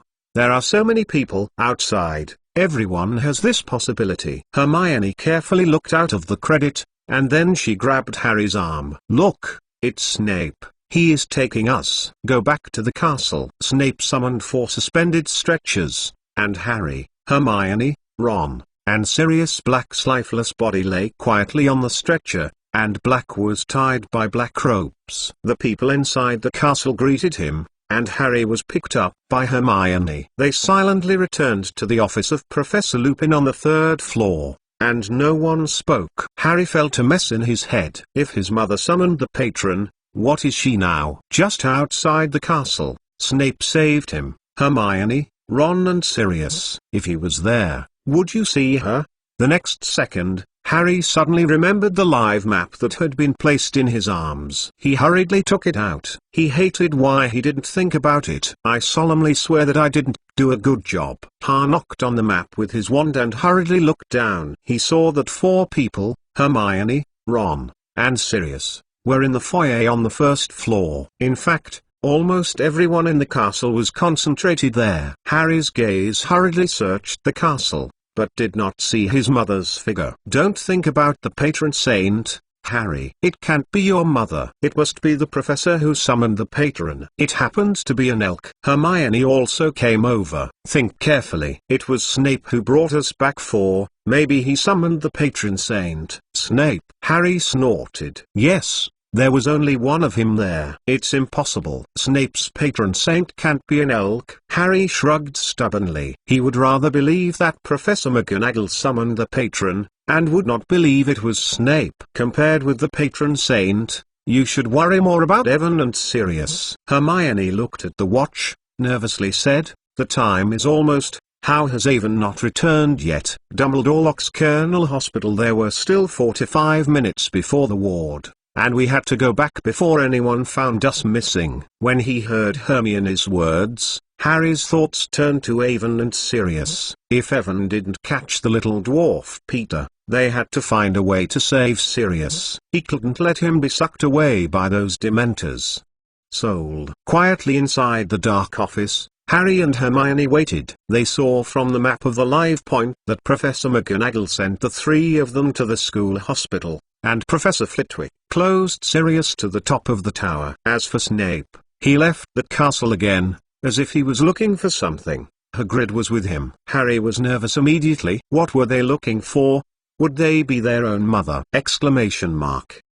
They approached the Forbidden Forest. A few minutes later, Harry saw Ivan's name appear on the edge of the live map and they sent him back to the castle. Snape didn't go out again. He went to the top of the tower to hold Sirius. They didn't know what to say. In a short while, Dumbledore's figure appeared in his office. He did not stop and went straight to the ward. There is still 15 minutes of time. Why hasn't Avon been back yet? Said Hermione, sulking her watch. Harry shook his head and his mind was full of unknown hunches. If Avon didn't catch the little dwarf Peter, they had to find a way to save Sirius, but Snape kept at the top of the tower. If he is there, they will not have a chance. As time passed, Harry clenched his fists. He knew he had to try it. When he was ready to act, he saw that Avon's figure reappeared on the edge of the map. Dwarf Peter, and the horseman Arrogance. Harry still remembers that he had met this horseman in the Forbidden Forest in his first year, and the other had saved him in Voldemort. He didn't know why Ivan was with Arrogance. He didn't have time to think about it. They rushed down. Harry thought excitedly. Just grab the little dwarf Peter and you can prove that Sirius is innocent. He can move out of the Dursley family next summer and live with his godfather. This is what he has been in his life. Have the best Christmas gift. Then he thought of the Silver Elk Guardian. If it wasn't his mother, who would have summoned it? Will it be Snape, like Hermione said? To be continued. Chapter 182. Prisoners End. On the edge of the Hogwarts site, Avon slipped from the back of Firenze. We are here to separate, Avon. Firenze whispered, going forward is your human castle. I am not suitable to enter. Thank you, Firenze. Avon waved his wand. The little dwarf Peter floated beside him. He walked 2 steps forward and suddenly thought about it. He turned his head and said, yes, about your tribe. Something saved inside. If you want to get it, feel free to welcome you to our tribe. Firenze looked up at the sky and said softly, the stars have told me that you may be the one chosen by fate. Good luck, Avon Mason. He turned and left Avon and the little dwarf Peter, and slowly ran back to the depths of the forest. Ivan waited until his figure disappeared completely, and finally looked at the unusually bright Mars in the night sky before he walked with the stunned little dwarf star Peter. A few minutes later, he met Harry and Hermione in the foyer. "You caught the little dwarf, Peter. You caught the traitor. I knew you would succeed." Harry rushed over to look at the little dwarf Peter, putting the protection of God completely aside, thinking all in his mind. "It is about to help Sirius to wash the grievances," he said excitedly. "Come tell us, Ivan, how did you do it? I just saw Firenze on the live map." Evan had not had time to answer Harry, and Hermione followed him to his face. There was a tear in her eyes, her face was mixed with excitement, nervousness, worry and other emotions. She did not speak, and hugged him tightly before going forward. "I'm fine, Hermione." Ivan patted her on the shoulder. "I met a horseman in the Forbidden Forest, and Firenze helped me." Evan climbed a steep spiral staircase and told them briefly what happened inside the Forbidden Forest. "It's incredible. We won't be as smooth as you are here." Harry said he and Hermione met the patron saint. "I don't understand. Who will summon the elk?" "I agree with Hermione that it should be Snape." "Snape?" Harry shook his head and said stubbornly, "This is impossible. How is he?" "Okay, Harry, we are studying this in the future. Now the time is urgent. Just 10 minutes left. We have to go back to the ward. Let no one see us before Dumbledore locks us up." Minutes looked down at her watch. When they heard Hermione, the three of them quickly speeded up. There was no other person besides them in the castle corridor, and even the portraits on both sides of the corridor were empty. Everyone seems to be concentrated in the tower and inquire about the Sirius Black.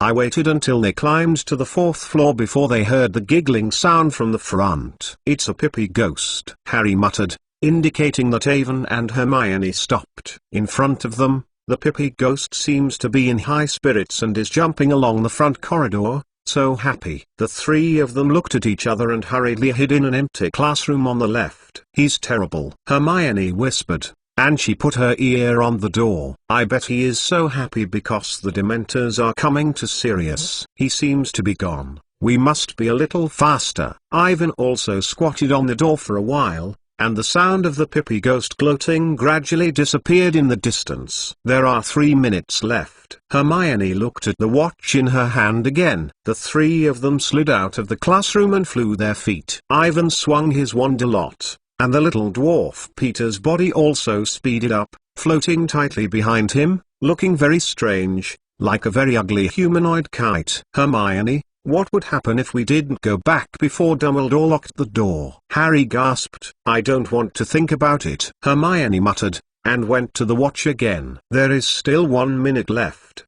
The three of them gasped and had already reached the entrance to the school hospital at the end of the corridor. "I heard Dumbledore speak," Hermione said nervously. "Come on, Ivan." "Come on, Harry." They bent down and walked along the corridor. The ward door was opened, and Dumbledore's back appeared in front of them. "I locked you here. Now it's 5 o'clock midnight," said Dumbledore. "Miss Granger, just 6 times. I wish you good luck." Dumbledore exited the room, closed the door, and pulled out his wand to lock the door with magic. Evan, Harry, and Hermione ran forward in panic. And Dumbledore looked up and smiled under the long lips. "Hey?"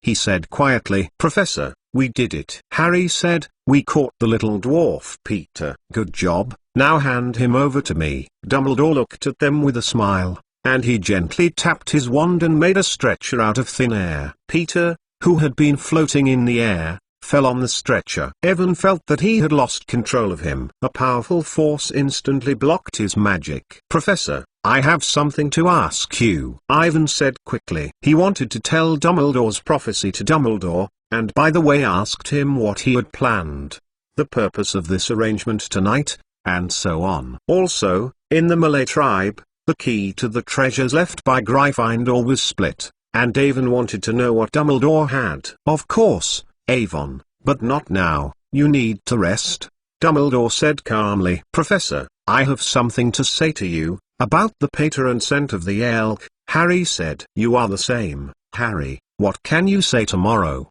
Dumbledore seemed to be listening to the school hospital. I am very good. I think you have gone. Go in, all the rest will be paid. Give it to me, you three need to rest. I want to lock you up. Evan, Harry, and Hermione slipped back to the ward, where it was empty, and only Ron was there, and Ron was still lying on the bed unconsciously. The door lock slammed behind them, and Evan, Harry, and Hermione each climbed back to their bed, and Hermione threw the timer back under her robes. Madame Pomfrey came back from her office. She checked them and gave them a few pieces of chocolate. Ivan ate 2 pieces. The consciousness became more and more heavy, and he gradually fell asleep. He knew that this year's incident was finally resolved. He finally changed the story. He grabbed the little dwarf Peter and saved Sirius Black.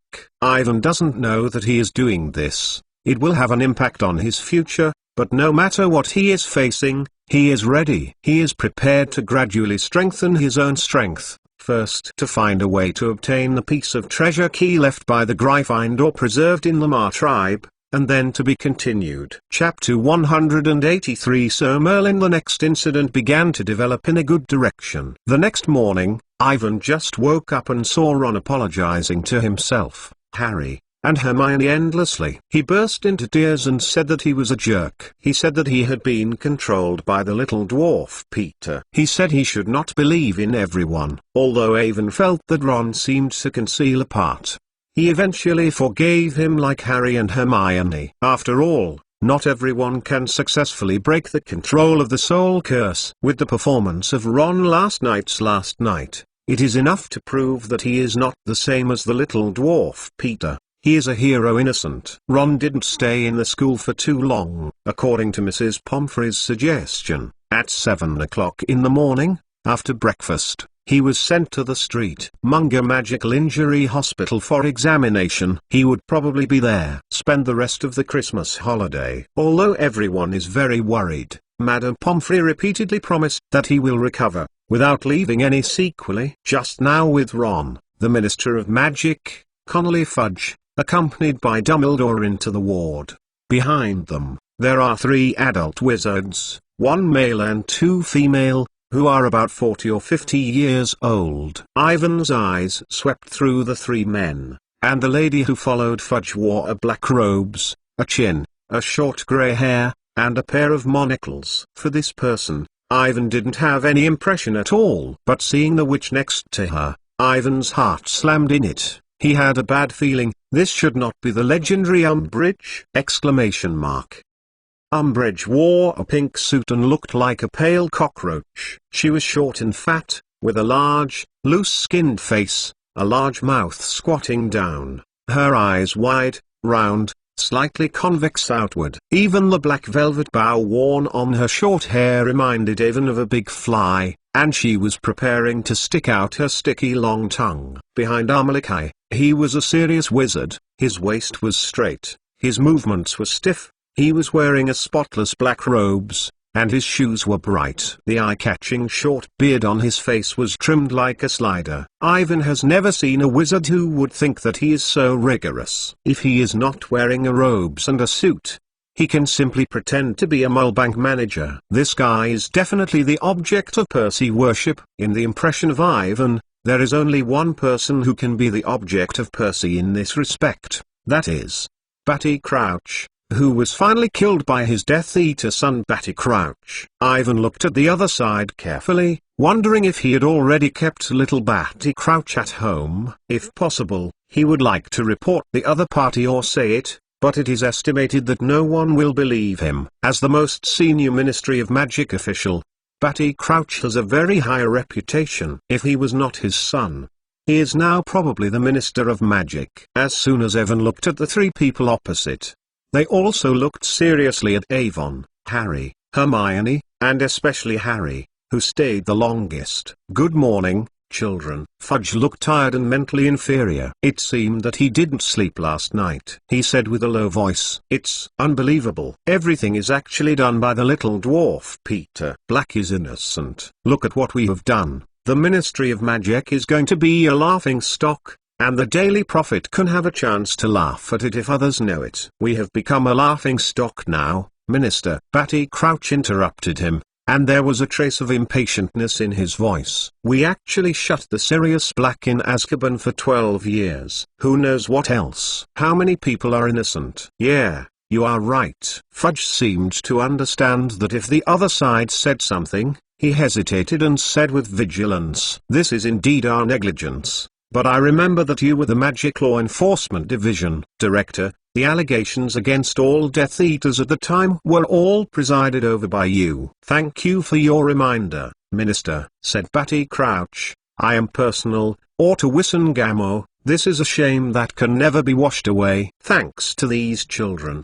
Give us the opportunity to make up for this mistake. It's really fortunate." Fudge didn't seem to be happy at all. He pointed to the three wizards beside him and briefly introduced to Evan, Harry, and Hermione. "Children, this is Batty Crow, Director of the International Magic Cooperation Division. These two ladies are Amelia Bournes, Director of the Magic Law Enforcement Division, Dolores Umbridge, Senior Vice Minister of the Ministry of Magic." Crouch didn't look at them. He was staring at Dumbledore. Bournes showed a smile to Evan, Harry, and Hermione, and it looked more cordial. As for Umbridge, she had a smirk on her face, and then she said hello to the three of them, and gave a silver bell-like laugh. Evan heard the hair behind her neck erect. Harry and Hermione had the same face, especially Hermione, and under Umbridge's gaze, her petite body shrank as much as possible into the bedding. "Well, children, about Black's case, Wisengama set up a special investigation team, and all 5 of us are members of the investigation team," Fudge said shortly, "although I have just heard Albus said. But I still want to hear you talk about what happened last night." Ivan, Harry, and Hermione looked at each other and finally revisited what happened to Alvin last night. Ivan deliberately concealed Ron, the Time Converter and the Ma people, but said that he caught the little dwarf Peter in the Forbidden Forest. "It's shocking. I'm at your age. I can't single-handedly catch an evil black wizard." Umbridge looked at Ivan and said in a shocking, sharp and detailed voice like a little girl, "It's just luck, ma'am." Ivan replied cautiously, "There is nothing to be modest, Ivan, you have always been very good." Fudge turned his hat and continued, "Things are similar to what I imagined. The question now is if someone is asking you this one. Things are about how you catch the little dwarf Peter, you know." "I know, Minister." Ivan nodded. He knew what Fudge was going to say. "Although I finally caught the little dwarf Peter, the Ministry of Magic made a lot of efforts in this matter, and last year's snake. Like the strange event, if there is a chance, I will tell everyone." "Thank you, Ivan, you have helped us a lot." Fuji breathed a sigh of relief. For him, as long as it does not affect the reputation of the Ministry of Magic, does not affect his career, whether Sirius is innocent is the biggest thing.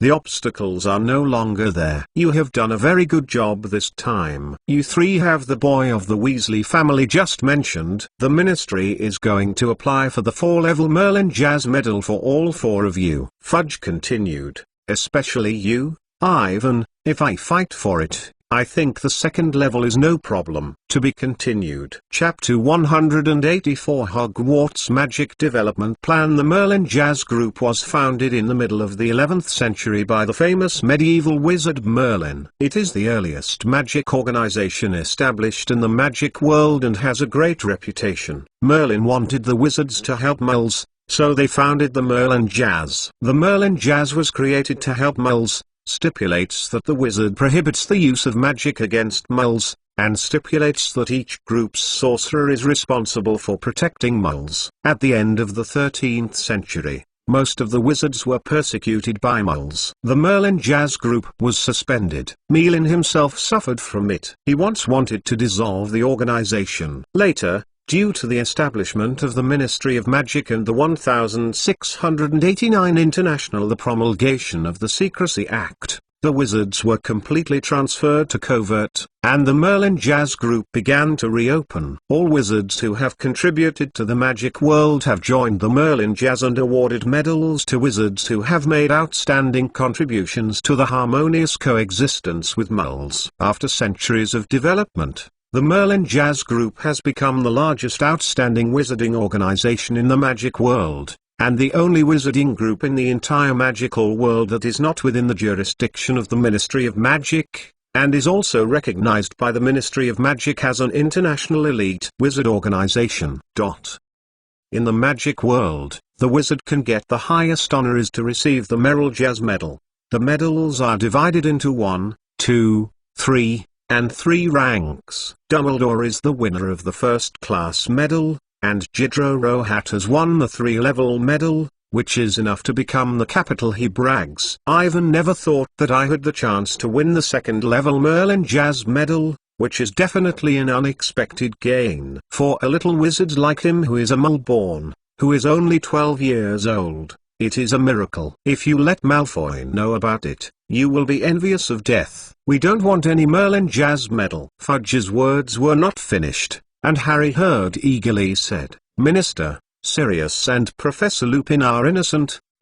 Black's business needs to be decided after the Wissengamma trial. From the current situation, it should not be a problem. Fudge turned to look at Harry and barely smiled. As for Lupin, he is now being cast. All the charges about him have been revoked, and you will see him in a few moments. Then he will continue to stay and teach. Harry asked quickly. I am sorry, Harry. Lupin has already submitted his resignation to me. He said that he can no longer take risks, fearing that such a thing will happen for the 2nd time.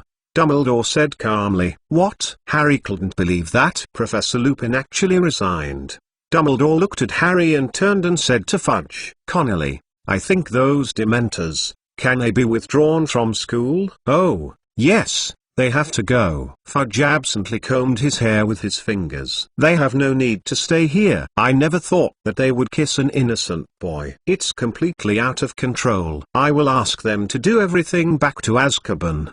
The ward was silent and no one spoke. Harry also wanted to ask Dumbledore about Professor Lupin, and he heard that Barty Crouch said seriously, Minister, Dumbledore, there should be nothing else to understand. We should hurry immediately. Going back, I want to meet Little Love Peter and Sirius Black. If necessary, I recommend using the remedy. Spolds, Fudge said in amazement. Are you crazy, Barty? This is illegal, you know. Fudge said a few more words. 5 people quickly left the ward. From the expression on their faces, it can be seen that overthrowing Black's verdict and revisiting the Little Dwarf Peter is definitely a disaster for the Ministry of Magic and Wissengammo. I hope they can be at Christmas. Solve it all before. After that, Avon, Harry, and Hermione discussed the things that happened for a while, and last night there was Dumbledore, and they didn't worry much about Black's success in demonstrating innocence. But Professor Lupin's resignation is very interesting. I can't believe it. Professor Lupin will actually resign, Harry said worriedly. We have made so much to prove that he is innocent. If he makes up his mind to resign, we don't seem to be able to help. I can't help anything. Ivan moved in his heart and looked up. I have an idea. After Professor Lupin's departure, he certainly can find a new job.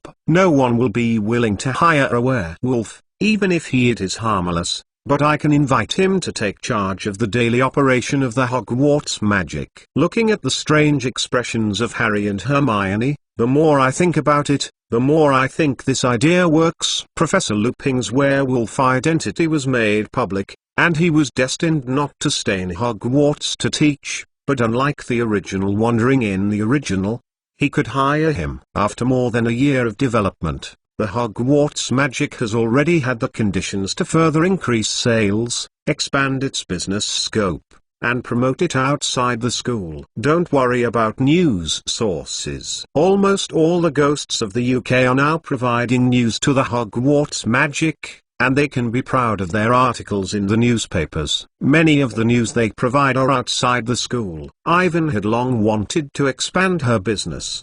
The only problem was that she didn't have the energy. Whether it is himself, Hermione, Fred, George, Harry or Ginny, all the managers of Hogwarts magic are students, and it is impossible to run out of school casually. Being good at management limits the newspaper audience to being a small wizard. Prior to this, even with a lot of influential news, Ivan had to cooperate with the Daily Prophet. If you hire other wizards to be responsible for the issuance and management of a campus newspapers, Ivan is not at ease. But Professor Lupin can solve this problem perfectly. Ivan is preparing to use this news of Black and Dwarf Peter news as a development opportunity to open the campus market. He plans to rent a house in Diagonal Lane as the headquarters of the newspaper, and gradually expand the sales of newspapers to become like the Daily Prophet kind of newspaper. After a series of events, Ivan has fully recognized the importance of public opinion. It is absolutely essential to develop the Hogwarts magic. In addition,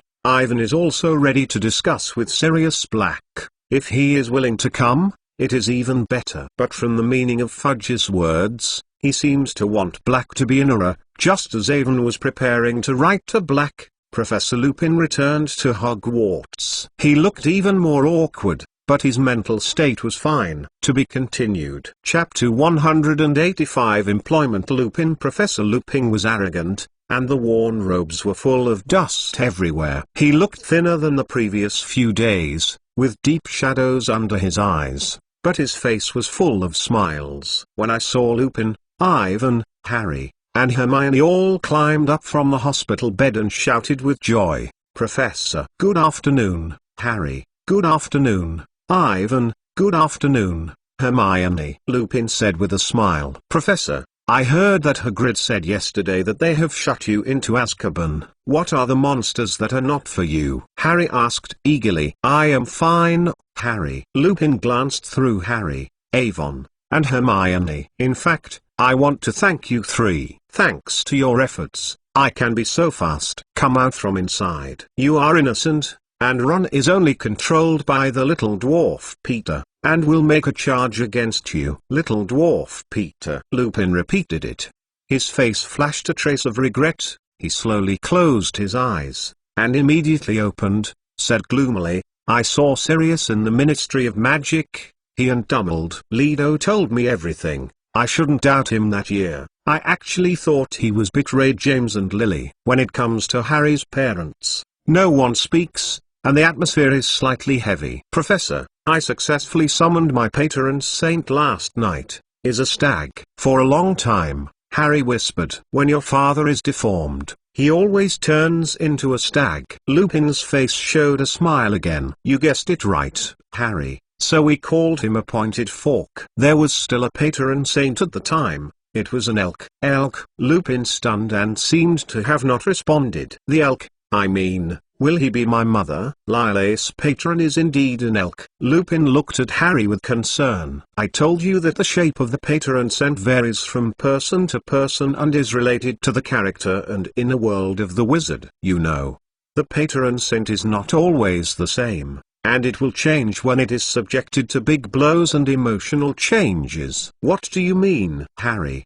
"The patron saint you see can't be Lily," Lupin continued. "I don't know who called it, but that person must have something to do with Lily. Otherwise, his patron saint cannot be Elk." In fact, hearing Harry's description of the patron saint of Lulu, Lupin thought of Snape. Maybe it was his patron. Lupin knows more or less about some of the things between Lily and Snape. Before coming to Hogwarts, they came from the same place. Lily was very good with Snape, but later, Lupin stunned and finally said nothing. In his opinion, some things are not suitable for Harry to know. Besides, he does not have that qualification.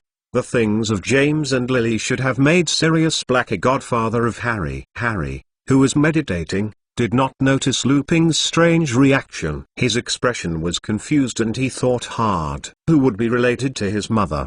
At that time, only Snape was here. Would it be him? Harry knew that he had a bad relationship with his father during his school days, just as he and Malfoy did not look good. From the information that I learned later, Snape hated his father. As for what Snape had to do with his mother, Harry didn't know. When he wanted to come, they should have no intersection. It seems that this is not the case now. But even if Snape summoned the patron, Ivan did not expect him to be fair and friendly. In the first grade, Snape once saved himself, but his attitude towards himself became even worse. Dumbledore once said that it was because he felt that this would make him and his father even, and no one knows anyone, and then he can relive the hatred of his father with peace of mind. Harry didn't go into it at the time, but now he feels a little wrong, and Snape's relationship with his parents seems very complicated. He tried to think about it, but it made his head violently painful and had to think about it. Harry looked up and heard Hermione worrying.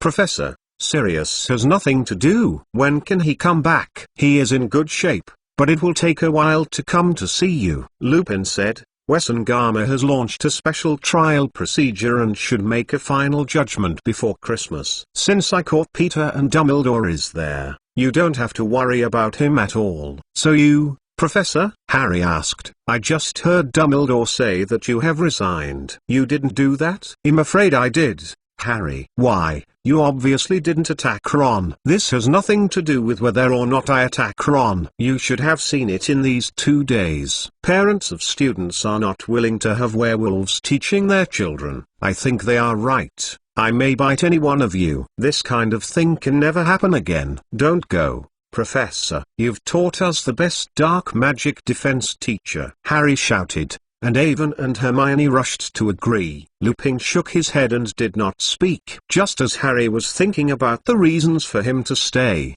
Lupin continued. "Harry, Avon, Hermione, teaching at Hogwarts is a happy time that I have never forgotten in my life. If there is anything that makes me proud, that is you. The 3 of you are the best students I have ever taught." "Professor." "Well, time is not early. I should go back and pack my bags." Professor Lupin rubbed his tears in his eyes. "Wait a minute, Professor." Ivan hurriedly stopped Lupin. "Are you planning to leave Hogwarts?" "Probably will continue to look for the next job." Lupin smiled on his face. "Don't worry about me." Lupin's heart is full of bitterness. As a werewolf, there should be no one other than Dumbledore who is willing to hire him. He doesn't know where he should go. After Sirius washes his grievances, he may move to live with him for a while, and then find a way. Lupin did not say it. There is no need to tell Evan, Harry, and Hermione about these things. "Professor, you know that I have a Hogwarts magic. I am going to expand the sales scope of this newspaper, sell all the wizards in the magic world, and change to a day." Ivanxi looked at it. "Lupin, but I don't have enough time." "If I can, I hope you can help me manage it." Ivan gave a detailed account of his own thoughts. Lupin seemed to be stunned. He was silent for a long time and asked unbelievably, "Are you going to hire me?" "Yes." Ivan nodded. "Managing a newspaper?" Lupin continued. "Yes." Ivan added a little more, smiling. Seeing Lupin's reaction, Harry and Hermione laughed at the side. If Evan hired Lupin, they could still see him often. "Quickly promise, Professor," Harry and Hermione said in unison. "But, I didn't have any relevant experience before." Lupin hesitated. "I believe in you, Professor. You will be qualified for this job." To be continued. Chapter 186. The influence of continuous fermentation. As Christmas approaches, the festive atmosphere in the castle is getting stronger. Perhaps because the Sirius Black incident was solved perfectly. Perhaps because the Dementors who have been stationed outside the castle have finally left. This year Hogwarts' Christmas atmosphere is particularly strong, and people's faces are filled with happy smiles. In the auditorium, Hagrid chose 12 huge Christmas trees, and Professor Flitwick used magic to hang with small candles and shiny stars. The stars are twinkling, changing from silver to gold from time to time, and it looks extraordinarily spectacular. Elsewhere in the castle, the splendid decorations of Christmas are all done, and thick sashes made of holly and mistletoe are hung along the corridor, and each pair of armor reveals mysterious lights everywhere, filled with a strong and enticing cooking scent. Unfortunately, Ivan, Harry, Hermione can't go and see for themselves. Mrs. Pomfrey insisted that the 3 of them should not leave. They stayed in the ward and listened to the people who came to see them about the great changes in the castle. In addition to Snape, other people who stayed at Hogwarts had visited them, and Lupin and Hagrid came almost every day. Even Mr. Weasley and Mrs. Weasley have been here, and they have brought the latest news from Ron. Ron recovered very smoothly and he could return to Hogwarts after the Christmas holiday. The only regret is that I have never seen the figure of Sirius Black. However, the news about him has never been interrupted. In fact, it has almost fallen out of the sky. At the beginning of the Christmas holiday, people still accused the Ministry of Magic of doing nothing in the Sirius Black and werewolf events, accusing Dumbledore of hiring a werewolf to become a school professor. The screaming letters of the Slytherin students' parents rushed to Hogwarts, and the entire castle was full of loud echoes. On the third day of the holiday, the situation began to reverse. It is still an endless owl. This time is no longer a screaming letter, but all of them are letters from readers. The owls flew into the ward one after another and landed on 3 people, Evan, Harry, and Hermione. The letters almost filled the entire ward. Madame Pomfrey had to use the expulsion magic to stop the owl from coming in. The main reason for this phenomenon is that the Ministry of Magic stated that shortly after leaving the school hospital, Fudge issued this short statement. From the statement, people know that the Ministry of Magic finally caught the Sirius Black. But the result was completely different from what they originally thought. Black was innocent, and the culprit was a guy named Little Dwarf Peter. The news, like throwing a huge stone into the calm water, instantly detonated the entire magic world, and everyone's interest was mobilized. The identity of the Little Dwarf Peter, the truth of the incident, the arrest process in Hogwarts, etc., has become the hottest topic nowadays, and there has been a lot of discussion in the magic world. After a brief horror, people began to explore the details of the incident, but the Ministry of Magic's statement is too brief. And even the omniscient The Prophet's daily is rare and has no news. This huge event that shocked everyone was so sudden. The Little Dwarf Peter has succeeded in replacing Black, becoming the most evil black wizard under Voldemort's hand. But people were surprised to find that no one actually knows what he did, what plots he planned, and finally how he was caught. These are all a mystery. Just a few hours after the announcement of the Ministry of Magic, the rumors of the magic world are all over. The gossip is flying all over the sky, and there are gossip everywhere. The names of Voldemort, Sirius Black, Peter Dwarf Peter, Harry Potter, and Evan Mason were once popular words. Just walk around the diagonal alley and you will hear everyone talking about it. Some people say that this is related to the truth of Voldemort's failure in the past. Others said that Lucius Malfoy's pale face came out of the office of Fudge. After a brief calm, there was a strong outbreak. Just when the wizards couldn't wait and prepared to gather spontaneously and ask the Ministry of Magic to publicly disclose the truth of the incident, the latest issue of the Hogwarts Magic newspaper was released. The sorcerers who ordered the newspaper were delighted to discover that the little-known campus tabloids had detailed reports on the hottest topics in the current magic world. Moreover, all our first-hand news. The whole incident past, the truth of the unknown between Sirius Black and the Little Dwarf Peter, the hand-catching capture of the Little Dwarf Peter's little wizard Evan Mason's handwritten capture process,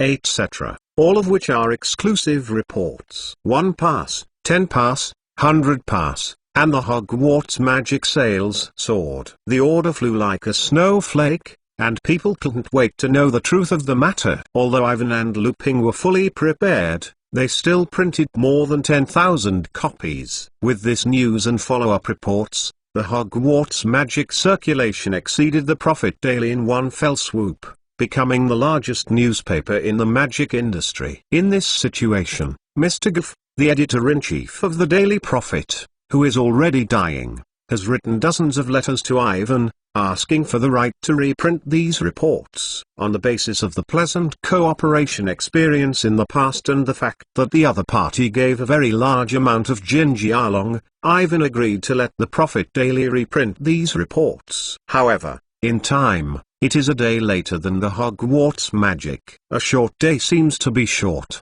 but it is enough, because there are so many things that can be reported about Sirius Black and the Little Dwarf Peter. Ivan has not all of it publicly. For the wizards who can't wait to understand the events, they don't even have a second willing to wait. The Hogwarts magic newspaper is selling more and more. And the wizards who bought the newspapers found that in addition to the content related to Sirius Black and Dwarf Peter, Other articles in the newspaper are also very attractive, the views are very unique, and almost all are exclusive reports. The Hogwarts Magic newspaper hired ghosts as a special correspondent, and did not know who was being broadcast. People are increasingly interested in this newspaper now, throughout the British magic world, especially in London, with the continued influence of the Hogwarts Magic. The increased sales of newspapers have gradually stabilized, and they have been able to compete with the Prophet Daily and become mainstream newspapers. 1. In other European countries and remote areas, the Daily Prophet continues to spread the truth of the incident with its channel advantages. Under the Avon paradox, although Wisangamo has not yet made a final judgment, Sirius Black is no longer a fugitive, but a well-deserved hero. Black became the most famous war hero after the Second Wizard Battle. In order to uphold their convictions and fight against the most evil dark forces, they have been in Azkaban for a full 12 years. To protect their friendship and protect their only orphans, he would rather pursue the evil Black Wizards alone. These stories of Black were sung by everyone and spread out at a very fast speed. In this era of no heroes, he was the last warrior to fight against evil, the well-deserved Gryffindor. To be continued. Chapter 187. Hermione's Christmas present. Because of the newspaper, Ivan, Harry, and Hermione are still in hospital, but they are very busy every day, especially Ivan. He almost went to the middle of the night. In such an atmosphere, the dawn of Christmas came quietly. The weather was cold, and there were only 3 people in the ward, including Ivan, Harry, and Hermione. On Christmas morning, Ivan was awakened by the pillow that Harry threw. Merry Christmas, Harry. Merry Christmas, Hermione. Ivan climbed up in a sleepy eye, squinting at his bed and feet in the half-brightened half-dark, where a mountain-like parcel had been piled up. Harry and Hermione are already tearing the wrapping paper of their own gifts, and Ivan noticed that the 3 of them received more gifts this year than in previous years. Strange, why are there so many gifts? Ivan murmured. Most of these gifts are sent by readers of the Hogwarts Magic, and there are many simple Christmas cards, Hermione explained. Since the publication of the Little Dwarf Peter series, 3 people, including Ivan, Harry, and Hermione,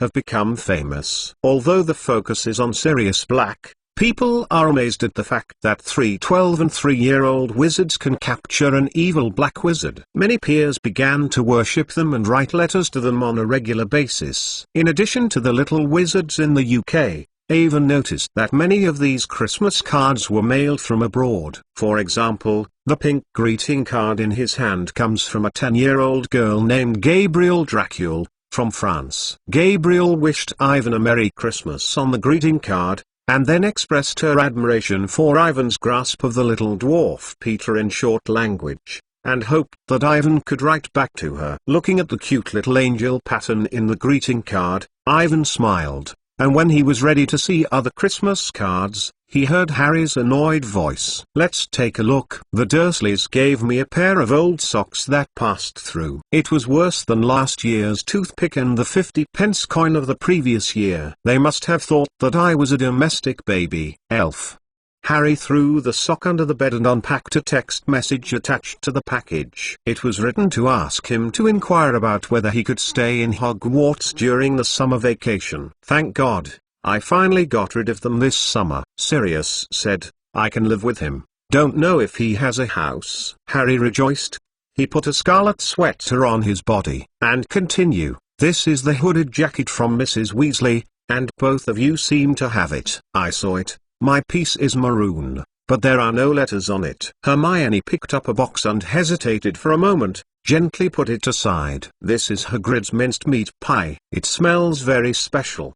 There is a mixture of cabbage and pork liver. I think it is best not to try it easily. Ivan also began to unpack his own gifts. In addition to the reader's Christmas card, Mrs. Weasley and Hagrid's gifts, his parents ordered him a set of gold. He had seen this in the Diagonal Lane store before, and the price was so high. In Ivan's view, This gold system is completely an art collection. No wizard will defeat the family to use it to control the potion. Ivan sighed and carefully closed the gold shackles.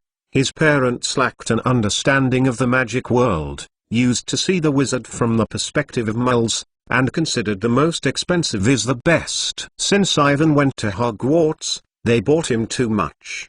The most typical is the flying broom light wheel 2001 sent last Christmas. Before Harry borrowed it, it was placed under the bed of Ivan and never been taken out. When I went home during the summer vacation, Ivan raised this matter, and they realized that the wizard did not always fly in the air with a broom like in the story. And it seems that I think that my son has serious fear of heights. Even if it is magic, it can't be cured. In addition to the gifts of his parents, Harry gave him a set of Quidditch model toys. Inside a huge glass ball is the Quidditch venue. Once you touch it with your wand, the model will automatically fly to play. Ron gave him a book. Ginny is a gorgeous quill. Colin is a wizard chess game. Luna is a very valuable photo that is said to prove the existence of the bubble nose. The gifts of Reed and George are also their own prank props. The other wizards are all kinds of sweets and food, most of which are ordered in Hogsmeade to the surprise of Ivan. Kujang also gave him a gift. It is a dark blue scarf, and the workmanship is very fine. It should be the product of Mrs. Morgan's shop. Ivan, thank you for sending me my watch. Hermione looked up at the scarf in Ivan's hand, and the lovely smile on her face gradually solidified. She hesitated and said, "This scarf is." Hermione squinted, and Evan knew that it meant she was thinking, "It's a gift for me in the fall." Ivan explained, "Well, I don't know what I thought my gift is." Evan strangely looked at Hermione, who was flushed with her face. She didn't know what she was talking about. Following her gaze, he saw the last package under his bed. This should be a gift from Hermione, which is bulging inside. Under Hermione's gaze, Ivan ripped the package, which was also a scarf. On the red yellow scarf,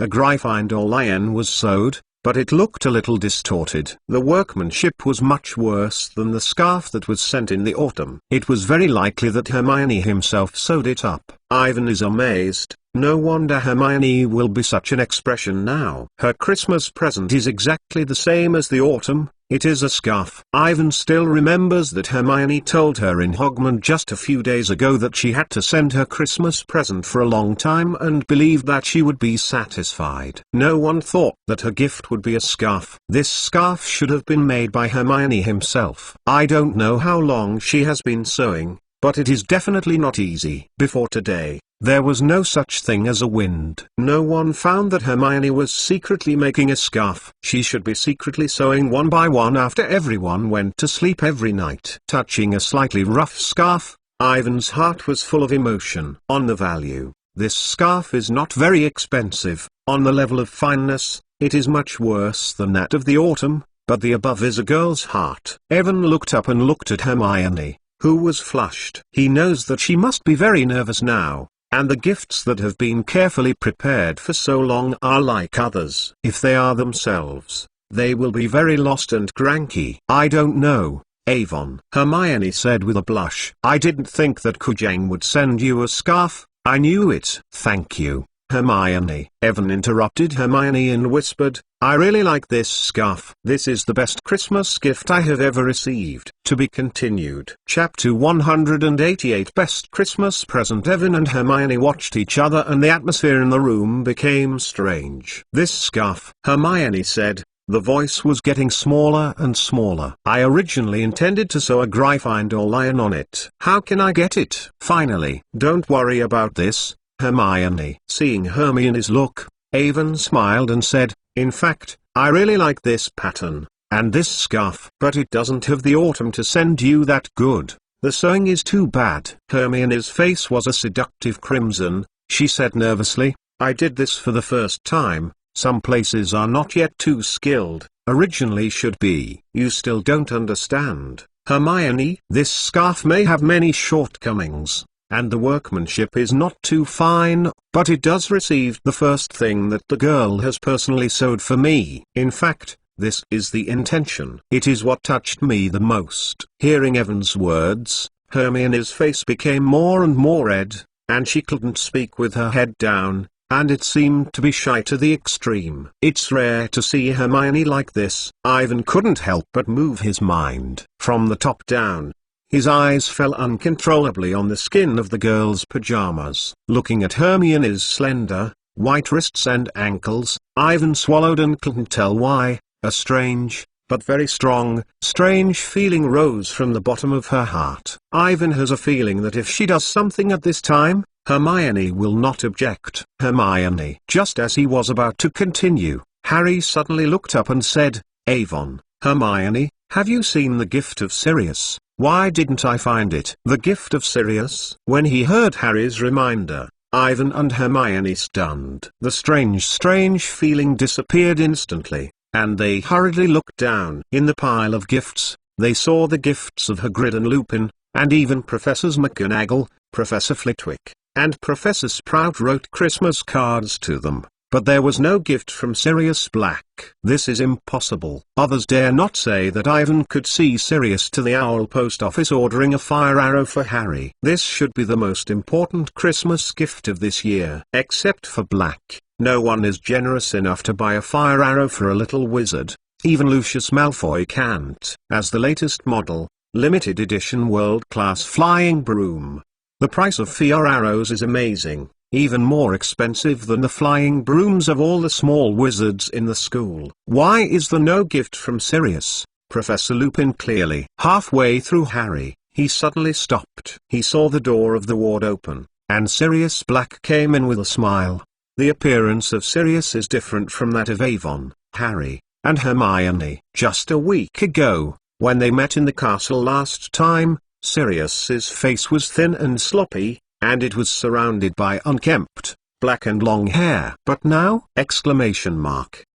Sirius wore a brand new sky blue robes, short hair, clean and tidy, and full of cheeks, which made him look younger, closer to Black, 12 years ago, closer to the handsome before he was caught image. Sirius. Harry sat up from the bed and looked at Black with disbelief. He rubbed his eyes hard and thought he was blind. When Professor Lupin came yesterday, he also told them that Sirius was handling the case in the Ministry of Magic. The trial of Wissengamot had reached a critical moment, and he could not get away. But now, what did he see?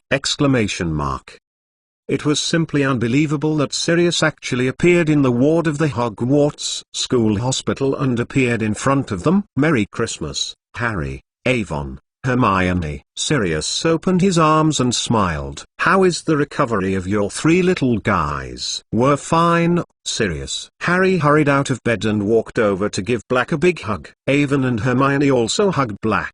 The faces of the three of them were full of smiles. And this was the first time since this time, ever since I knew that the little dwarf Peter was Ron's pet, and knew the truth of all the events of the year, knowing that Sirius Black was being shackled, Evan, Harry, and Hermione had been in a depressed, tense environment.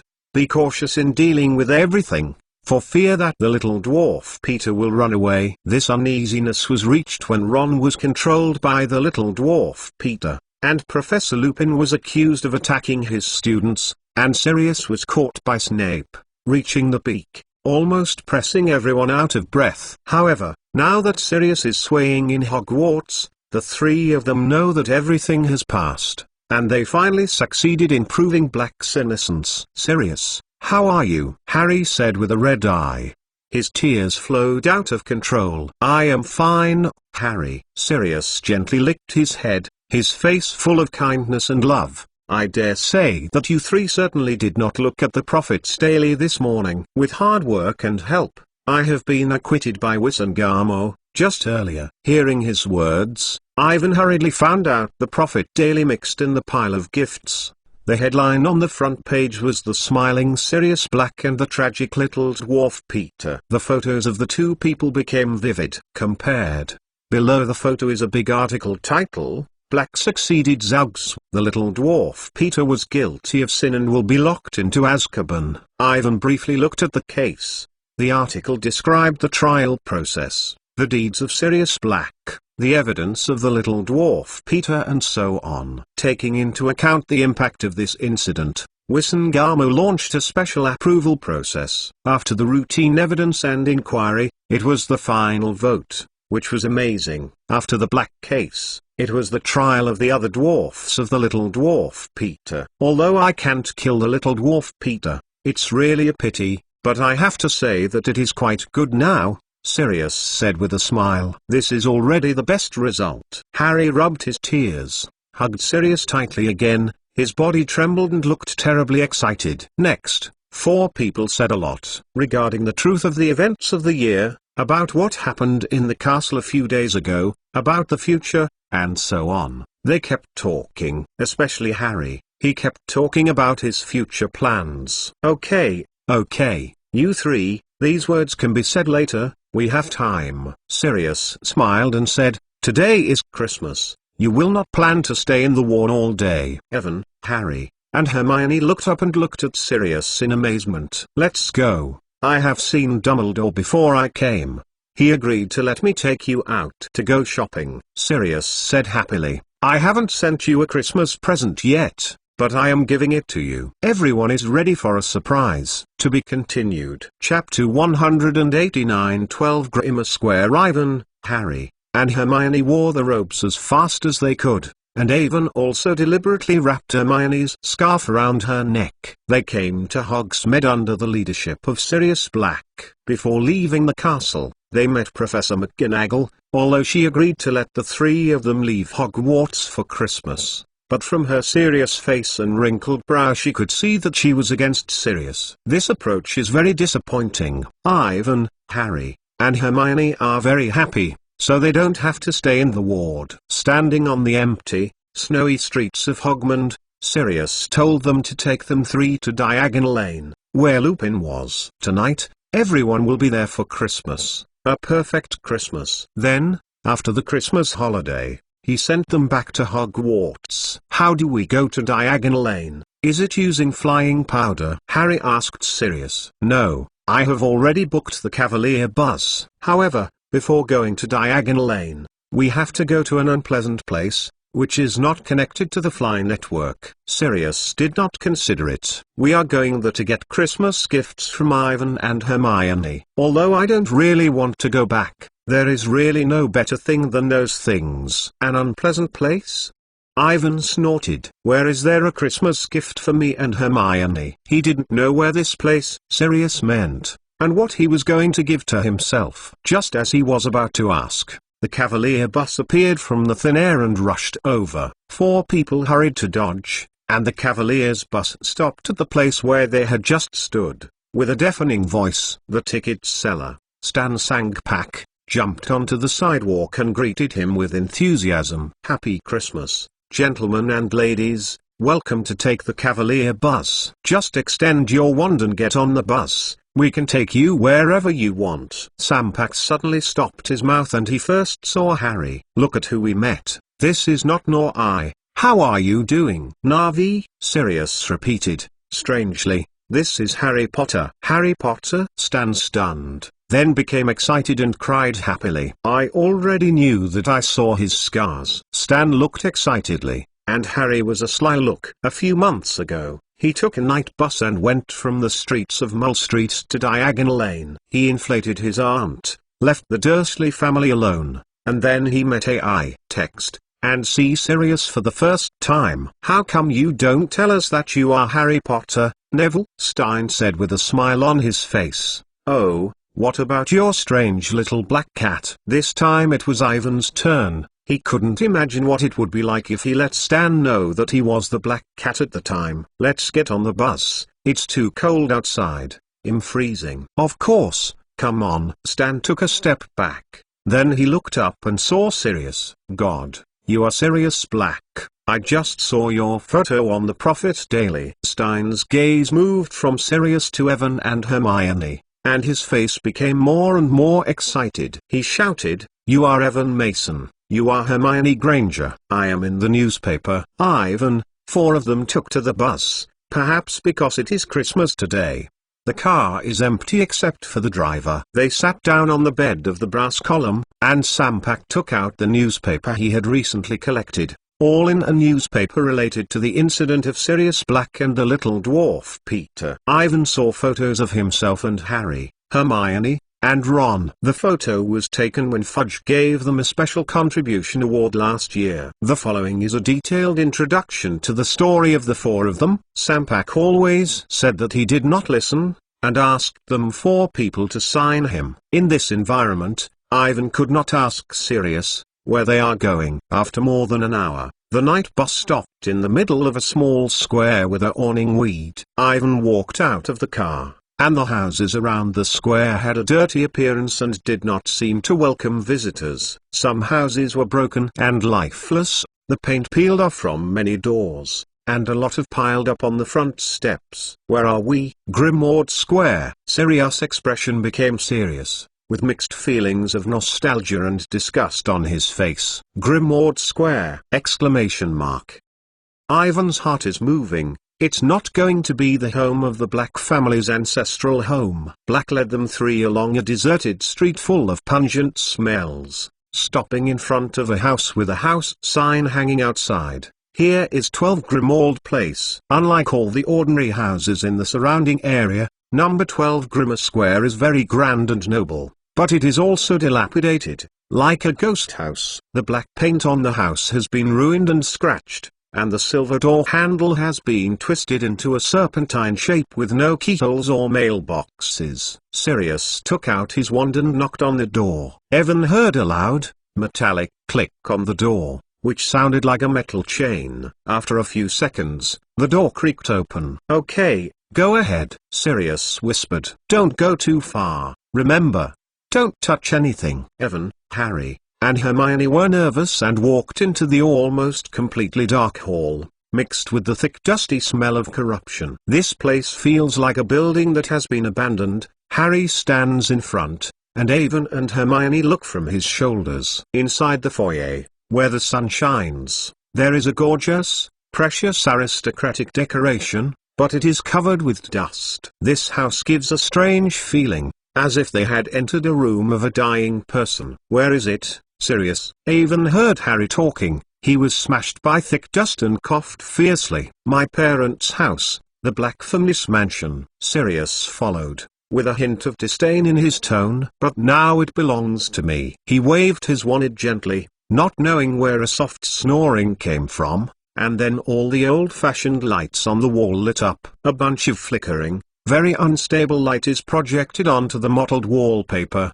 and a long, dark corridor with a worn carpet is illuminated, and a tree-shaped ornament with spider webs is placed on the top of the corridor. The lights are flashing, and the portraits that have been dark for a long time are hung on the winding walls. To be continued. Chapter 190. Black Family's Collection. Standing in the dimly lit hall, Ivan looked around curiously. As the mansion of the Black family, number 12 Grimmauld Place is a typical pure-blooded wizard's house. The decorations that can be seen everywhere are hundreds of years old.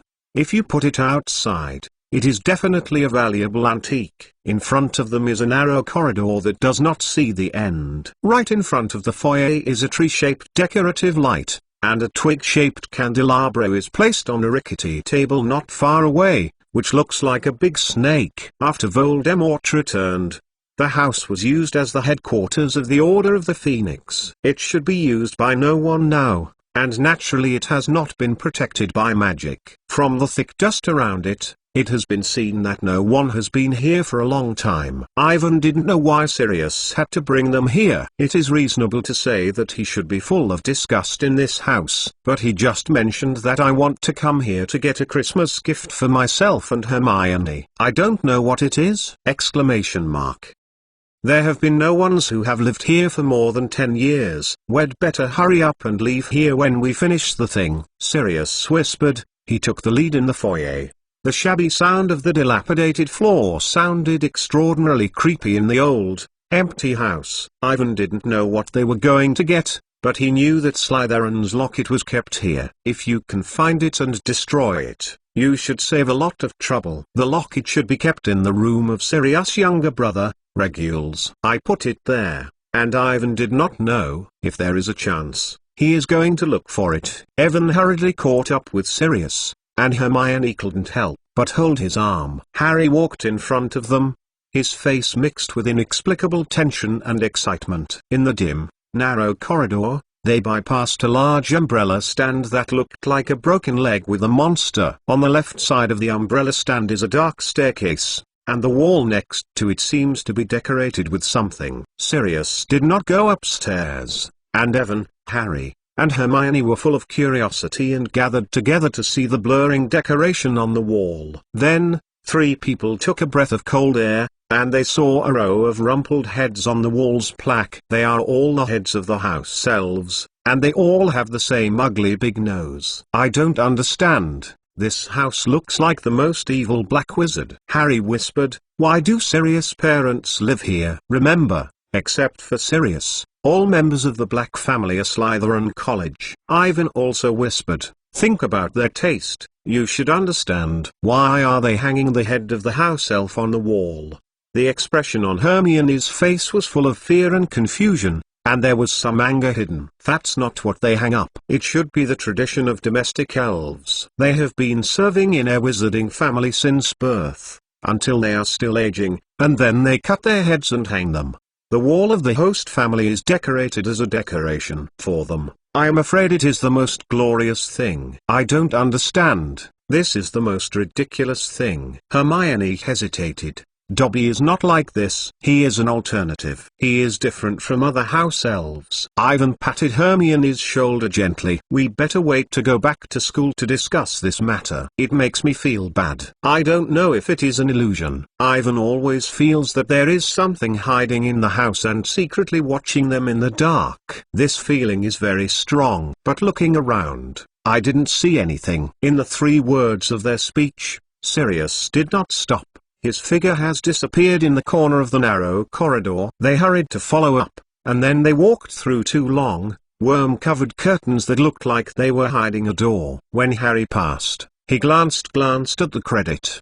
The next second, he involuntarily stepped back a few steps, panic, as if to see something extremely horrible. What is it, Harry? In the inside, there is a portrait inside. Above Ivan turned his head and he saw the credit on the wall automatically slide to the sides, revealing something hidden behind him, and a portrait of a fierce old lady hanging on the wall. Seeing 3 people, Evan, Harry, and Hermione, the old lady screams like a ghost, and she waved her claw-like hands as if to grab their faces. You are a group of beasts and stocks. Get out of here. Who will allow you to enter my family's home? Here is the Black family. The expression on the old lady's face was horrible and embarrassing. Just as Ivan and the 3 of them stood in the same place, when they didn't know what to do, Sirius Black rushed back. Shut up, you terrible old witch, shut up, he muttered, trying to pull the curtain back. You. The old lady was pale and wide-eyed. She couldn't believe watching Sirius, and then made a more sharp voice. It is your ruin, the shame of the family. The scorpion I gave birth to. You actually have a face back. You this. I said it. Shut up. Sirius stared, and he took the effort to pull the credit. The screams disappeared, followed by a reverberating silence. Who is this? Harry whispered, still looking worried. My mother. I think you should know it. When she was alive, it was this look. Sirius said with a slap in the face. She is yours. Yeah. My dear good mother, Sirius said, I didn't say it before. This is my parents' house. They originally intended to leave him to my brother, but the Black family left me, people, so this house is now owned by me. What are we doing here? Ivan asked. Come and give Christmas gifts to you and Hermione, Sirius explained. I asked Lupin, Hagrid and others about your preferences. You and Hermione both like to read books. The Black family library. In this house, there are a lot of magic books that have been out of print. Many of them are in the Black family for centuries and are not seen outside. I think you will be interested. Precious magic books. Ivan stunned. He knows the value of these books compared to Harry and Hermione. who are ignorant. Because I have been waiting for the magic bookstore to collect magic books in this area, Ivan knows the actual value of the magic book. The value of an out-of-print magic book is immeasurable and worthless. These are the roots of the inheritance of the pure-blooded wizarding family. No one will have to come out. If there is no certain chance, the outsiders have no chance to check. The longer the inheritance of the wizard family, the greater the value of the collection of magic books. The history of the Black family can be traced back to the millennium. The most expensive and oldest Black family. It can be said that it is one of the only pure-blood wizards in the world of magic. The collection of their family, Ivangwan is excited when he thinks about it. He wants to hurry to take a look, but is it too expensive to use these magic books as Christmas gifts? Exclamation mark. It seems that I saw the fear of Ivan, Sirius explained in a plain tone. Don't quit, you guys help me. Not a few magic books can repay. Besides, if you don't look, those books are not. Put it there and moldy. To be continued. Chapter 191 Domestic Elf Clip Cleaving the portrait of Mrs. Black. They crossed the door at the end of the corridor and entered the basement. The basement level seems to be the kitchen, which is almost as dim as the upper foyer. A cave-like room surrounded by rough stone walls. Most of the light comes from a few short candles around the big fireplace at the end of the room. The walls around the pipes are all smoked black, and the heavy iron pots hanging from the dark ceiling are in the dark. It looks ugly and horrible. Close to the kitchen is a small dining room with a sink in the corner and two wooden cupboards covered with spider webs, lined with silver cutlery. Through the moldy carpet, you can see that the green marble floor is engraved with beautiful patterns. The center of the house is a table that can accommodate many people sitting down and a lot of chairs. The temperature here is much lower than the above. The mildew in the mold is more serious. Go here. Sirius will tear down a green tapestry with a black family emblem on the north side of the restaurant, revealing a black brick wall. He tapped a wall with a wand and opened a hidden dark door. Just like the wall that leads to the diagonal lane, the wall whispers open to reveal a narrow, steep staircase that continues down. Ivan noticed that there was a silver snake on the brick, but it was not obvious. If you didn't look it up, it was impossible to notice. In the ancient family of pure-blood wizards, there are usually such secret rooms, hiding some unknown secrets of the family. Sirius said, bending over and going in, this is the Black family collection. The place, at least when I left this home, is still here. Save it.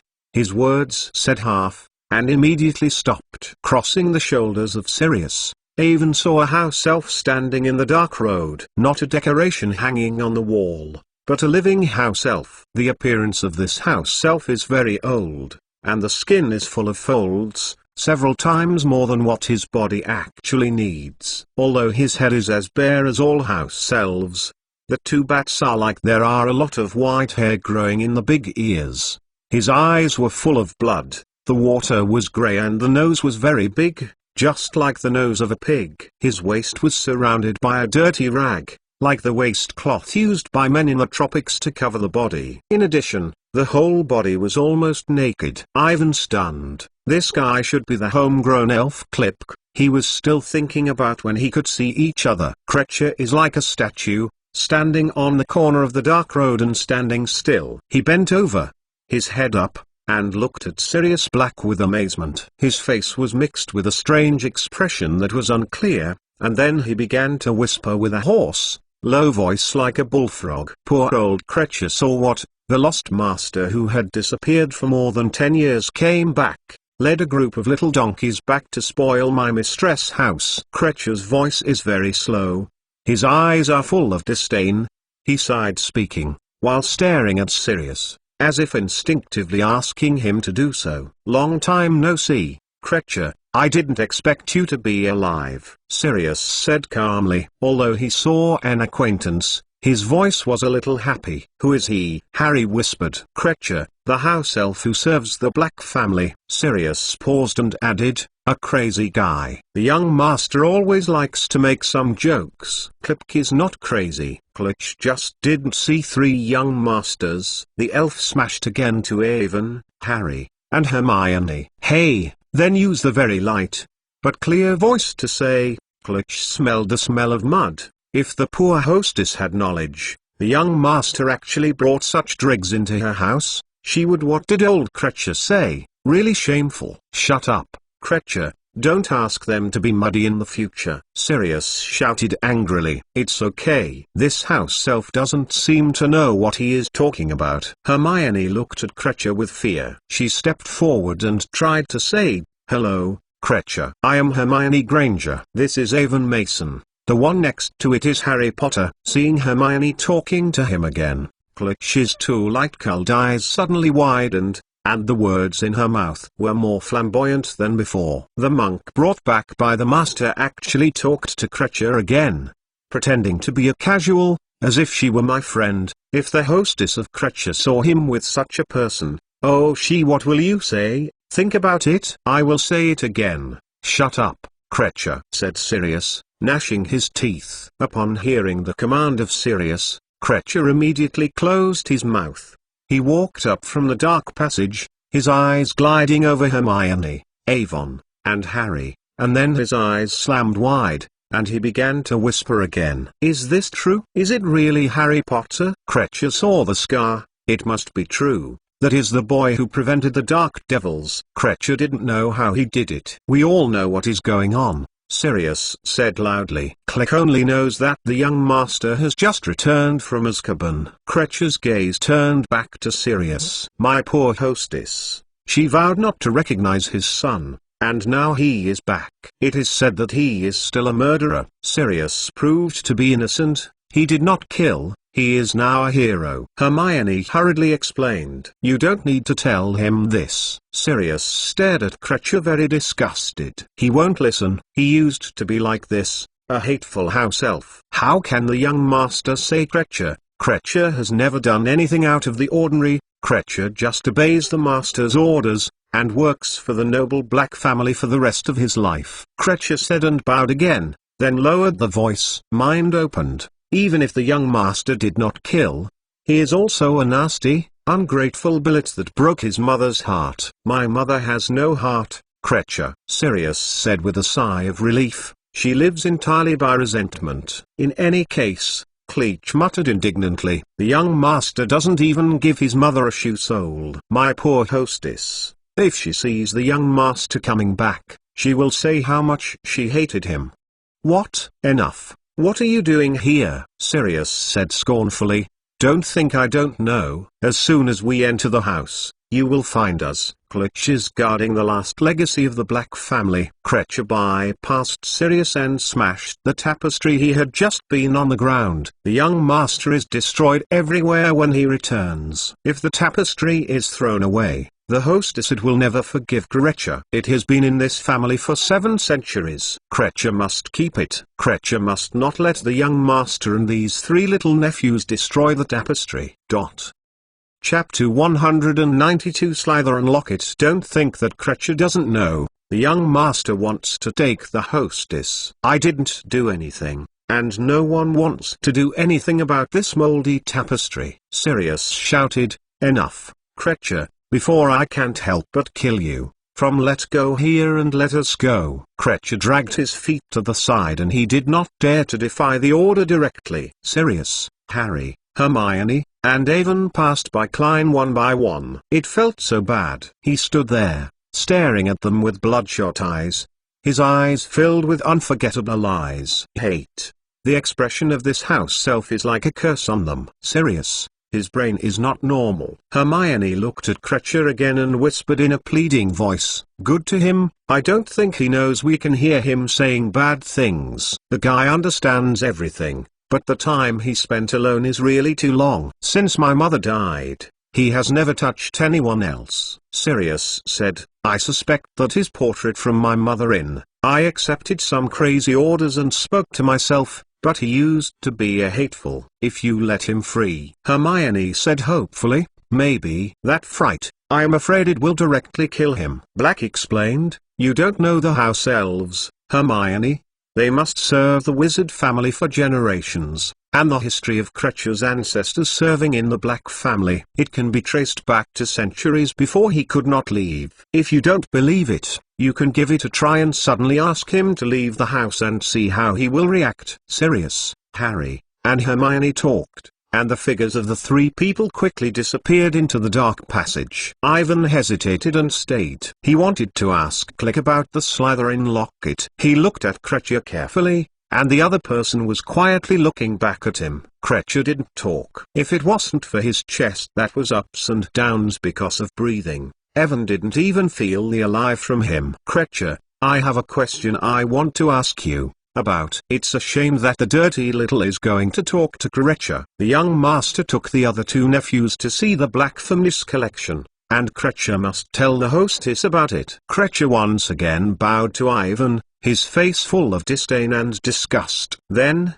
he took a thick, dusty green tapestry and turned away from the basement as if to go to the portrait of Mrs. Black in the foyer above. Alvin's eyes followed him until he left the basement. He sighed. From the current situation, it is very difficult to communicate with Krecher. Even normal communication can't be done, let alone ask him about the Slytherin lockout box. This is impossible.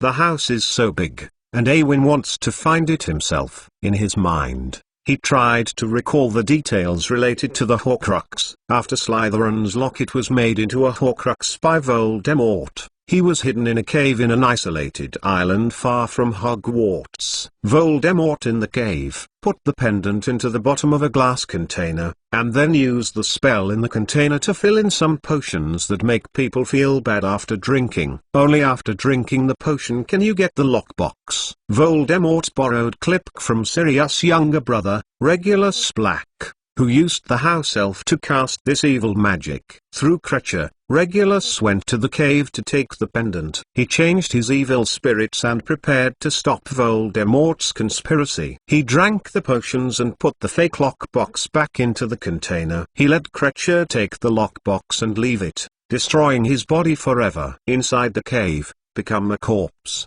The locket was taken away by Krecher, but he could not destroy it. It may be very common before a thing is made into a Horcrux, but once it is injected into a part of the soul and made into a Horcrux, this thing becomes the most evil black magic item in the world. The power of magic makes the Horcrux not will be easily destroyed. Now, Slytherin's locket box is hidden in the house by the house elf Clay. Ivan thought carefully and recalled other details. Krecher couldn't destroy this Horcrux, and then Montongs stole it from him and sold it to Umbridge. Harry mixed into the Ministry of Magic and found Umbridge grabbing the locket. Ron finally destroyed it with the Gryffindor sword. The rest of the details, such as the most critical point, where the pendant is currently placed in the house, Ivan does not know. He thought about it carefully and never recalled any details. But don't be eager for a moment, just be careful.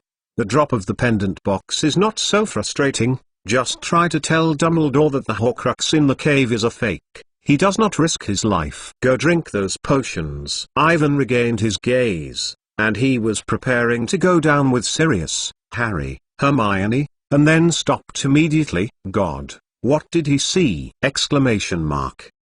He suddenly saw what he had been looking for, Voldemort's Horcrux, Slytherin pendant, and the gold pendant was quietly placed in the cupboard in front of him. And those look were particularly ugly. Silverware and Emerald Jazz medal are placed on everything, less than 2 meters away from him. Absolutely wrong. Ivan once went back to Hogwarts 1,000 years ago, and saw this locket box on his own in Salazar Slytherin himself. On top of the gold pendant box is a capitalized snake-shaped S, embedded in sparkling emeralds, much like a small snake, which is the unique emblem of the Slytherin family. Ivan couldn't help but violently jump. He couldn't help but clench his fists. He should have thought of where a house elf could hide things. Exclamation mark. He looked around and he was alone. Ivan swallowed, because it was expected that this would happen. He always wears the snake's fangs on his body. This is an opportunity to destroy this Horcrux. He walked over. His hands were sweating because of tension. He slowly opened the dusty door and reached for the locket. Next to the Slytherin pendant, It is a silvery scorpion with multiple feet. Ivan just stepped over and the scorpion seemed to have sensed something. He suddenly came alive and jumped on his arm. Then it crawled along the arm of Ivan as a spider, and wanted to pierce him. Skin. To be continued. Chapter 193. Destroy the second Horcrux. Ivan stepped back a half step before the scorpion pierced his skin. He grabbed it with the other hand and slammed it out and threw it to the ground. The scorpion regained its silence, as if it had never lived. Looking at the many feet on the ground, Ivan did not dare to care. He gasped for a moment, pulled his wand out, held his wand in one hand, and re-entered the cupboard in the other hand, slowly and carefully approaching the locket, ready to guard against possible dangers. However, this time did not encounter any obstacles. He smoothly held the lockbox in his hand. Just as his left hand touched the locket, Evan's eyes slammed wide. He couldn't believe that he had easily got a Voldemort piece of Horcrux. Think about Tom Riddle's diary that he met last year. Compared with the Slytherin locket, the whole process is easy. It makes Evan feel like she is dreaming. Except for a nephew with very low attack power, he did not encounter any obstacles. Ivan suspects that the multi-legged scorpion was also the protective magic cast by Kreacher, which is like the style of a domestic elf. He looked up again and glanced at the entrance hall. Although there were thick walls blocking it, Mrs. Black's crazy screams still came in from time to time. It seems that Kreacher will not come back here for a while. The three Sirius, Harry, and Hermione who disappeared into the dark passages did not trace. They seemed to go down to deep underground, and even the conversation could not be heard. Ivan took a deep breath and he still has time. He gently rubbed the dust on the surface of the pendant with his hand and carefully looked at the Horcrux. Then, he will always take it out in the fangs of his snakes, and in order to avoid accidents, he is ready to destroy it here. Ivan had been in contact with Tom Riddle's diary last year. He knew that the Horcrux itself was magical, able to influence the minds of the people around him, and to draw vitality from the people who had touched it, to gradually live and to cast magic. There is no difference between the real Voldemort and the real Voldemort. In view of this, it is too dangerous for Evan to wear this thing on his body and then accidentally be controlled by it or other conditions. He didn't know the exact age at which Voldemort made the Horcrux, but one thing is certain. At that time, he was definitely more dangerous than Tom Riddle, who was 16 years old when he was making a diary. He was more evil inside and more black magic. Ivan didn't want to come into contact with Voldemort once again, so destroying this Horcrux immediately is the most sensible choice. He squinted and carefully looked at the locket in his hand. Needless to say, the most striking thing on the pendant is the capital letter S, which is inlaid with emeralds in the center, which is marked by Slytherin. As long as you know a little about the history of magic or the wizard's family, you know the true meaning of this letter. Sarah Chase Eklund is so famous that in addition to the creation of Hogwarts with the other three founders, he has done a lot of earth-shattering events. Around the capital letters, it is a very obvious circle. Further outward, around the circle is a lot of strange lines of yellow and black. The style is complicated, just like some ancient words. What information is being conveyed? Ivan doesn't know these words. To be more precise, he doesn't even know whether the lines are text or not. Maybe they just happen to be arranged together. These quirky patterns seem to be full of magic. From time to time, dark golden light flashes over them, gathering from the 8 corners of the lockbox to the center emerald. Ivan studied for a while and found nothing but the words. Then he is not hesitating. He made up his mind to put the locket on the dusty table in front of him, holding the fangs of the basilisk in his right hand. In the dark, his posture is very strange. It seems to feel what Ivan is going to do, and there is something in the pendant at the moment, like a cockroach in the cage. 1 or 2. Ivan breathed heavily. He counted in silence, trying to overcome the growing anxiety of his heart. 1. 2. 3.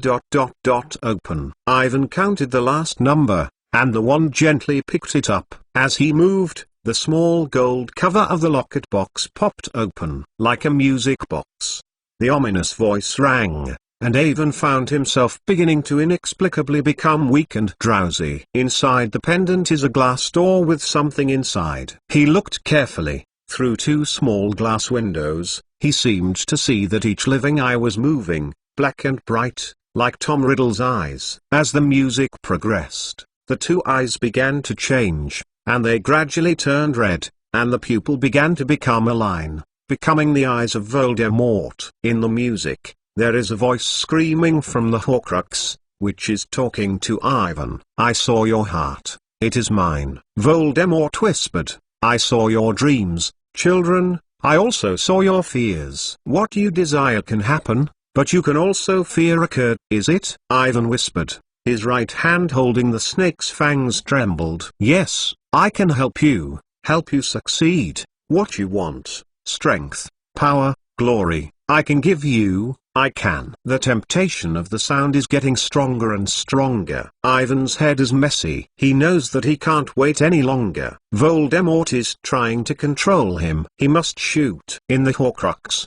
Voldemort's whisper continued. But Ivan took the right hand of the snake fangs and no longer trembled. He gasped a heavy breath. His eyes locked the lockbox tightly, and his right hand stabbed from top to bottom. A bang, the sound of broken glass. As the sound of the music stopped, the soul of Voldemort saved in the Horcrux sent a shrill scream, as if to penetrate the human soul. His red eyes disappeared. The colored silk of the locket box, the lining is light and smoked. Alvin's body was shaking, and he knew he was successful. He gasped heavily, his face pale, his legs trembled, and he forced the table in front of him so that he would not fall. He lowered his head and picked up the broken Horcrux. The two small glass windows in the locket were pierced, and there was nothing in the air, and there was no trace of the soul of Voldemort, as if he had never existed here. Like the glass window, the silk lining at the bottom of the pendant was also pierced by Ivan,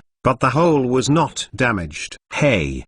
Ivan suddenly noticed that the bottom of the pendant seemed to be the same as the outer cover. There were a lot of strange and complicated lines inside the silk lining. He hurriedly tore all the silk, and Ivan was surprised to find that the inside of the pendant was exactly the same as the yellow, black and sly. He can be sure that these are definitely not the lines that Gold originally brought, but that they are engraved by the day after tomorrow. Just like a magical array. Slytherin's locket is not just a Horcrux. To be continued. Chapter 194. The family of the Black Family. Just as Avon destroyed the Horcrux, Sirius, Harry, and Hermione were hovering down the stairs in the dark passage. "Where did Ivan go? He didn't keep up," Hermione asked worriedly, looking back and forth from time to time. "Except for the darkness, nothing. He may want to say a few words with Kreacher, or visit this house. Don't worry, there is no danger except for the portrait of my old mother. I will go to him later." Sirius is easy say,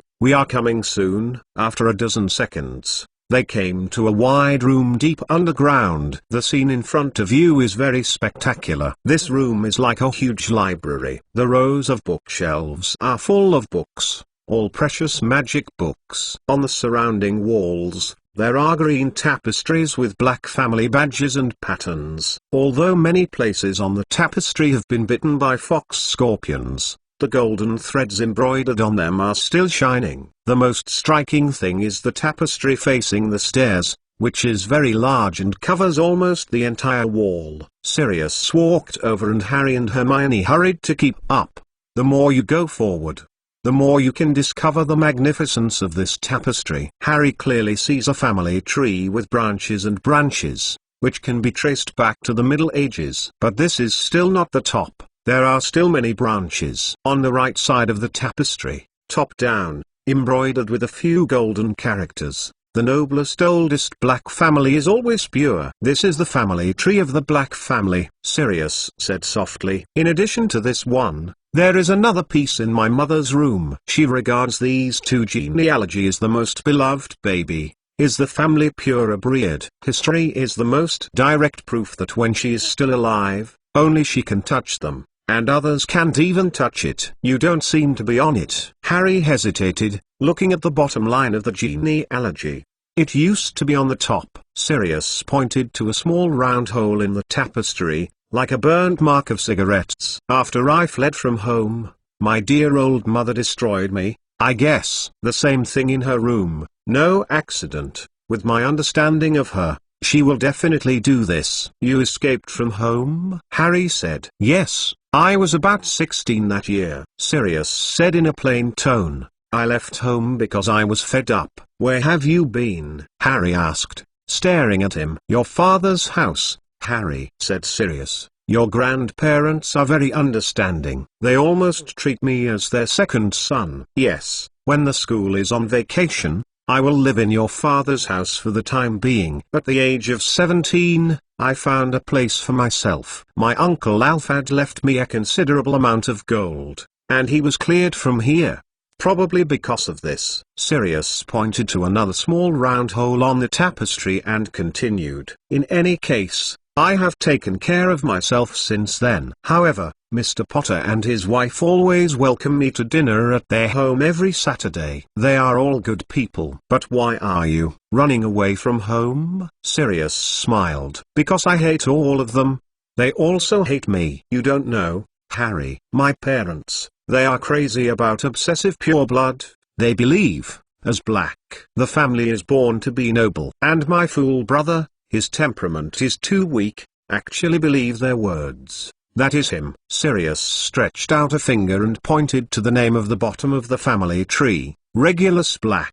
There is a date of death after the date of birth. About 13 years ago, that is, Voldemort escaped, and Sirius was arrested a year before Azkaban. He is smaller than me, Sirius continued, with a hint of disdain in his mouth. But someone reminded me that his son is much stronger than me. But he is dead, said Harry. Yeah, I don't feel surprised at all, Sirius said. Stupid idiot. He joined the ranks of the Death Eaters. You are joking, Harry and Hermione said in unison. Hey, have you seen the situation of this house? Don't you understand what kind of wizards my family is? Sirius said impatiently. Your parents are also Death Eaters? Harry hesitated. No, but believe me, they think that Voldemort's claim is correct. They all agree to maintain the purity of the wizard's lineage, get rid of the Mulborn people, and let the pure-blooded people have the power. Harry and Hermione's face were paler when they heard Sirius. In this matter, they are not unique. Before Voldemort reveals his true face, many people think that his claim to some things is correct. Many of the pure-blooded wizarding families who believe in it for a long time believe him and think that they can lead them back to their former glory. However, when they found out that he had to resort to power, they were timid and retreating. But I think my parents must think that Regulus was added to it from the beginning.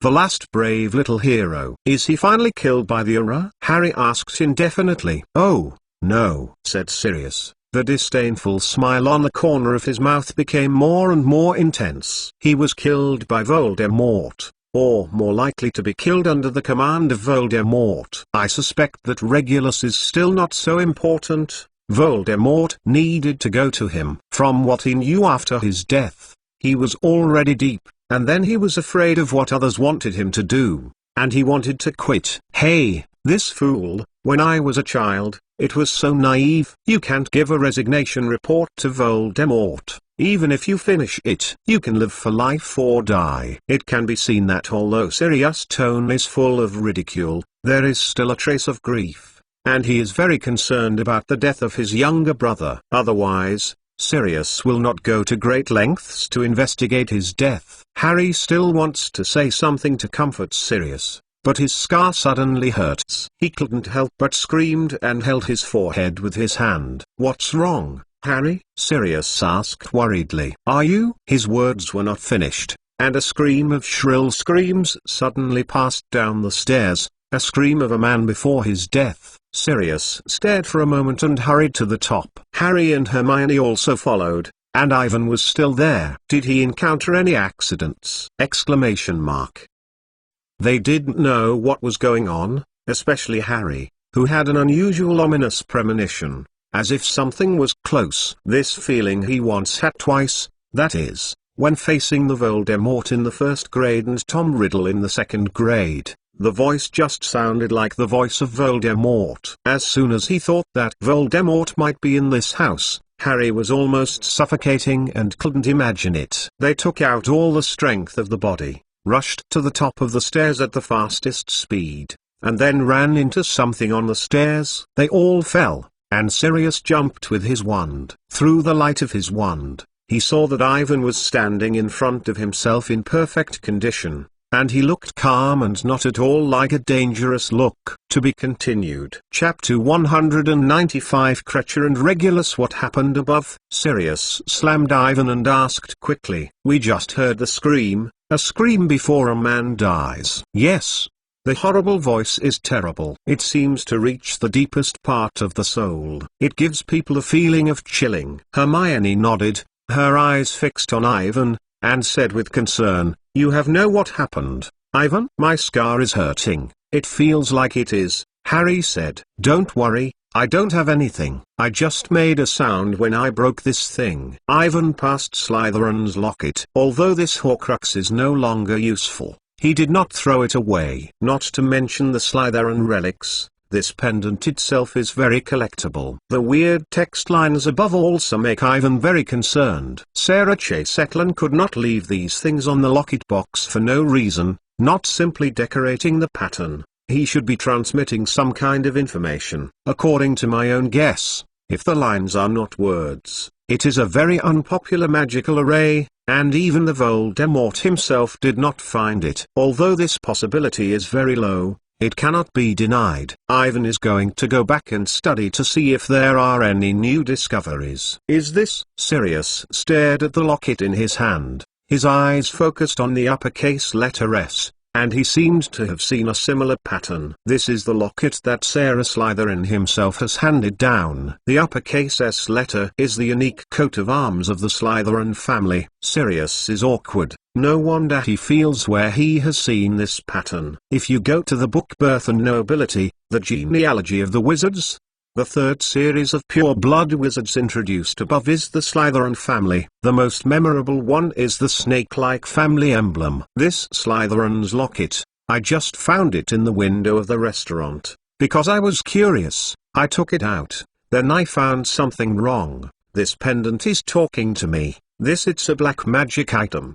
Ivan explained. Harry, Hermione, remember the diary of Tom Riddle that we met last year? If I didn't guess wrong, this locket and the diary are the same kind of thing. Hearing his words, Harry and Hermione turned pale in an instant, and they understood what Evan wanted to say. This pendant was a magic item left by Voldemort. Seeing the eyes of Harry and Hermione, Ivan nodded. In fact, he had just considered it for a long time and finally decided to say it, instead of continuing to conceal it. Now that this Horcrux has been destroyed, it is natural to tell Dumbledore that there is no point in concealing it. Although some coincidences, it is said that it is good luck to discover and destroy this Horcrux. Sirius, Harry, and Hermione are also there. Even if Dumbledore has doubts, he won't think too much. What's more, by arresting the little dwarf Peter, Avon suddenly found that Dumbledore was not as he imagined. As long as he was tolerant,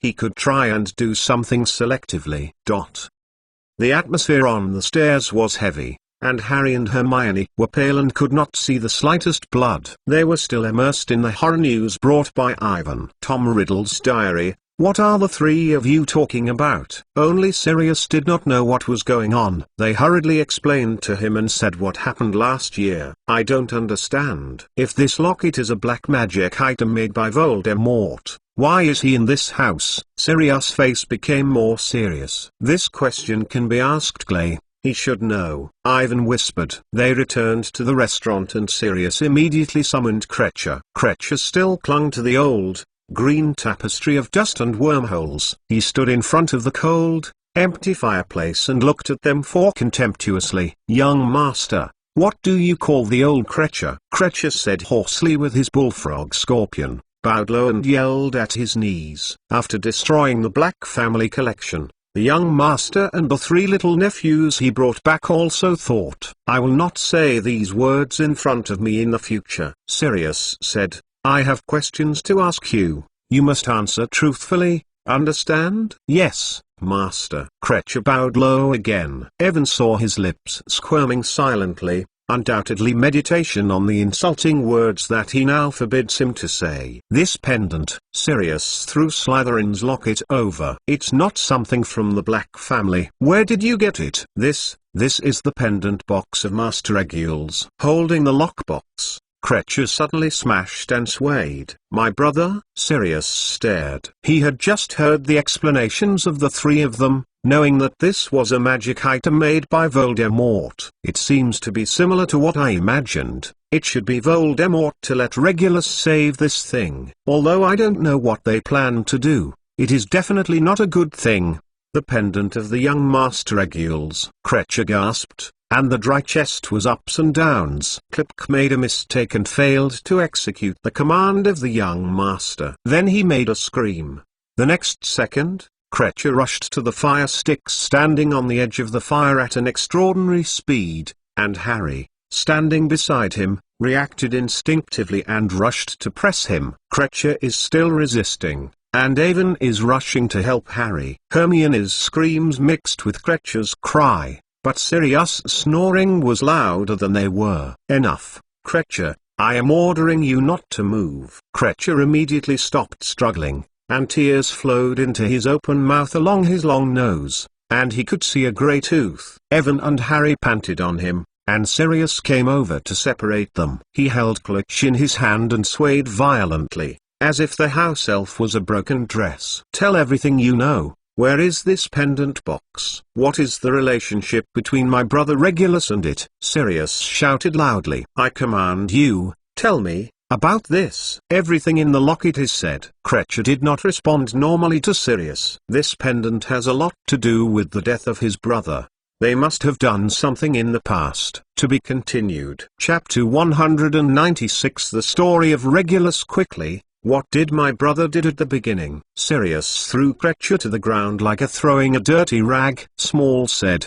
Krecher sat up and huddled together. He clipped the wet face between his knees and began to shake back and forth. When he spoke, the voice was low and boring, but it was quite clear in a quiet, echogenic kitchen. That was 15 years ago. Unlike the little Sirius master who left home, did not follow the rules, and let the hostess hurt his heart, Master Regulus had self-respect. He knew Black's surname and his pure blood. What it means. For many years, he often talked about the Dark Lord. The Dark Lord wants to let the wizards not have to hide, but to come out to rule the descendants of moles and moles. Krecher sobbed. Enrico, when Master Lair was 16 years old, he joined the organization of the Dark Lord. Be a Death Eater and be proud of it. Sirius dismissed. Oh. It's like the fool's style. He doesn't know what he is doing. The young Master Regulus knows. Krecher argued. He was so proud at the time, so proud, so happy, because he can play for. Directly speaking, Krecher, I don't want to hear my idiot's younger brother's feelings after becoming a Death Eater. Sirius violently interrupted, and the roots of the blue veins on his forehead swelled. The last time he looked like this, he was still facing the little dwarf Peter. Krecher looked scared at Sirius and his head swayed faster. He said intermittently, One year later, one day, Master Regulus came to the kitchen to visit Krecher. Master Regulus, I always liked Krecher, he said. What did he say? Everyone is watching this old house elf. He said that the Dark Lord needs a house elf. Voldemort needs a house elf, Sirius repeated. And Harry and Hermione were equally confused, which sounded ridiculous. How powerful Voldemort might need a house elf, everyone does not understand. Only Ivan knows what is going on. Oh, yes, Krecher said painfully. The young Master Regulus contributed to Kretch, which is a kind of glory. The young Master Regulus said that this is the glory of himself and Krecher. Clutch, you have to do everything the Dark Lord wants him to do, then go back and go home. Krecher swayed faster, and even the breath became sobbing. So, Krecher went to the Dark Lord. The Dark Lord did not tell Click what to do, but brought Kretch to a cave by the sea. It was a big cave with a big lake in it. Sirius did not speak, and Avon, Harry and Hermione also listened to Cretcher's narrative. In the gloomy basement, Clan's hoarse voice was particularly terrifying, and it seemed to be uploaded from the black water surface, and the hair on the body was uncontrollably erected. There is a boat next to the Great Lake. The lake is full of dead bodies. There is a stone basin on the island in the center of the lake. It is full of potions. The black devils let Cretch drink. Clay's voice is shaking. Cletch drank, and when he drank, he saw a lot of horror. Cletch's internal organs were on fire. Cretcher called Master Regulus to save him and shouted the name of their hostess. But the Dark Lord just laughed. He forced Clay to drink the potion. He threw a locket into the empty pot and filled the pot with the potion. And then, the Dark Lord went on board and left Cretcher on the island. Ivan seemed to be able to see the scene, seeing Voldemort's pale snake face disappearing into the darkness, and the red eyes staring coldly at the elf who was painfully rolling on the ground. He probably thought that the elf would die in a few minutes, and could not resist the extreme thirst caused by the potion. However, Cretcher escaped and Avon did not know how he did it. Cretcher still remembers the situation at the time. Cretcher needed water. He climbed to the edge of the island and went to drink the water in the Black Lake. The hand of the dead, sticking out of the water and dragging Cretcher down. "How did you escape?" Sirius whispered, and rarely spoke to him loudly. Cretcher raised his ugly head and looked at Sirius with his big eyes. He replied, "The young Master Regulus said that he would return to Cretcher." But everyone didn't know how Cretcher came back. Voldemort couldn't have let him leave. Young Master Regulus said that he would return to Cretcher. Cretcher repeated it. "I know, I mean how you got rid of those." Obviously, his apparition has shifted. The magic of the house elf is different from the magic of the wizard. Voldemort probably neglected this, Avon explained, or he never realized that he had done it before. As for what he saw, he was dismissive of the behavior of the house elves and was not willing to understand them. The young Master Regulus said that he would return to Cretcher. The house elf repeated it again and said in a singing voice, "The supreme law of the house elf is the master's command." Cretcher is a well-regulated family. Elf, the owner called Cretcher to go home. Cretcher went home. "What happened after you came back?" Sirius continued.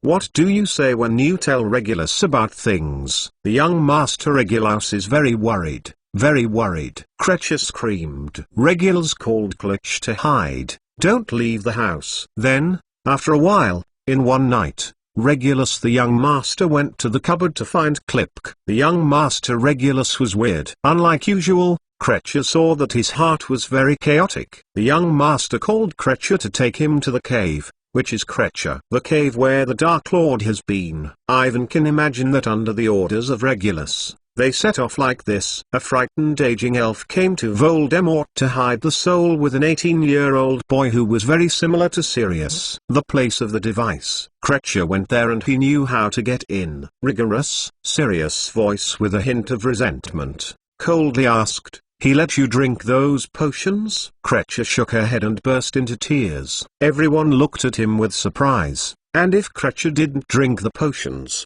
they guessed what happened next. Thunder. Regulus took out a lockbox from his pocket, the same as the Dark Lord. Cretcher looked at the locket in his hand, tears flowing down his long nose. He called Cretcher to hold it, wait for the stone basin to dry, then change the lockbox. Cretcher's sobs became heavy and harsh, and Avon had to concentrate on understanding what he was going to say next. To be continued. Chapter 197 Black Family's Persistence. The young Master Regulus ordered Cretcher to leave. Leave him alone. No matter what happened to him, Cretcher could not intervene. Cretcher's voice was sharp and twisted. He sobbed and said intermittently in a sad tone, He called Cretcher to go home, not to tell the hostess what he did, but he must destroy the locket. Then, everyone looked at Cretcher, waiting for him to continue. Even Ivan is no exception. Although he already knew that Regulus had finally drunk the potions and died in the cave, it is completely another feeling to listen to the little elf retelling the scene at the time. Ivan seems to be able to see that in the dark cave surrounded by the corpse,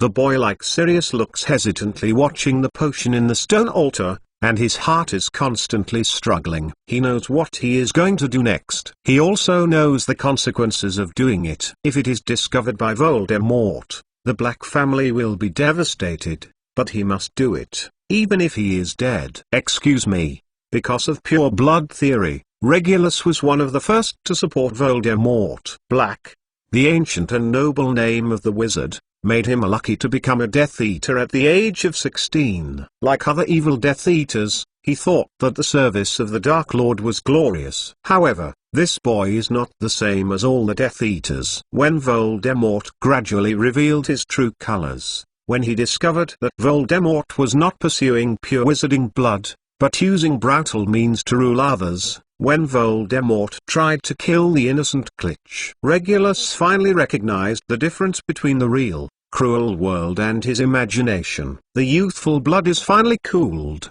and the beautiful dreams are instantly broken. From that moment on, although his identity is still a Death Eater, the sense of justice that has been born has made him and Voldemort drift away. Even in the end, he would rather use life to resist, to dismantle the lie of Voldemort's despicable. There is no doubt that Regulus is clever. If Avon remembers correctly, he was the first to discover that Voldemort was making a Horcrux, even earlier than Dumbledore, and he was not only Klein's vague narrative, but without any help. It is entirely through my own efforts to investigate this matter clearly. At the same time, he is also brave. Knowing the true face of Voldemort, when he was determined to prepare to fight against Voldemort, it was the era when the Dark Lord was the most powerful and the darkest of the entire magic world. In the face of such a powerful and evil Voldemort, in addition to an elderly house elf, Regulus did not even have a decent helper. In this case, he still chooses to use his own life to destroy the myth of the Dark Lord. Undoubtedly, he is also kind. It can be seen from the words of Kreacher that Regulus is very friendly to the house elves, which is different from all wizards. Until the last moment, he did not sacrifice Clay's idea. When he worshipped the Dark Lord as the most fanatical corpse, he did not take the elf's death for granted. He chose to drink the deadly potions and told Clip to go home. This is before his death. The last order issued. He would rather die in obscurity than to be tired of the family. He is using his own methods to protect Kreacher and protect the Black family. Ivan suddenly found that there seems to be an innate attachment in the blood of members of the Black family. This is probably the most distinctive quality of this oldest and most noble family of pure blood wizards. Under this persistent role, Sirius would rather give up everything and use it to chase freedom. His cousin Andromeda Tonks used it to follow love, regardless of the worldly vision, and eventually combined with the werewolf Lupin, Voldemort's most ardent Death Eater. Bellatrix used it to gain power and strength, becoming the most dangerous and cruelest of Voldemort's followers. Lucius Malfoy's wife, Narcissa, used it to protect the family. In the last battle, for Draco, she would rather betray Voldemort and risk huge to help Harry conceal his still alive and become an influence. The crucial part of the final battle, as for Regulus Black, he used the persistence in the blood to guard the entire family. He chose to pay in silence, except for a house elf. No one even knows what he did. No one knows that his thoughts have changed. In the impression of Sirius, his stupid brother became a Death Eater because of his worship of Voldemort and the maintenance of pure blood theory. In his opinion, Regulus did not even know what this identity meant. Then, because of his cowardice and timidity, he died unconsciously, even without a body. This is a great irony. However, the truth is not the case at all. Like Sirius, he is also a hero who is unknown. He is not the same as Sirius. His attachment to the depths of his heart and the rebellion buried in his bones until the last moment of his life. Regulus grew up under the protection of Sirius and his mother. When his brother fled the house to pursue freedom, in order not to worry the old mother, he accepted the family arrangement and accepted it. Bear the fate. He wants to guard the Black family, guarding the pure wizarding ancestry of the millennium, and regaining its former glory. However, the unique qualities of the Black family's blood made his last death an inevitable outcome, and everything was fixed at the beginning. Although the methods are different and the process is different, The final outcome is inevitable. Standing in the dim basement, looking at the decoration of the Black family surrounded by historical traces, Ivany had a feeling. He suddenly understood that perhaps this is the power of inheritance. The experience of the two brothers Sirius and Regulus made Ivan have a deeper understanding of Black's ancient surname. Then, the young Master Regulus was on him. Krecha sobbed. What happened then? What did Regulus do? Sirius asked aloud. Then he drank the potion. Clay cut off the locket, and watched the young Master Regulus dragged under the water, by the hands of those who died. Oh, Krecha. Hermione's eyes were red and she couldn't help but cry out. She kneels beside the elf and reaches out to embrace him. The house elf stood up immediately, hiding straight behind, with obvious disgust. The Mudkine touched Krecha didn't allow. What would the hostess say? I just said that you won't call them mud again in the future. Sirius stared, but the voice was weak as never before. It was not until this moment that he knew how his brother died. He wiped his eyes, and while Hermione cried, his tears flowed out of control, but he didn't want to be seen by others. To be continued. Chapter 198. Krecha's friendship. The next second, the unprecedented anger occupied the brain of Sirius. Else, he snarled loudly. You actually watched Regulus die, and did nothing. He is still a child, although there is already a hunch, but until now, Sirius can't believe it. This is actually the truth of the death of Regulus. The words of blame have not been finished yet, and the house elves are already punishing themselves. When everyone did not respond, Krecha had already fallen to the ground, slamming his head against the floor and exhausting all his strength. Block him, stop him. Hermione screamed and turned her head and shouted at Sirius. Don't you see how cruel this thing is? He can only obey. Regulus at the time he was ordered not to move, so he could only stand there and watch those things happen. When he heard Hermione's words, Sirius was silent. He looked at the house elf who was looking for death with hatred. His eyes were full of anger. Seeing Sirius didn't move, Harry hurriedly tried to stop Krecha, but it didn't work. The aging old house elf was so powerful that he desperately slammed his head to the ground. If he doesn't stop it, he will soon kill himself here. In the end, Avon had to cast a curse on him and he was forced to stop. Krecha lay on the ground, gasping, trembling. All the green crystals around the nose were green mucus, pale blood on the forehead, red eyes, bloodshot eyes, tears. His appearance was so tragic to the extreme, and Ivan had never seen such a poor sight. Sirius, we should be better to him, Hermione whispered, rubbing her tears with her back. You told me to be nice to him. Sirius was in a low voice with a trace of cruelty. He killed my brother. He watched Regulus die, but did nothing. Look at what he is now. I can't wait to kill Krecha. No, he doesn't think so. Hermione hurriedly argued. Krecha is a slave. He can only obey orders. Regulus ordered him to do so. He has no way to resist. Push all responsibility to in his body. This is very unfair. Look at his current appearance. The death of Regulus, for him, is cruel to all of us. It is difficult to accept. Sirius opened his mouth and seemed to want to argue.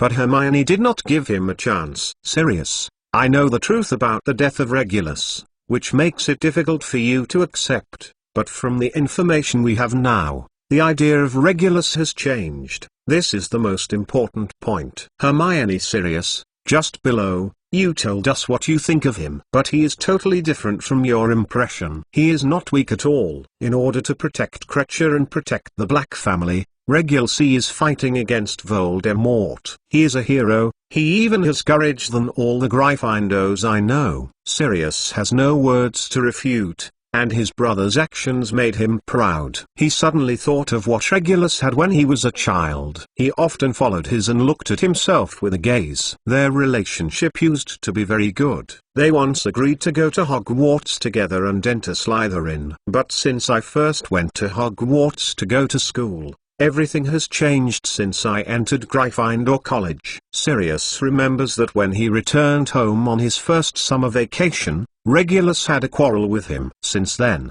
they have never said a word. He always thought that Regulus was like a fool, became a Death Eater, and then died because of weakness and ignorance, but the truth is not at all like himself. He is against Voldemort. Although he did not openly resist and did not join the Order of the Phoenix, his work was more courageous and persevering than any member of the Order of the Phoenix. Looking at Clay, who was lying on the floor and crying, Sirius had some feelings for the first time in his gaze. This house elf eventually accompanied Regus and took the pain alone. It also takes a lot of courage. Sirius looks at Cretch with a complicated look. It seems that this house elf is finally regarded as a creature with the same sensitive emotions as human beings. In the basement, the atmosphere is low and terrible. After Hermione said those words, Sirius has been silent. Cretch silently kept tears. And by his side, Harry gasped and his face was as bad as ever. Ivan sighed.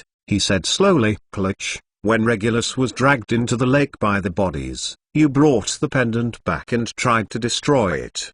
Didn't you? Yes, but Cretch can't leave a trace on it. The house elf said sadly that he wanted to continue to punish himself, but he couldn't move. Else tried all the methods, all the ways, but no success. There are so many powerful magics on the box. Cretch punishes himself, tries again, punishes himself, and tries again. Cretch can't execute the order, Cretch can't destroy the locket. Miss Lance's disappearance made the hostess mad and mad. Cretch knew everything but couldn't tell her what happened. No, because the young Master Regulus banned Clip from telling the hostess about the cave. Cleacher was crying and had completely collapsed. Beside him, Hermione looked at Cretcher and burst into tears, but he didn't dare to touch him again. I just destroyed this locket and helped you complete Regulus' last wish. You didn't blame it again. Ivan opened the ruined locket to Clay.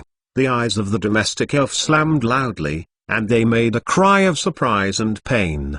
His eyes were as big as ever, and I watched Evan incredibly, looking at the locket in his hand. After nearly half an hour, he gradually calmed down. Cretcher twitched weakly and seemed to have no strength to cry. Sirius, who has never spoken, calms down as well. He whispers to the house elf and says, Get up, Cretcher, I have something to ask you. I want to dispel the magic on you now. Don't hurt yourself anymore. Ivan waved his wand and whispered, The curse stops. Cretcher sat up and squinted like a child with his fist. Then, he staggered to the front of Ivan, reached out and touched the lockbox in the hands of Ivan, and immediately retracted. You helped Cretcher complete the command of Master Regulus. You destroyed this locket. Cretcher couldn't believe it. The face showed a relief expression for the first time. He looked at Avon Hermione's gaze. Not the kind of disgust and disdain. He seems to have forgotten their origins and bowed to Ivan, Harry, and Hermione. Although the action looks a bit funny, there is no perfunctory between the looks. Ivan knows that because he destroyed the Slytherin locket and helped Cretcher complete the Order of Regulus, he finally got the friendship of this house elf. Like Dobby, Cretcher now respects him from the heart. This is indeed a happy thing. This may be the most positive and optimistic change in destroying this Horcrux. Although Ivan does not know, what can a friendship of a domestic elf use? Maybe at a critical moment, it will come in handy. To be continued. Chapter 199. Going to the cave. The house elf was so excited that he looked at the destroyed locket box. His knees were soft, and the station couldn't stand. The endless mouth of the mouth said something thanking Evan, but Sirius didn't delay him for too long. Cretcher, take me to the cave, Sirius commanded, and there was a glimmer of light on his face. He was going to bring back the body of Regulus. He grabs the house elf and wants to move the apparition. Wait a minute, Sirius, we have to go. Harry hurriedly stopped him. No. You three stay here waiting for me. Sirius refused. From Cleacher's narrative, he knew that the cave was very dangerous. There was the evil magic left by Voldemort. He went to find the body of Regulus, and there was no need for the three children to take risks. I know what you are thinking, but the three of us are not children. Harry looked at Sirius. In the past 2 years, we have beaten Voldemort many times. If there is any danger in that cave, we can also help. Yes, let's go with you, Sirius. Harry just said. Hermione said, After listening to Krecher, no one can be indifferent. We all want to be regular what to do, even if it is to help bring your body back to Berry. Upon hearing Hermione, Krecher made a loud mourning. Ivan saw that the expression on Sirius' face was obviously hesitant. He knew that the other party would be convinced by Harry and Hermione. This is only a matter of time. Sirius has never been sensible in this kind of adventure. To be honest, Ivan didn't think of going to the cave. From the known intelligence, the cave is very dangerous. There are a lot of corpses and other evil black magic left by Voldemort. Since Slytherin's locket has been destroyed, it doesn't make any sense to go there, especially considering that today is still Christmas. This approach is even more out of place. But if Harry and Hermione go, he has to follow the past. Hermione just said that it was true. After listening to Krecher telling the story of Regulus, no one can be indifferent, and he must do something for him. Since you must go, it is best to go with Dumbledore. Just talk to him. Well, I can take you three. Sirius was slouching. He straightened and continued. We better hurry. I think it's best to inform Dumbledore about this. Ivan suddenly said, if I didn't guess wrong, Krecher just said that it was a corpse that dragged Regulus into the lake. No one knows the cave. How many such monsters are there? Ghosts? Sirius, Harry and Hermione stunned. Simply, it's the dead bodies controlled by the dark arts. They have no life, no souls or thoughts. They are almost fearless except fire and light. If there are a lot of corpses in the cave, let us say few, it can't be their opponents, let alone look for the body of Regulus. Ivan turned to Klipk and said, Kels, do you remember the number of dead people you saw at the time? The lake. Krecher saw the hands of the dead inside the whole lake. Klein said that he had a side stroke, and the big, light eyes were full of fear. It seems that the number of corpses is really very much. Ivan looked at Sirius. We must be careful.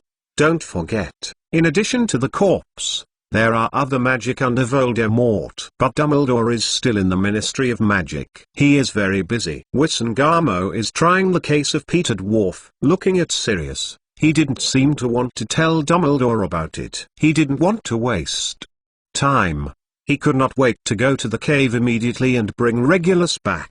As soon as I thought of my brother's body lying alone in the dark, damp cave, there was an unprecedented sadness in the depths of Sirius. I don't care what the corpse is, I don't want to delay it. No, we have to tell Dumbledore, this is very important. Ivan insisted that he shook the locket in his hand. Dumbledore must also know about this locket. Perhaps considering the safety of three people, Irving, Harry, and Hermione, maybe Ivan saved himself not long ago. Maybe. In short, under the insistence of Ivan, Sirius was reluctant to inform Dumbledore. He apparated to the Ministry of Magic. Ivan, they stayed here and other news. He is ready to use this time to go down and see the collection of the Black family. Please go here, three little masters. Krecher was much more enthusiastic than before, taking the initiative to lead the way and introducing the history of each decoration around. The house elf knows a lot about the things in this house. He can tell the exact time when each piece of ornament is placed and the reason for it. Even the origin of each stone can be clearly stated. Just entering the underground library, Ivan noticed the huge green tapestry on the middle wall, and the family crest on which the gold thread was sewn, a mountain symbol, two five-pointed stars and a short sword shield. On both sides of the shield are two big dogs that stand up. Ivan did not know the meaning of this coat of arms. His attention was completely focused on the series of names at the top of the Black family tree. Many of these names reappear in the history of magic and are extremely famous wizards. This shows the past glory and honor of the Black family. Ivan is interested in comparing these names with the magical history of his own mind. In addition, he also found that the Black family has a close relationship with almost all pure-blood wizard families, and many of them even have many of the exterminated wizard family. Even the family of the four founders of Hogwarts had a marriage with the Black family. Looking at the names of these familiar and prominent wizards, recalling the things they have done that affect the development of the magic world, I can feel the generosity of this family tree full of history. But the more down, the more unpleasant the name appears. For example, Clegg is introducing Fnhes Nigellus, the great-great-grandfather of Sirius, who has seen him in Hogwarts portrait a few days ago, a stubborn old goatee, very partial student at Slytherin College. Although Kreacher described him as great, anyone who knows history knows that this guy is probably the most unpopular principal of Hogwarts history. To be continued. Chapter 200 Cutting-edge black magic reveals for another example, Alan Merliflin, the cousin of Sirius' mother, and Klein's mouthful of noble lady. Whether she is really as good as Kreacher, Ivan does not know, but if he remembers correctly, the most famous thing that the Mrs. Lady did was to try to force the Ministry of Magic to pass a decree that would legalize the killing of muggles, because the content is too horrible, and under the attack of Gingy Arlong, this extinct bill is almost successful, and she is therefore in the history. There is also El Dorado, the embarrassment of Sirius. In the Black family, the family tradition of cutting off their heads when the house elves were too old to be plated was created by her, and quickly imitation and promotion among other pure-blooded wizard families. Surprisingly, this behavior, which is extremely ridiculous in the eyes of all normal people, has won the high praise of the Black House's last domestic elf, Kreacher. Look at him, I can't wait to cut my head and hang it on the wall.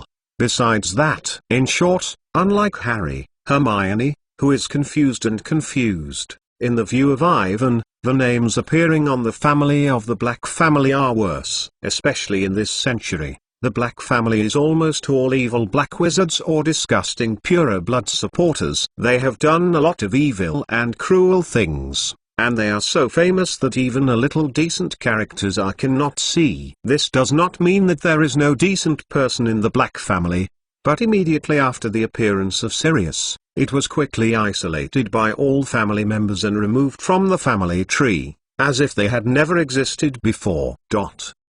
Avon, Hermione, look at this place. Harry pointed to a name on the right side of the tapestry and said with curiosity, it's Malfoy.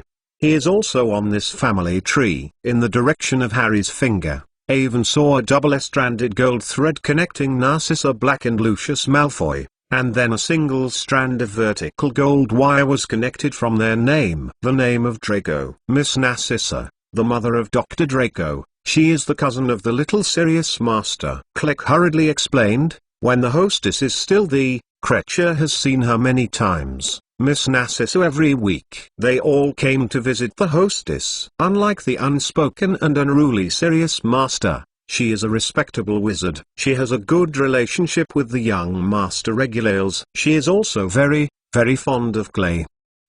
Ivan understands the meaning of Kreacher. It can be seen that this house elf is very fond of Narcissa. Without guessing, Narcissa is more friendly to him than Sirius. This is also one of the main reasons why Kreacher finally revealed information to Malfoy in the original book, which led to the death of Sirius. It seems that in the future, I have to be careful. I can't believe it. Sirius actually has a relationship with Malfoy. Listening to Kreacher's explanation, Harry was dismayed.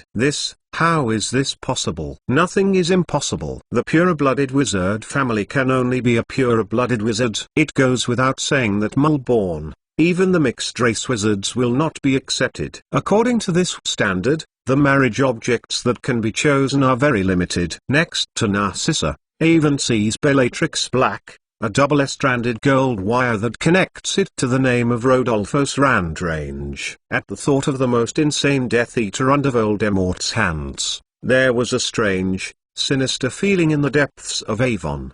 He was not prepared to continue watching this unpleasant genealogy. He wanted to see the Black family collect books. In front of them, the entire room is divided into 4 collection areas, of which the area near the northwest side of the wall is stored in the history of magic and the Black family-related files. On the east side of these books is the history of the Black family members of the magic study notes. The number of things, the largest, is more than 30 bookshelves. On the south side close to the exit, there are a lot of white magic books such as Metamorphosis and Potions, many of which are duplicated with the Hogwarts library. The most striking thing is the library area in the southwest corner, which is separated from the other areas by ropes. The bookshelves there are not the same as the brown bookshelves in the other 3 areas. They are all unpleasant black, and the number of books is very high.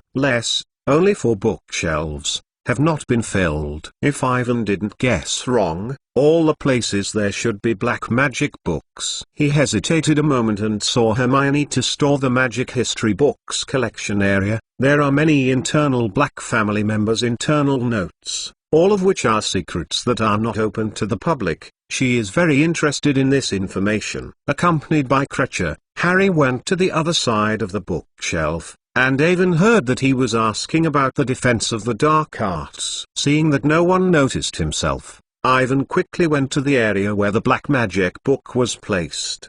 He walked to the huge bookshelf full of magic books. Because the time was too long, the surface of these ancient bookshelves was full of thick dust and tiny cracks. The heavy magic books placed above are also covered with dust, and the peeling, faded hot stamping letters on the spine are no longer able to accurately describe the title. Ivan is very difficult to read. Most of the words and grammars in the book are very esoteric and difficult to understand. They are not grammatical vocabulary centuries ago, or ancient magical texts, and even some books have no text on the cover. I don't know if it is an illusion. Ivan can feel a whisper of utterance from the book in front of me. Under the gloomy, dim candlelight, let his body stare erect. Fortunately, Sirius is not here, and Ivan can be sure that Sirius will not allow himself to come to see this magic book. He must be giving them a normal Christmas gift as a Christmas gift to Hermione. Ivan looked at it for a while,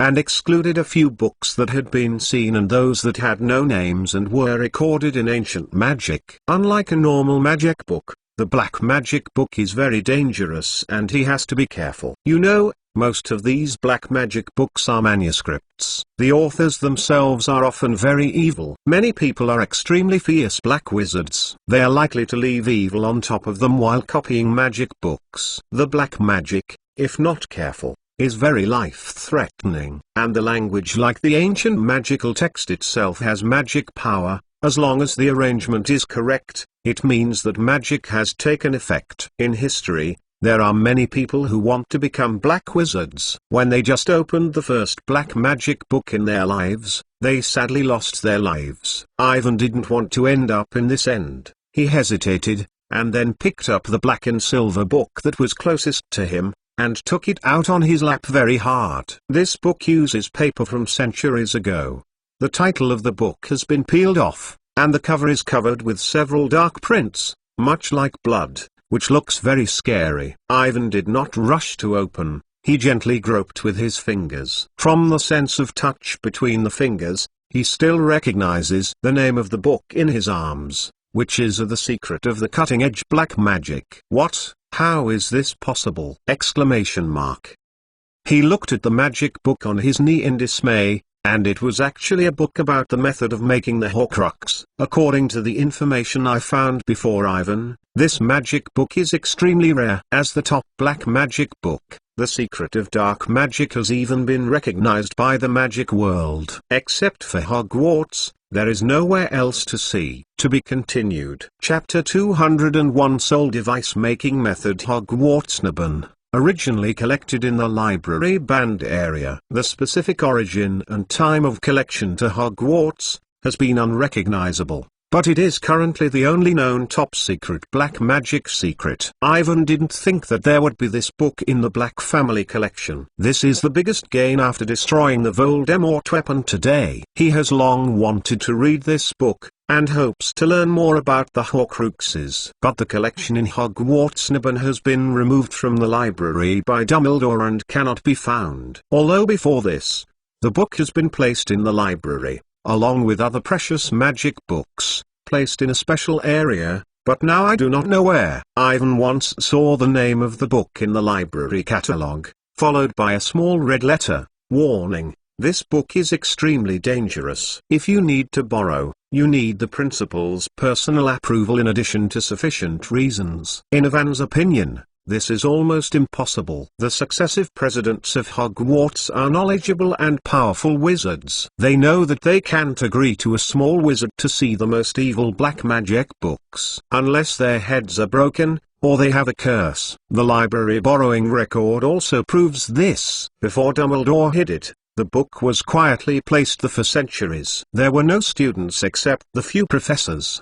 Pass it. In fact, most of the little wizards don't even know that there is such a dark magic book in the library. This status quo continued until more than 50 years ago, when Voldemort in the student era, Tom Riddle successfully borrowed the book from the library. Ivan didn't know how he did it. He didn't know if he was borrowing the book at the time was a coincidence, or he had already got the clues. But there is no doubt that Voldemort has obtained a detailed method of making a Horcrux from this book. He believes that this black magic can help him to obtain the eternal life that he dreams of. From the information that Awin had, after knowing how to make the Horcrux and confirming several key problems, Voldemort immediately began experimenting. He relied on killing to split the soul and became a monster that would never die. This is also the main reason why Dumbledore has been unable to defeat Voldemort. In the state of full magic, he may be able to defeat Voldemort,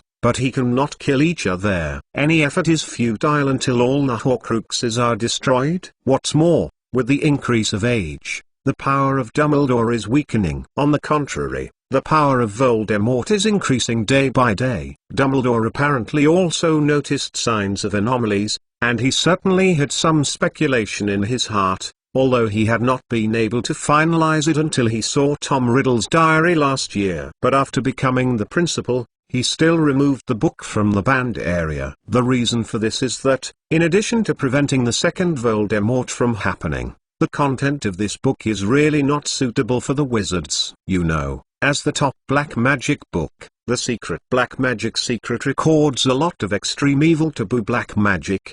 The Horcrux is just one of them, and may not even be the most evil. Evan gently rubbed the books in his hand and made up his mind to open it. The yellow, crunchy pages made a sparse and unpleasant sound. The first black magic introduced by the secret of dark magic is the Horcrux. At the top of the page is a portrait of a sly, distorted figure. His soul is being separated. He seems to suffer great pain, but there was a cruel smile on the corner of his mouth. It can be seen that, because of the long-term flipping, compared with the pages of the later pages, the dozens of pages that record the Horcrux are marked and read everywhere. Regulars must have seen this book many times. He is looking for clues from here, and it is inferred that Voldemort's locket hidden in the cave is a Horcrux. Ivan looked at the book and the contents of the book were very detailed. The above describes the Horcrux, the source, principle, and method of this black magic,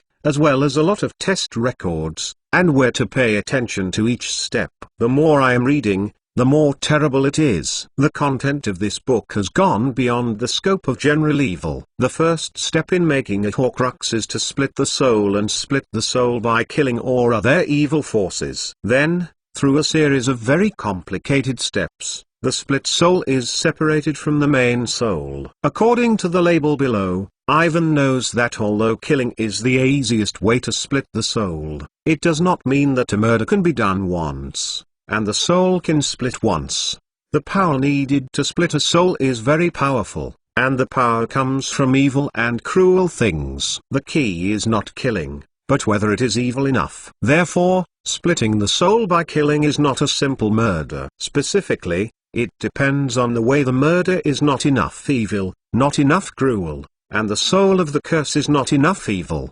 The whole process is very demanding. As the number of soul splits increases, the degree of evil and difficulty required are also increasing linearly. Most black wizards are able to split the soul once, which is already the limit. No wizard can split himself into more than 2 pieces and create more than 1 Horcrux. The pain is enough for the curse to smash. Moreover, splitting the soul will make the main soul unstable. Like Voldemort, splitting his own soul many times and successfully making multiple Horcruxes is almost impossible in Ivan's view. After the soul is separated, the next step is to choose the right Horcrux and inject the soul into it. Any item can be made into a Horcrux, but with the transfer of the soul, you need an extremely powerful spell to protect your Horcrux, and enough magic to support the completion of the entire transfer process. This means that even if a black wizard is evil enough to split his soul, but not powerful enough to support, he cannot successfully create a Horcrux. The book emphasizes that the black wizard must properly protect his own soul device. The damage of the Horcrux will inevitably affect the soul of the Lord, and the main soul that has been extremely unstable will be more fragmented. The most immediate consequence is to make the black wizard lose his mind and become crazy. And his power will not be affected. On the contrary, because the soul has become evil enough, it will be more comfortable with the use of black magic. Until the end, the black wizard who was destroyed by the Horcrux will be swallowed up by the forces of darkness and become a monster that only knows how to kill. To be continued. Chapter 202 Horcrux and Repentance. Ivan's heart screamed, "This is not good news." So far, he has destroyed 2 Horton-made Horcruxes, Tom Riddle's diary and Slytherin's locket. In terms of quantity, one side seems to have gained an advantage, destroying Voldemort's Horcrux and letting him go further from death. But in fact, this does not effectively weaken the power of Voldemort's ontology, but it will make him more dangerous. According to the book The Secret of the Dark Magic, the essence of the Horcrux is the soul fragments stored in a specific container. The Black Wizard relies on the evil power brought by the killing to force the pieces of the soul to be split and stripped from the ontology. But there is still a weak connection between them and the main soul. It is because of this silk connection that as long as the Horcruxes are not completely destroyed, no matter how much damage the body receives, it will not really die. The connection between the souls and the immortality is the main principle of this dark magic. But it is also because of this silk connection, once the Horcrux is destroyed, it is bound to affect the main soul, making it more unstable. Specific to Voldemort, no matter how many copies he divides his soul, he still has a complete soul before the Horcrux is destroyed. He just uses the Horcrux to keep his soul in different places. Voldemort in this state may be ferocious enough, but he is still an evil black wizard, a person, even if he has a very strong dark power, but his heart will still be scrupulous, still have the human right all emotions. But as the soul fragments stored in the Horcrux are destroyed, Voldemort's soul becomes incomplete, and the already unstable soul becomes fragmented. In this state, he will gradually lose all emotions and reason, from human beings to being a monster, and there will be no other thoughts besides bringing endless killing and crazy destruction. The soul becomes fragmented, which means that he is also more evil. This is one of the reasons why Voldemort's power will be more powerful. You must know that in addition to the powerful magic of casting black magic, the key to the power of the spell is whether the soul of the caster is evil enough. The more evil the soul is, the stronger the power of black magic. Letting the soul split is the purest evil. The greater the degree of fragmentation, the greater the degree of evil, and the destruction of the Horcrux, meaning that Voldemort will become more dangerous. Fortunately, in this process, he gradually loses his reason and becomes a monster that is swallowed and controlled by the inner evil forces. From this perspective, Voldemort is essentially weakened. In Ivan's view, Voldemort's horrible thing is not how much black magic he has, how many powers that ordinary people can't imagine, but the ability to try to figure out people's hearts. From childhood in the orphanage, until the student era in Hogwarts, and then to become the Dark Lord. From the past experience of Voldemort, he is very good at confusing people, spreading fear and creating division among people. When he was ruined by one piece of the Horcrux, gradually lost his reason, gave up his strengths, and chose to use power to conquer, he was doomed to his failure. Making the Horcruxes seems to make Voldemort stronger, and since then has the power of immortality. But in essence it is to disperse his power and bury the foreshadowing of failure. This has to be said to be a satire. Before making a Horcrux, you should be aware of it. For the caster, using this evil black magic, you will lose more than you get. Voldemort certainly knows this, but he still chooses to make the Horcrux and divides his soul into multiple copies. Ivan doesn't know why he wants to do this, but if he does, he won't choose it anyway. He sighed and continued to flip the page backwards. Behind the Horcrux production method is the relevant experimental records, data and how to destroy the Horcruxes. First, you can re-establish your soul through repentance. According to the book above, if you truly feel what you are doing and repent of it, you can reintegrate the split soul. This method seems simple, but for the Black Wizard whose soul has split, it is extremely painful to do so, and this pain alone is enough to destroy the confessor. What's more, Voldemort is impossible to confess. Since Voldemort does not actively fuse the soul, the only way to destroy the Horcrux is to destroy it directly, destroy it with something that is extremely destructive and powerful to the Horcrux can no longer repair itself with magic.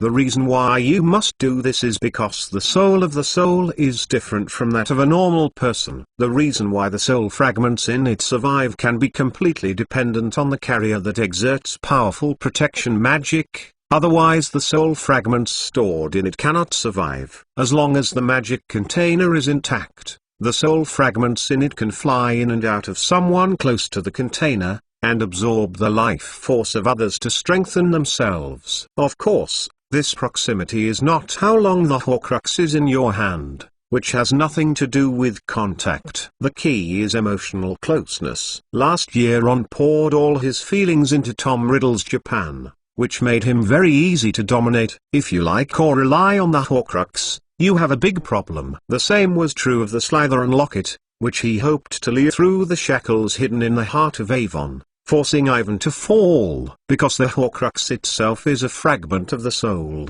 it can inherit all the memories and thoughts of the original owner. Every Horcrux is as dangerous as Voldemort himself. In the last page about the introduction of the Horcruxes, a lot of records were made. This should be the handwriting that Regulus had left in the past, most of which was about the name of the destructive items that could destroy the Horcrux.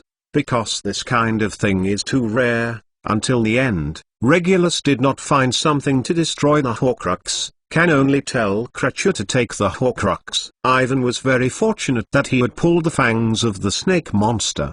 The fangs of the basilisk can destroy the Horcrux, not because of how sharp it is, but because the poison of the basilisk has only one antidote, which is the extremely rare phoenix tear. There are very few destructive things like the snake fangs, and Regulus can't find it at the time. Behind the Horcruxes, the secret of dark magic also introduces a lot of evil black magic. Ivan simply looked at it. If you use a word to describe the feeling of reading this kind of thing, it is shocking. For example, the evil curse behind the Horcrux is based on the study of the Dementor's kiss, directly directed at a person's soul, pulling the soul out of the body, so that he can never recover. Later, there are several other curses, corpse production, control methods, detailed descriptions of the 3 unforgivable curses, how to summon demons and sign contracts. To be continued. Chapter 203 Reduce the curse and set off. Although Evan himself will not use these black magic,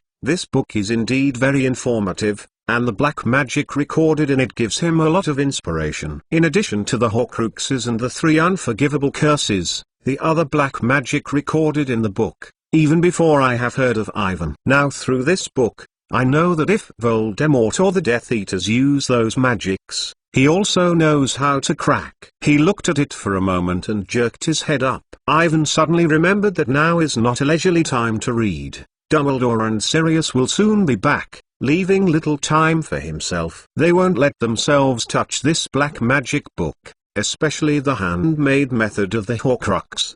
He can't look here, he must take away these black magic books in his eyes, and study slowly when no one is there. Ivan frowned at the black magic book in front of him. These books are too big and too thick, and it is very inconvenient to carry. It's just that the secret of the dark magic is very difficult to take. It's impossible to take all the books away. He has to think of a way. The best practice is tantamount to a seamless stretch spell that magnifies the space and uses it on a carry-on backpack or handbag to put things that you need to carry with you. regardless of size or weight. However, this curse is very complicated and extremely difficult to use. I have tried it several times before, and I have not succeeded. It is even impossible to do it in a hurry. He thought for a moment and pulled out his wand. Since there is no trace of the stretch, he is prepared to use the reduction spell. A few days ago, when I met Aragog in the Forbidden Forest,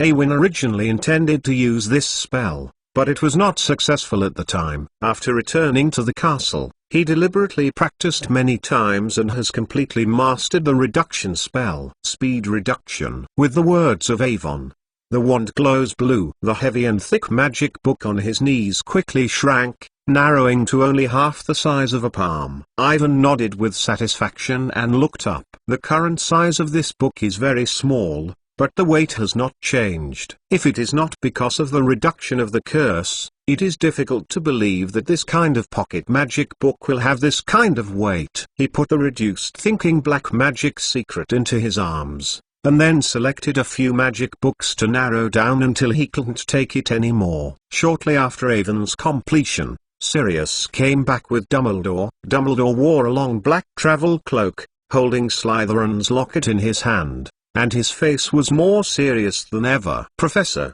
we just heard Cretcher say Regulus is in that cave. We have to." Seeing Dumbledore, Harry and Hermione hurried over and said with a slap in the face. Evan also walked slowly and stood beside Sirius. He was afraid to go too fast and let the magic books hidden in his arms fall out. "Harry, Hermione, I know, Sirius has told me everything on the road." Despite talking to Harry and Hermione, Dumbledore is watching Evan, light blue.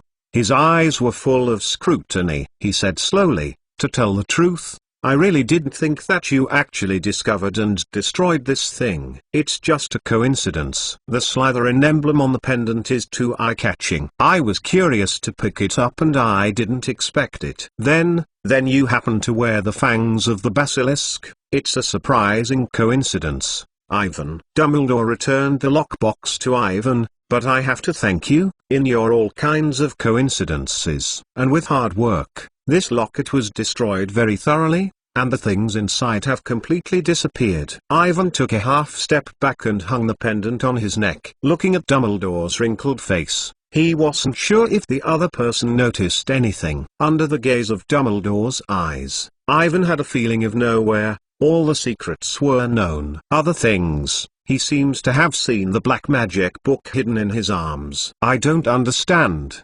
Professor." Harry was confused. He and Hermione couldn't understand what Dumbledore was saying to Avon. "What is this pendant box? Why Voldemort wants to hide it?" And Regulus has secretly replaced him back. Like last year's diary, this is a black magic item made by Tom Riddle himself. It is very evil and very important. Tom Riddle probably never thought that Regulus would be in his eyelids. Underneath, "Take this thing away from the cave."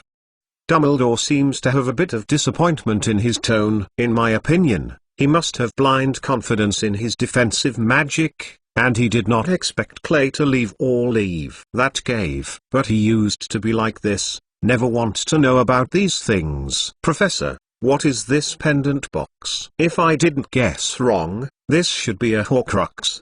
The Horcrux. The expression on Harry's face was even more confusing, and he turned his head to look at Hermione. Hermione shook her head, and she didn't know what the Horcrux was. "I didn't even hear it before." Unlike them, Ivan was surprised. He did not expect Dumbledore to say it directly. He thought that the other party would be kept secret. It seems that after seeing Tom Riddle's diary and Slytherin's locket, Dumbledore has confirmed that Voldemort is making the Horcrux. Or, if he has a new plan, he will tell them about it. As for Sirius, after hearing the words of Dumbledore, the expression on his face suddenly became pale. Although he had guessed the lockbox before, but never imagined that this thing would be a piece Horcrux. For this ancient, evil magic, Sirius has heard about it. Even if the specific use of the Horcrux is not known, there is no doubt that this is very important. It's no wonder that Regulus would rather lose his life and steal it from Voldemort. Thinking of what his brother is doing, Sirius, who was already in sorrow, raised his infinite pride in his heart. And he was proud of Regulus. Professor Harry continued to ask, He wanted to know what the Horcrux is. But Dumbledore didn't seem to want to answer this question. He looked down at Kreacher and continued, I just heard Sirius say that this pendant was originally hidden in a cave by Tom Riddle. I want to go to that cave. Take a look, there may be clues left there. Would you like to help us, Kreacher? Yes, sir. Kreacher replied hoarsely with a bullfrog-like scorpion. Click is willing to lead you to the cave. But Master Regulus, we will bring Regulus back. Dumbledore stared at Kreacher. There is no doubt that he is a hero and deserves the honor that the hero deserves. Wait a minute, Professor, we have to go, Harry said quickly, not continuing to entangle the Horcrux. He was afraid that he said too much and lost the opportunity to accompany Dumbledore. I can take you three together. Dumbledore's gaze looked around and restayed on Ivan. But you must promise me to keep this secret. Before I agree, I can't others say that, including Mr. Weasley. Can you? Ivan nodded. Hermione hesitated and nodded. Can't Ron even tell? Harry looked a little hesitant. Of course. They looked at each other for a moment, and Harry nodded. Okay, Professor. Good. I think we can leave now. Dumbledore turned and pulled his wand out. To be continued. Chapter 204 Traces of Magic Chaos. Please let me hold your right hand. After I counted 3 times, the apparition took us to the cave. Dumbledore looked around for a week and muttered, You 4 can catch me.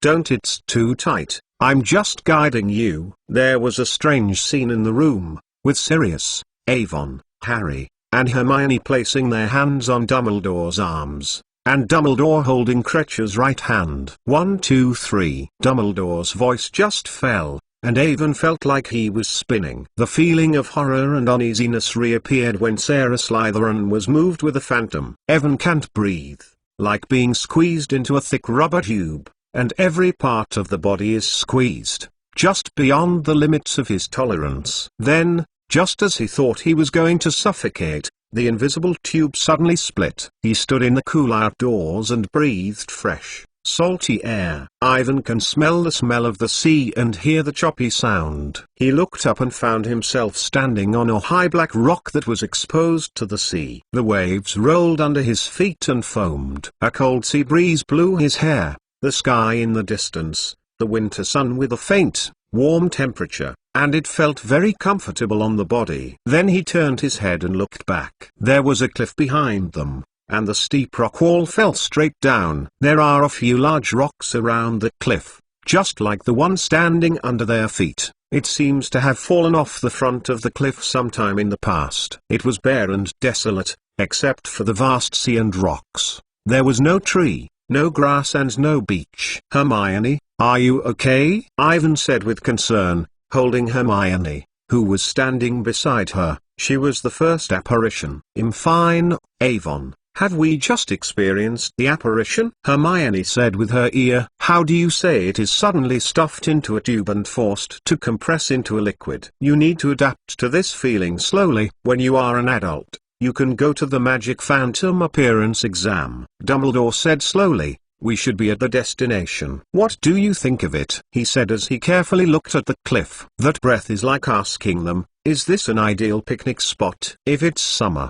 it's a picnic spot to deal with. Harry shook his head, his face mixed with emotions such as nervousness, excitement, and anxiety. Then he noticed that Sirius standing next to him was not very good. How do you feel, Sirius? Harry hurriedly asked. You seem to have something very bad, isn't it? Sirius' pale face was very ugly. He said disgustedly, I just remembered some bad things. Azkaban also has such a cliff. It is a narrow window in my room. The only sight that can be seen. Azkaban? Ivan was the first time I saw Sirius mentioning the place. Yes, it's almost exactly the same. The dark sea and the black rocks are endlessly desolate, without any anger. No one will go there unless the Dementors are ready to throw the dead from there. Oh, Sirius. I heard that he was worried, and Evan, Harry, and Hermione were worried. They went up to hug him. I'm fine, everything is gone. The weak side of Sirius was fleeting. He instantly returned to normal and shouted, Clip, here is where my brother died last. Where is the cave? On the cliff over there, Master. Kreacher pointed to the steep cliff. Ivan, they rushed to look there, but did not see anything. I didn't see anything. Why didn't you bring us directly into the cave? Krecher can go in, but can't bring you in. There is magic to stop Krecher from doing this. Krecher widened his eyes and said anxiously, young master regulars climbed up from here. It's Tom Riddle's magic, preventing others from moving into the cave through the apparition, but he ignores the magic of the house elf, which is like his style. He has always been dismissive of the house elf, Dumbledore said shortly, and asked again, how do you feel about it, Ivan? I agree with Harry that this is a good camping location nearby. It's really a good idea, it gives me a lot of inspiration and it makes a lot of sense. Dumbledore pondered for a moment and said calmly, if I remember correctly, there should be a village nearby, summer. At the time, they should bring the children here, let them breathe the air of the sea and see the waves. Harry and Hermione looked at Dumbledore puzzled. Only Ivan knew what he was talking about. Rydell must have been here before he was at Hogwarts.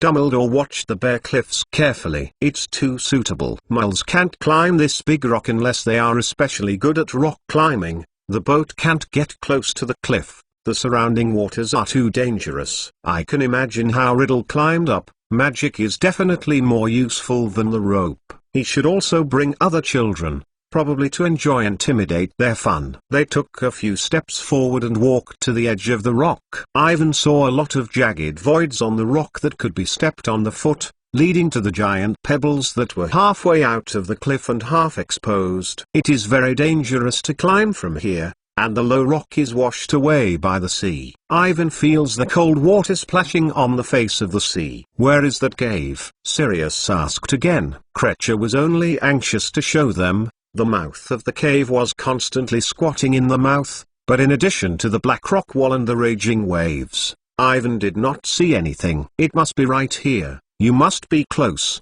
You can. In that direction? I already felt its position, Dumbledore said suddenly. He pulled out his wand and walked to the giant pebble closest to the front of the cliff, and squatted and sang a spell. The next second, a red light group flew out from the end of his wand. The group floated out and flashed on the sea a few feet below him. Have you seen it? Dumbledore whispered, using a wand to control the light. At the position where the light group is located, below the water surface, Ivan sees a crack on the cliff, and the sea water swirls inside. That location is very concealed, behind a large rock, plus the reflection of the Shanghai surface. If it is not Dumbledore guidance, it is impossible to notice. Professor, have you been here before? Harry rubbed his eyes and asked in surprise. I am like you, it is the first time. Dumbledore stood up. But how did you find the crack? Don't look at it with your eyes, Harry. Dumbledore whispered. With the heart to sense, the magic will always leave traces. Sometimes it will be very obvious. I can already feel the magic in the crack. The candlelight in the dark is more obvious. To be continued. Chapter 205 Cave on the Cliff. According to Dumbledore, Ivan went to sense the traces left by the magic. But nothing was felt. He blinked. Looking at the expressions of Sirius, Harry, and Hermione, they should be like themselves, not knowing what Dumbledore said. This shows that the gap between them and Dumbledore is very large. Do you guys don't mind getting wet? It doesn't matter. We don't mind. Avon, Harry, Hermione hurriedly shook their heads. Very good. Now the tide is rising. The sea will get deeper and deeper. We must hurry up. Let us take the risk and try it. Dumbledore turned his head and continued to tell. I am the first one. The three of you are following. Behind me, behind the Temple of Sirius. As for Cretch, you are waiting for us in the cave. After some preparation, they started to act. Dumbledore suddenly became as agile as a young man, and he slid gently into the sea from the pebble and swam towards the dark crack below the sea. He put his wand in his mouth and used the perfect breaststroke posture. Evan, Harry, and Hermione also rushed to follow, and Sirius was behind them. The sea in winter is cold and biting, and everyone feels bad, especially Ivan. He had too many magic books in his arms. After the clothes were soaked with water, he became bulging, and he squatted down. He took a few deep breaths and smelled the pungent salt and seaweed. Then he sank to the bottom of the water, struggling to find Dumbledore in front of himself in the water, and the narrow gap in the depths of the cliff. But he didn't see anything. Even Harry and Hermione, who should be by his side, didn't see it. There seemed to be a strong suction in the depths of the sea. Like a bottomless black whirlpool, he was going deep into him. Drag and drop. In the dark, cold waters, Avon is lonely and helpless, and can't even breathe. Just when he was about to hold on, someone grabbed him. It's Sirius. He's very strong, pulling Ivan to swim in the other direction. Soon, they entered the gap in the depths of the cliff, and the crack turned into a dark passage. They quickly moved up in the dark passage, and Avon was able to breathe again. The seawater did not fill the entire dark passage, just to the chest. It is now rising, and it will be delayed for a while, and it will definitely be filled with seawater. Fine, Avon? Sirius patted Avon's shoulder and said with concern, "Don't be too reluctant. I see you falling behind." I am fine," Avon gasped, and Harry and Hermione hurried up, because they were too cold, and all three of them were pale, squatting in the chest water. Not far ahead, Dumbledore's wand ends with a bright golden glow. He is looking around. The muddy walls on both sides of the dark road are only 3 feet wide, and they are wet like tar.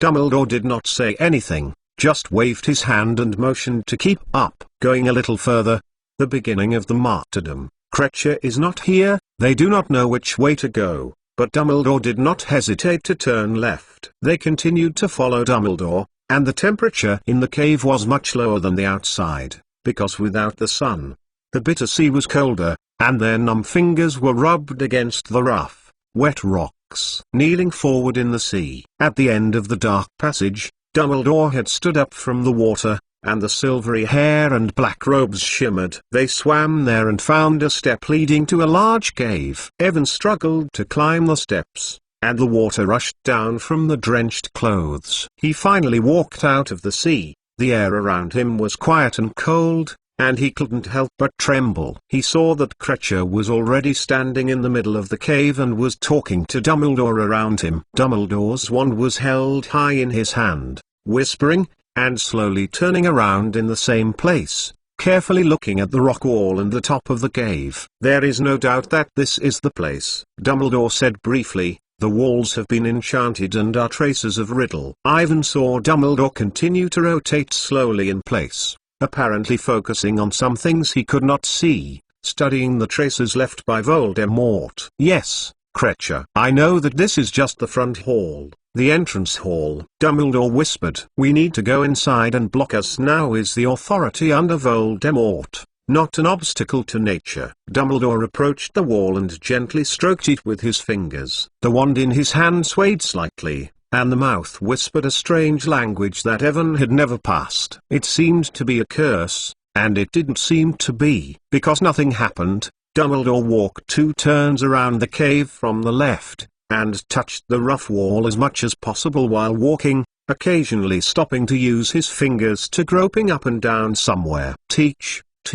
Ivan took a few steps forward. Dumbledore was identifying the magic traces left by Voldemort. He wanted to know how Dumbledore did it. Before that, he had never seen a wizard solve the problem like this. Look with your eyes, touch with your hands, and sense with your heart. It's a masterpiece, not a slapstick, a smock like a common lower-level wizard. Ivan wanted to learn from Dumbledore how to distinguish the magic traces left on the object, but then found that he has no energy at all to do these things, because the cold invaded the bone marrow. He was shaking all over. The little Sirius, Harry, and Hermione around him didn't have a good place to go. They were shaking uncontrollably. Evan saw that Sirius pulled out his wand and wanted to use magic to warm them up, but it didn't work. Because of the cold, his teeth were slamming and his magic failed. "Oh, sorry, I am sorry, I forgot." Dumbledore noticed them, and he pointed to the 4 of them with his wand. With Dumbledore's movements, Ivan felt that his body was immediately dry and warm, and there was no trace of soaking in the clothes, just like hanging in front of the blazing fire. "Thank you." Avon, Harry, and Hermione hurriedly said that they saw Dumbledore turn his attention to a solid wall. He didn't try any other magic, just stood there and stared at the hole intently, as if there was something very interesting on it. "Where is Regulus?" Sirius suddenly shouted.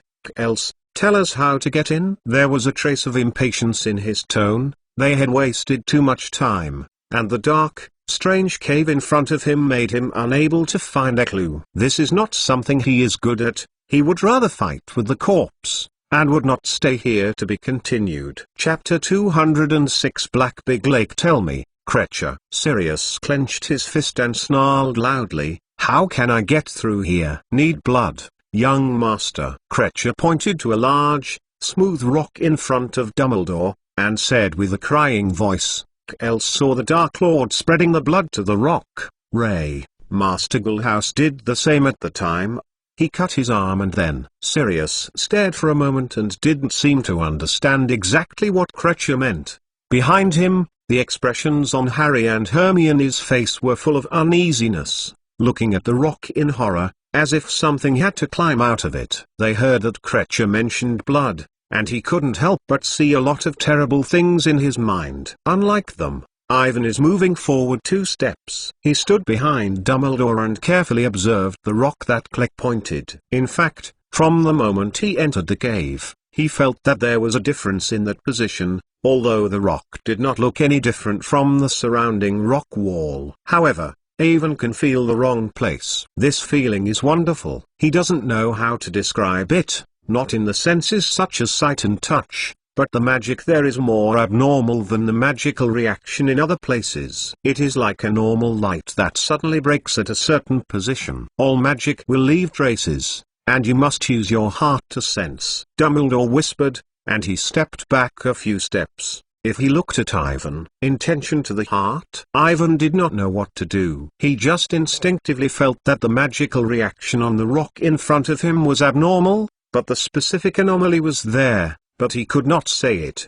Dumbledore did not go on. He used his wand to point to the rock in front of him. Suddenly, there was an outline of an arch that radiated a dazzling white light, as if there was a strong light behind the crack. "You have succeeded, Professor," Harry shouted cheerfully. He had just fallen into uneasiness because of Creature's words, and immediately raised a glimmer of hope. "There is Dumbledore here. They don't want to sprinkle blood on the rock at all, and they can pass through here." However, his voice did not fall. The outline disappeared, and the rock was as hard and thick as before, and there was nothing on it. "Professor, Click is right. It really needs blood to pass through here." Dumbledore looked at him and said calmly, "He thinks he is very successful, but it is too low." "I don't understand why we need blood to get through here," Harry said puzzledly. "And, too low, what does it mean?" "Accurately, Riddle's magic is asking us to pay the price. We must weaken ourselves to pass,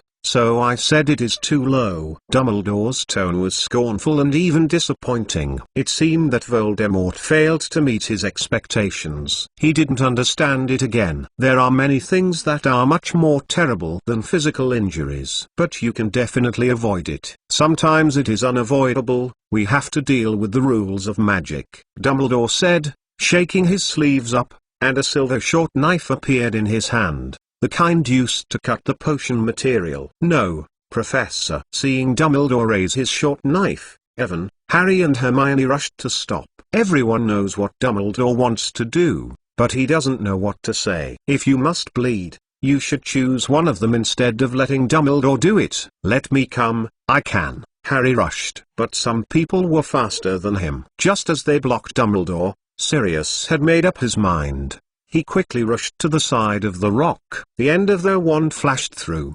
His arm spurted a red, rock surface, suddenly filled with shiny, dark red blood beads. "Sirius." Harry turned his head slowly, looking at it all unbelievably. His face turned pale, and he panicked and rushed to Sirius. Dumbledore, Avon, and Hermione also rushed to follow up. They saw a large wound on Sirius' arm, and a lot of blood was flowing out of control. "You should let me do it, Sirius. Your blood is more valuable than mine." Dumbledore used the tip of his wand to cross the deep wound cut by Sirius' arm, and the wound healed immediately. "No, it must be done by me. This is for Regulus." Sirius looked up and replied weakly, "Don't worry about me, Fine. Is this blood enough? If I can come once. I believe this is enough. Dumbledore looked at the changing wall and said softly.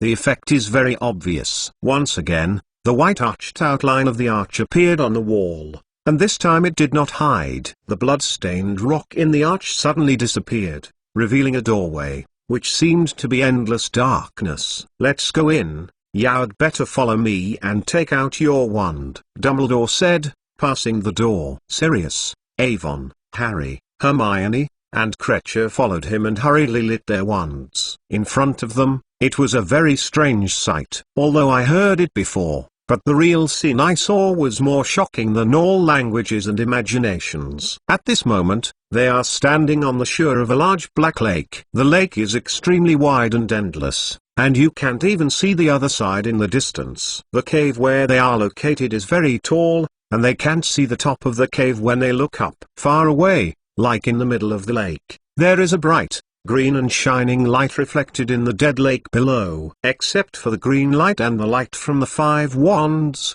the darkness is completely inseparable, and the penetration of these lights is not as strong as expected. The darkness here seems to be denser than ordinary ones, more heavy. It's hard to imagine that they are in the cave inside the cliff. Through that arch, Ivan thought that they had come to a different space. He didn't know how Voldemort did it. He couldn't imagine how powerful it would be to transform an ordinary cave into what it looks like. Kreacher, the body of Regulus Sirius suddenly said, "The sound sounds weird, not the usual shouting." On the contrary, in his voice, there is a sadness that can't be suppressed. Where is his body? There is an island in the middle of the lake, young master. The tears flowed out of Cleech's big eyes uncontrollably. He whimpered as he wiped his tears. Cleech was there, seeing the young master Regulus being the dead. The hand was dragged into the lake. To be continued. Chapter 207. Yin corpse in the lake. When he heard Kreacher, Sirius rushed forward, looking at him. He seems to want to rush into the lake to find the body of Regulus. No, Sirius. Looking at Sirius, Harry and Hermione screamed, but fortunately Dumbledore stopped him at the last moment. "Let me go." Sirius gasped and said, "I am going to find Regulus." "I can understand your feelings, Sirius, but we must be careful." Dumbledore whispered, "This black lake is very dangerous. You have heard the description of Kreacher and know what is hidden inside the corpse, and these lakes. I am not afraid of danger, nor afraid of corpses." "I know, but you rushed straight into the lake and didn't help Regulus. You just did it." Sirius was silent and calmed down. "Very well, let's go ahead." Kreacher just mentioned the island in the center of the lake, and the stone altar that was originally used to store the Horcrux. "I want to go there and have a look." Dumbledore continued, "You guys, if you follow me, remember, don't step into the water." He walked around the shore of the lake, and Avon followed them behind him. Their footsteps stepped on the narrow rocks by the lake, making a squeaking echo. They kept moving forward, and the time passed, but the surrounding scene did not change at all. One side was a rough cave wall, and the other side was a black lake with endless, smooth mirrors. The mysterious green light flashed in the center of the lake. No one is talking. This place and this silence are depressing and uneasy. Ivan has been looking into the lake. The dark lake is like a black glass. It is bright and smooth. Although nothing can be seen, he knows that under the calm lake, countless cockroaches are watching quietly. A few of them. "When are we going to do this?" Sirius said impatiently. His voice echoed in the silent darkness. "There is a big ship that can carry us to the center of the lake, but Kreacher can't remember the position of the ship." Kreacher shuddered and said, licking his ears and punishing himself, "Don't worry, we will find it." Dumbledore blocked Kreacher. "I don't understand why you must go to the island in the middle of the lake and go straight into the lake to find Regulus under the lake. Unless our luck is particularly bad," said Dumbledore. "You can give it a try." "Sirius, don't touch the lake with your hands. Use magic or throw something in." "Look at it." "What?" The little Sirius picked up a stone from the ground and threw it into the lake. Along with the huge noise,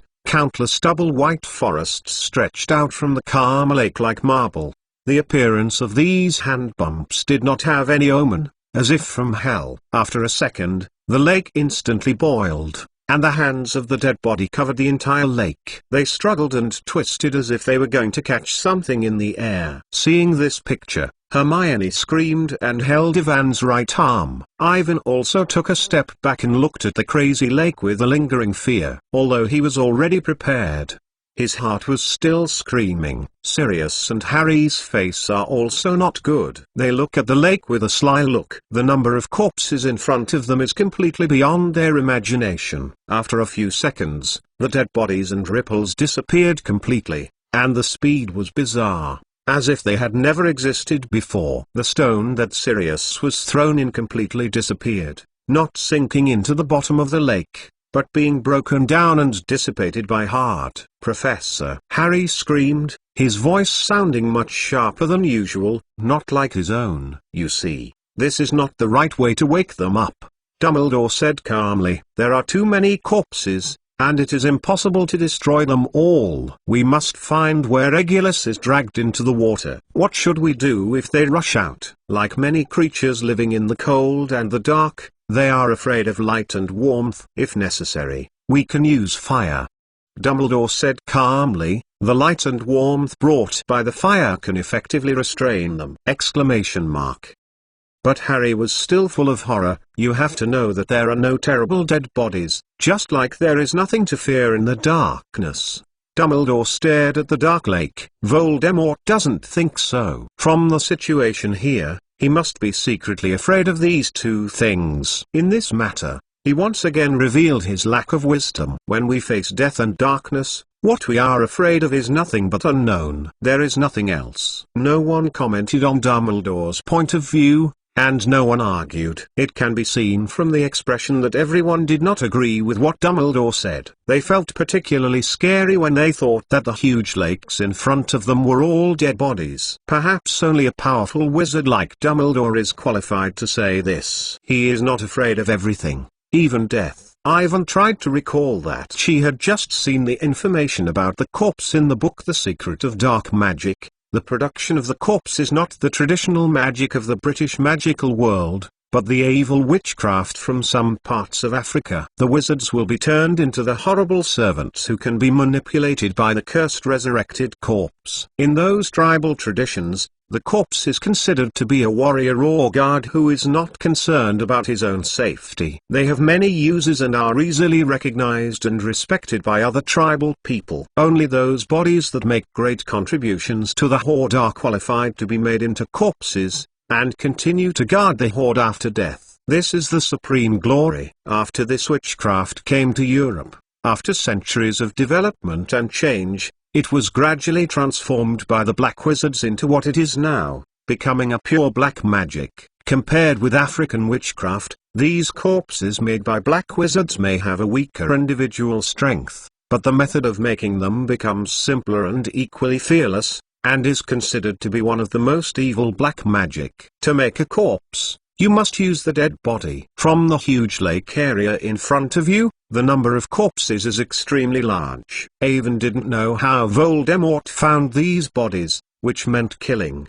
The clothes on these dead bodies are all ordinary mole styles. They are probably the ones killed by Voldemort and other Death Eaters when Voldemort rouse. To be continued. Chapter 208. Strange feeling. Thinking of this, Evan felt particularly uncomfortable. He still remembers the book The Rise and Fall of Dark Arts, which describes the most powerful decade of Voldemort's power. The era of Voldemort's rule is marked by destruction. He and his pursuers, those who are called Death Eaters, the Black Wizards, used a variety of coercive means to grow themselves, spread violence and fear everywhere, and use the unforgivable curse to kill those who blocked them. Many moles were killed in the name of playing music. Ivan originally thought that this is an exaggerated modifier in the book about the brutal rule of Voldemort and the Death Eaters. They may have killed a lot of people, but most of them should be the wizards who resisted them. It seems that the truth is not the case at all. They have been put into practice and have really killed a lot of innocent moles. In front of this black big lake is the evidence of crime. The number of dead bodies is full. In the presence of powerful black wizards, these ordinary people who do not magic even have no resistance. but Voldemort and the Death Eaters still kill them, and cruelly make them into corpses. After they die, the soul and the body will not be peaceful. This kind of behavior can no longer be described by war. It is completely a massacre of humanity. Avon doesn't know why Voldemort and the Death Eaters are doing this. Maybe as they are in the book, they just want to have fun, or Voldemort needs them to make a corpse and protect their own Horcruxes, or Ivan only licked the next cold, strange feelings rising from his heart. Looking at the dark lake in front of him, he felt strangely angry when he thought of what Voldemort had done. He thought about these things and silently followed Dumbledore. Then, Dumbledore suddenly stopped and Ivan almost hit him. Evan lost his balance and squinted at the black lake, and Dumbledore grabbed his arm and pulled him back. "I am sorry, Ivan, I should say hello. Now please stand back and stick it on the rock wall." "I think I have found a place," Dumbledore said, indicating that others were also behind. Ivan did not rely on the back, but instead approached one step. The dark shore of the lake is no different from the rest, but Dumbledore seems to have noticed something special. Ivan knows that Dumbledore has discovered the location of the ship and he wants to figure out how the other party did it. He concentrated on seeing Dumbledore's pen not touching on the rock wall, but slowly swiping in the air, seeming to find and seize something invisible. After a few seconds, he put his hands together, as if he had caught something that no one else in the air could see. Along this thing, Dumbledore slowly moved to the lake, and Ivan followed. The closer to the lake, the more Ivan can feel abnormal. This is an abnormal reaction to the magic, which is very similar to the feeling of the big rock at the entrance, but the reaction is more intense. Evan watched nervously as Dumbledore's toe with a brass buckle moved to the outermost edge of the rock. He still hanged his hand and held his wand in the other hand. Ivan could feel abnormal, but he didn't know what Dumbledore had discovered and how he discovered it. He knew that he would have no chance to open his mouth again, and hurriedly shouted, "Professor, I just reminded you to use your heart to sense." Dumbledore looked back and looked at Ivan for a while. He said calmly, "You have found the trick, only the last step. I can give you some more help." The wand in his hand swayed slightly, and his mouth whispered something. With Dumbledore's movements, Ivan suddenly had a strange feeling, and he snorted deep inside, as if something had broken, followed by a cold feeling from the depths of Ivan. Ivan found that the light around him began to groan. Everything was not real, the soul seemed to float out of the body, and the world became dark black and white. He was a little curious. What kind of magic did Dumbledore use for himself? Ivan suddenly found that he no longer looked at it with his eyes, but looked at everything around him with a strange perspective. "It's as if I really want to feel like Dumbledore's. Now, pay attention to the things in my left hand, Avon." Dumbledore's voice seemed to have passed from a distant place, very vague, but the meaning of the expression was accurately conveyed to Ivan's mind. He hurried to bow his head and looked at Dumbledore with his hand hanging. He saw what Dumbledore really caught in his hand, a black rope that was significantly darker than the surrounding. It was held in the hands of Dumbledore and extended to the lake in front of it. Down, in the depths of the lake, where the ropes are connected, the strange black becomes more intense, and the contrast with the surroundings is more obvious. These blacks appear in a strange shape that looks like a boat. Ivan was amazed.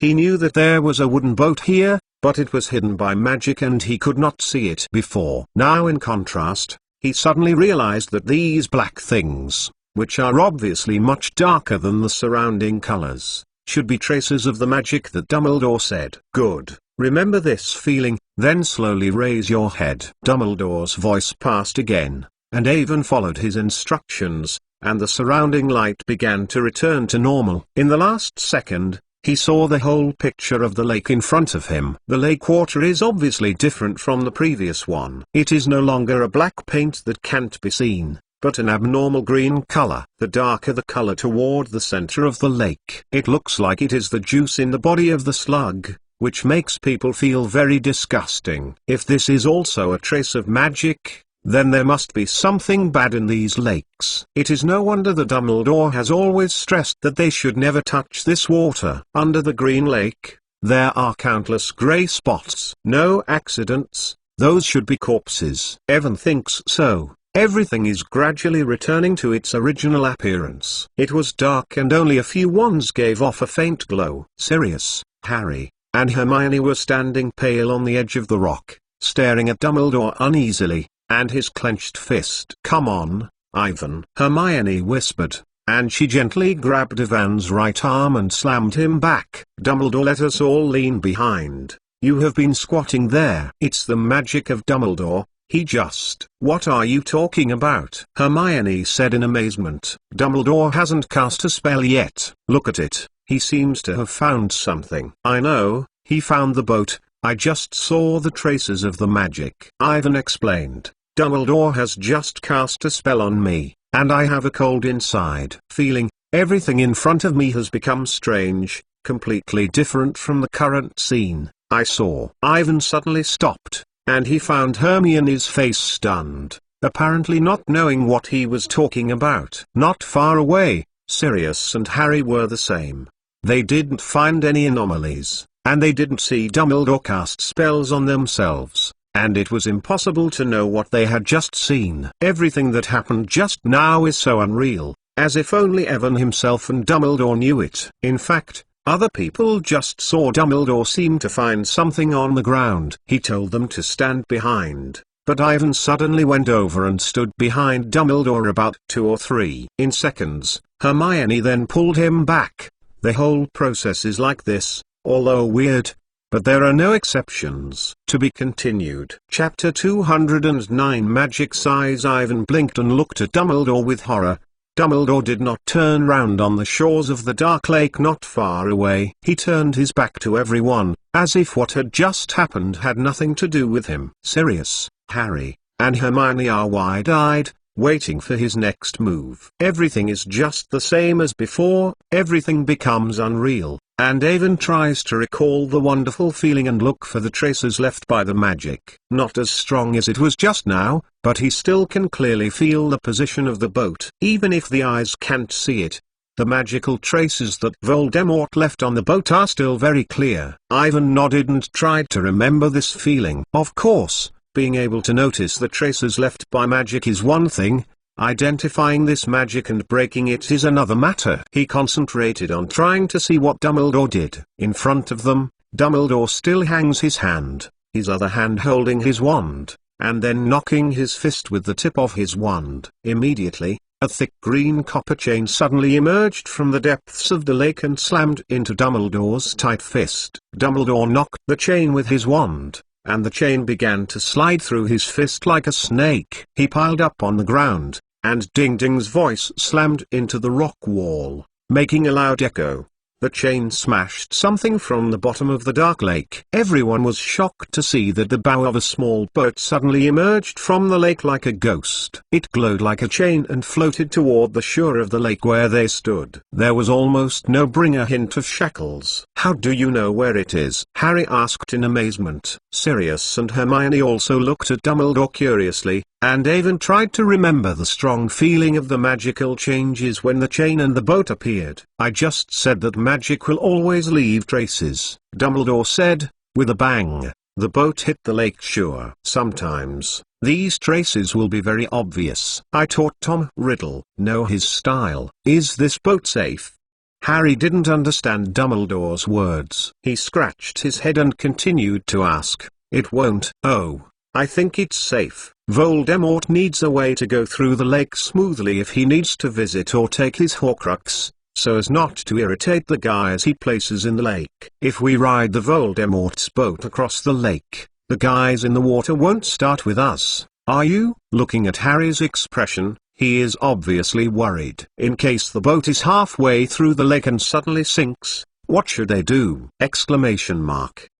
In fact, not only Harry, Sirius, Avon, Hermione have the same fears, but the terrible picture that can't help but come to mind, when they left the lake on the boat, the hands just appeared, will stick out from the dark lake. I think we have to be mentally prepared. Once they find out that we are not Voldemort, we will definitely start with us. Dumbledore said calmly. We can't escape. Don't forget the purpose of our trip. We will definitely. It's almost inevitable that they are in face-to-face contact. But so far, everything has gone smoothly. Since he allowed us to get the boat out of the lake, it definitely allowed us to use it. But why did Voldemort let us do this? Harry asked. Too proud, only believe in his own strength. This is another weakness of him, Harry, said Dumbledore. Voldemort firmly believes that only a highly skilled wizard can discover this boat. I think he is ready. Take the risk of letting others discover the boat, although this is almost impossible in his opinion. But with his character, there will definitely be some obstacles in front of him that he can only pass through. If there is no accident, it should be that the stone altar used to store the Horcruxes and the liquid inside. I can't wait to see what is inside. Everyone went over and looked down at the boat. It was indeed a small boat. I don't understand,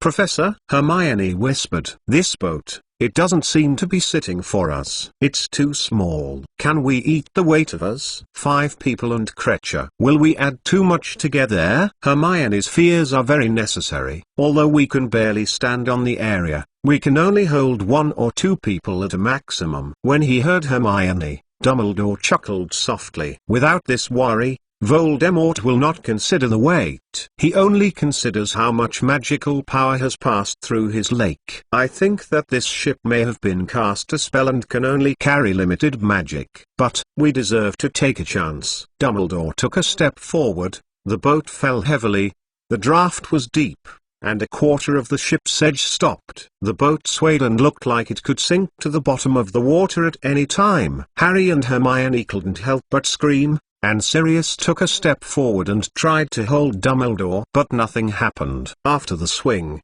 the boat gradually stabilized. Very good. As I guess, you can come up. I think that compared to my strength, you may be neglected by several forces. Dumbledore said, be careful, don't touch the water. Dumbledore gave up and Sirius went up. Everyone's heart was raised, and the boat looked at the front nervously, and the boat sank again. It shook a little and stopped immediately. The depth of this draft is not comparable to the depth of Dumbledore when he went up. If the ship is not calculated by weight, but by magic, then the difference between the magic of Sirius and the magic of Dumbledore is very obvious. To describe it as if it is a gap between a tank of water and a bottle of water. Then, it was Harry and Hermione. The two of them cautiously climbed onto the ship. The space above the ship was very narrow. From a normal point of view, the ship could sink at any time. But nothing happened, and the boat didn't even shake it. It floated there steadily, and the draft barely changed. It's incredible. Harry and Hermione seem to have no weight. This also means that, with the magical power, the two of them are together, and there are no more Sirius stars, let alone compared with Dumbledore. If the magical power of Sirius is a bottle of water, the magic of Harry and Hermione is like a glass of water. To be continued. Chapter 210 of Anne's Magic. The 4 people on the boat were tightly squeezed into everything, and they didn't dare to move. Because the space was too narrow, Harry and Hermione couldn't even sit comfortably, they could only kneel down and knees on the boat. Professor? Harry worried, looking at the lake that was close at hand. Don't worry, Harry, I said earlier, this boat is measured by the size of the magic. In my opinion, Voldemort will not count the 3 of you. Dumbledore explained, you are not old enough. Still not qualified. Voldemort would not have thought that 3 small wizards of 12 or 3 years old would come to this place. When he heard Dumbledore, Harry looked both worried and frustrated. Dumbledore probably noticed this. He added, Voldemort is wrong, Harry. Voldemort is wrong. I am wrong. The elderly underestimate young people, stupid and forgetful. You all have unlimited potential, and maybe, Avon, you can come over. Be careful not to touch the water. But there is no place on the boat, Professor. Ivan blinked. Even with magical calculations, this boat can carry a few of them. Don't worry about the risk of sinking, but there is not enough space on the boat for him to sit up. You can be deformed and come up, Dumbledore said calmly. If I remember correctly, Your animagus form is not a very large animal. Ivan was a little surprised. He didn't know how Dumbledore knew he would be deformed by animagus. Although this is already a semi-public secret, Sirius, Harry, and Hermione know this, but Evan is very careful every time, and Dumbledore is not present. It stands to reason that he should not know about this. But Dumbledore is like this. He can't beat him. He knows everything. There is no secret in his eyes. Ivan didn't know his specific source of intelligence, but don't say himself. Even what Voldemort did, Dumbledore is also clear. It's amazing, admirable, and think about it, it's very scary. Obviously, Dumbledore is such a person. Ivan whispered a word and turned into a black cat. There was no position on the boat. He observed it and jumped on the boat, just in Hermione's arms. Hermione's face turned red and instantly looked very embarrassing. She did not think that Ivan would do this, especially Dumbledore, Sirius, and Harry. She turned her head and saw that other people were not watching them. They were trying to pretend that they had not found this, but the looming smile on the corner of the mouth explained everything. Hermione's face became redder, almost to the extreme. Just as she hesitated, the boat suddenly swayed and slammed down. Hermione screamed and subconsciously hugged Ivan. Ivan didn't have time to feel the warmth in Hermione's arms. He was surprised to find that the boat was sinking quickly. After jumping up, the reaction of the ship was much more responsive than when Harry and Hermione had just climbed the ship, even more than when Sirius came up. Originally less than a quarter of the space left at the edge of the ship, it quickly sank more and more, faster and faster, without any signs of stopping. If you don't take action anymore, the boat will soon sink and sink. Dumbledore looked at Avon in surprise. He quickly swayed his wand and muttered a spell in his mouth. A white mist emerged from the end of the wand, surrounded by the crowd, and then gathered under the boat. Staying in a sinking boat, the boat swayed violently and gradually stabilized. It was almost at the level of the lake under the magical drag of Dumbledore. Now, everyone is floating on the water, and there is always the danger of overturning the ship. Everyone has a lingering fear, and even the breathing has become cautious. They looked at Evan in Hermione's arms in an incredible way. I don't know how he did it. How could a little wizard have such a strong magic? Exclamation mark. In fact, even Dumbledore is the same. The horrified look flashed across his face, and Avon was the first to see Dumbledore. He didn't seem to think that Avon would have such a strong magic. For a 12-year-old wizard, this is almost impossible. Perceiving the eyes of others, Ivan didn't know what was going on. It stands to reason that his magic may probably exceed Harry and Hermione, but it should be a lot worse than Sirius. The 4 ways to increase magic are natural growth with increasing age, increased after taking various potions, enhancements after equip magic items, and the use of black magic to transform the body. Natural growth, needless to say, Ivan is only 12 years old this year, which belongs to the stage where the magic of the body has just been developed, and even the rapid growth stage has not been reached. As for taking the potion, although after taking the magic potion last summer, the actual magic level of Ivan has not increased much, far exceeding the level of the same mage wizard, but it should not be possible to achieve this effect. Even though he has curbed various potions this year, many of them do help the magic increase, but the effect is very small. It takes a long time to see a certain progress. As for the use of black magic to transform the body, this article is not to mention. Ivan did not know such a high-end black magic, and even in the black magic book The Secret of Dark Magic, there is no record in this regard. Let the wizard's magic increase, which has surpassed the level of cutting-edge black magic in the general sense. Ivan only knows that there is such a method, but it is not clear what to do. Except for Voldemort, no wizard has mastered this black magic, and even Dumbledore does not know. Since these 3 are not, then there are only magic items left. Dumbledore has just said that the draft of this ship is not based on weight, but is measured according to the magic power above. Although Ivan did not feel that his magic has grown significantly, it does not rule out that he carries very powerful magic items. Ivan tried to remember what was in her body. In addition to the college standard sorcerer's robes and wands, There should be a few pieces of candy that I had carried with me after I bought it at the Duke of Honey store. For example, the stick that I didn't eat. Sugar. In addition, the biggest weight should be those magic books. Although Sirius used these books as Christmas gifts, they were allowed to take away whatever they were interested in.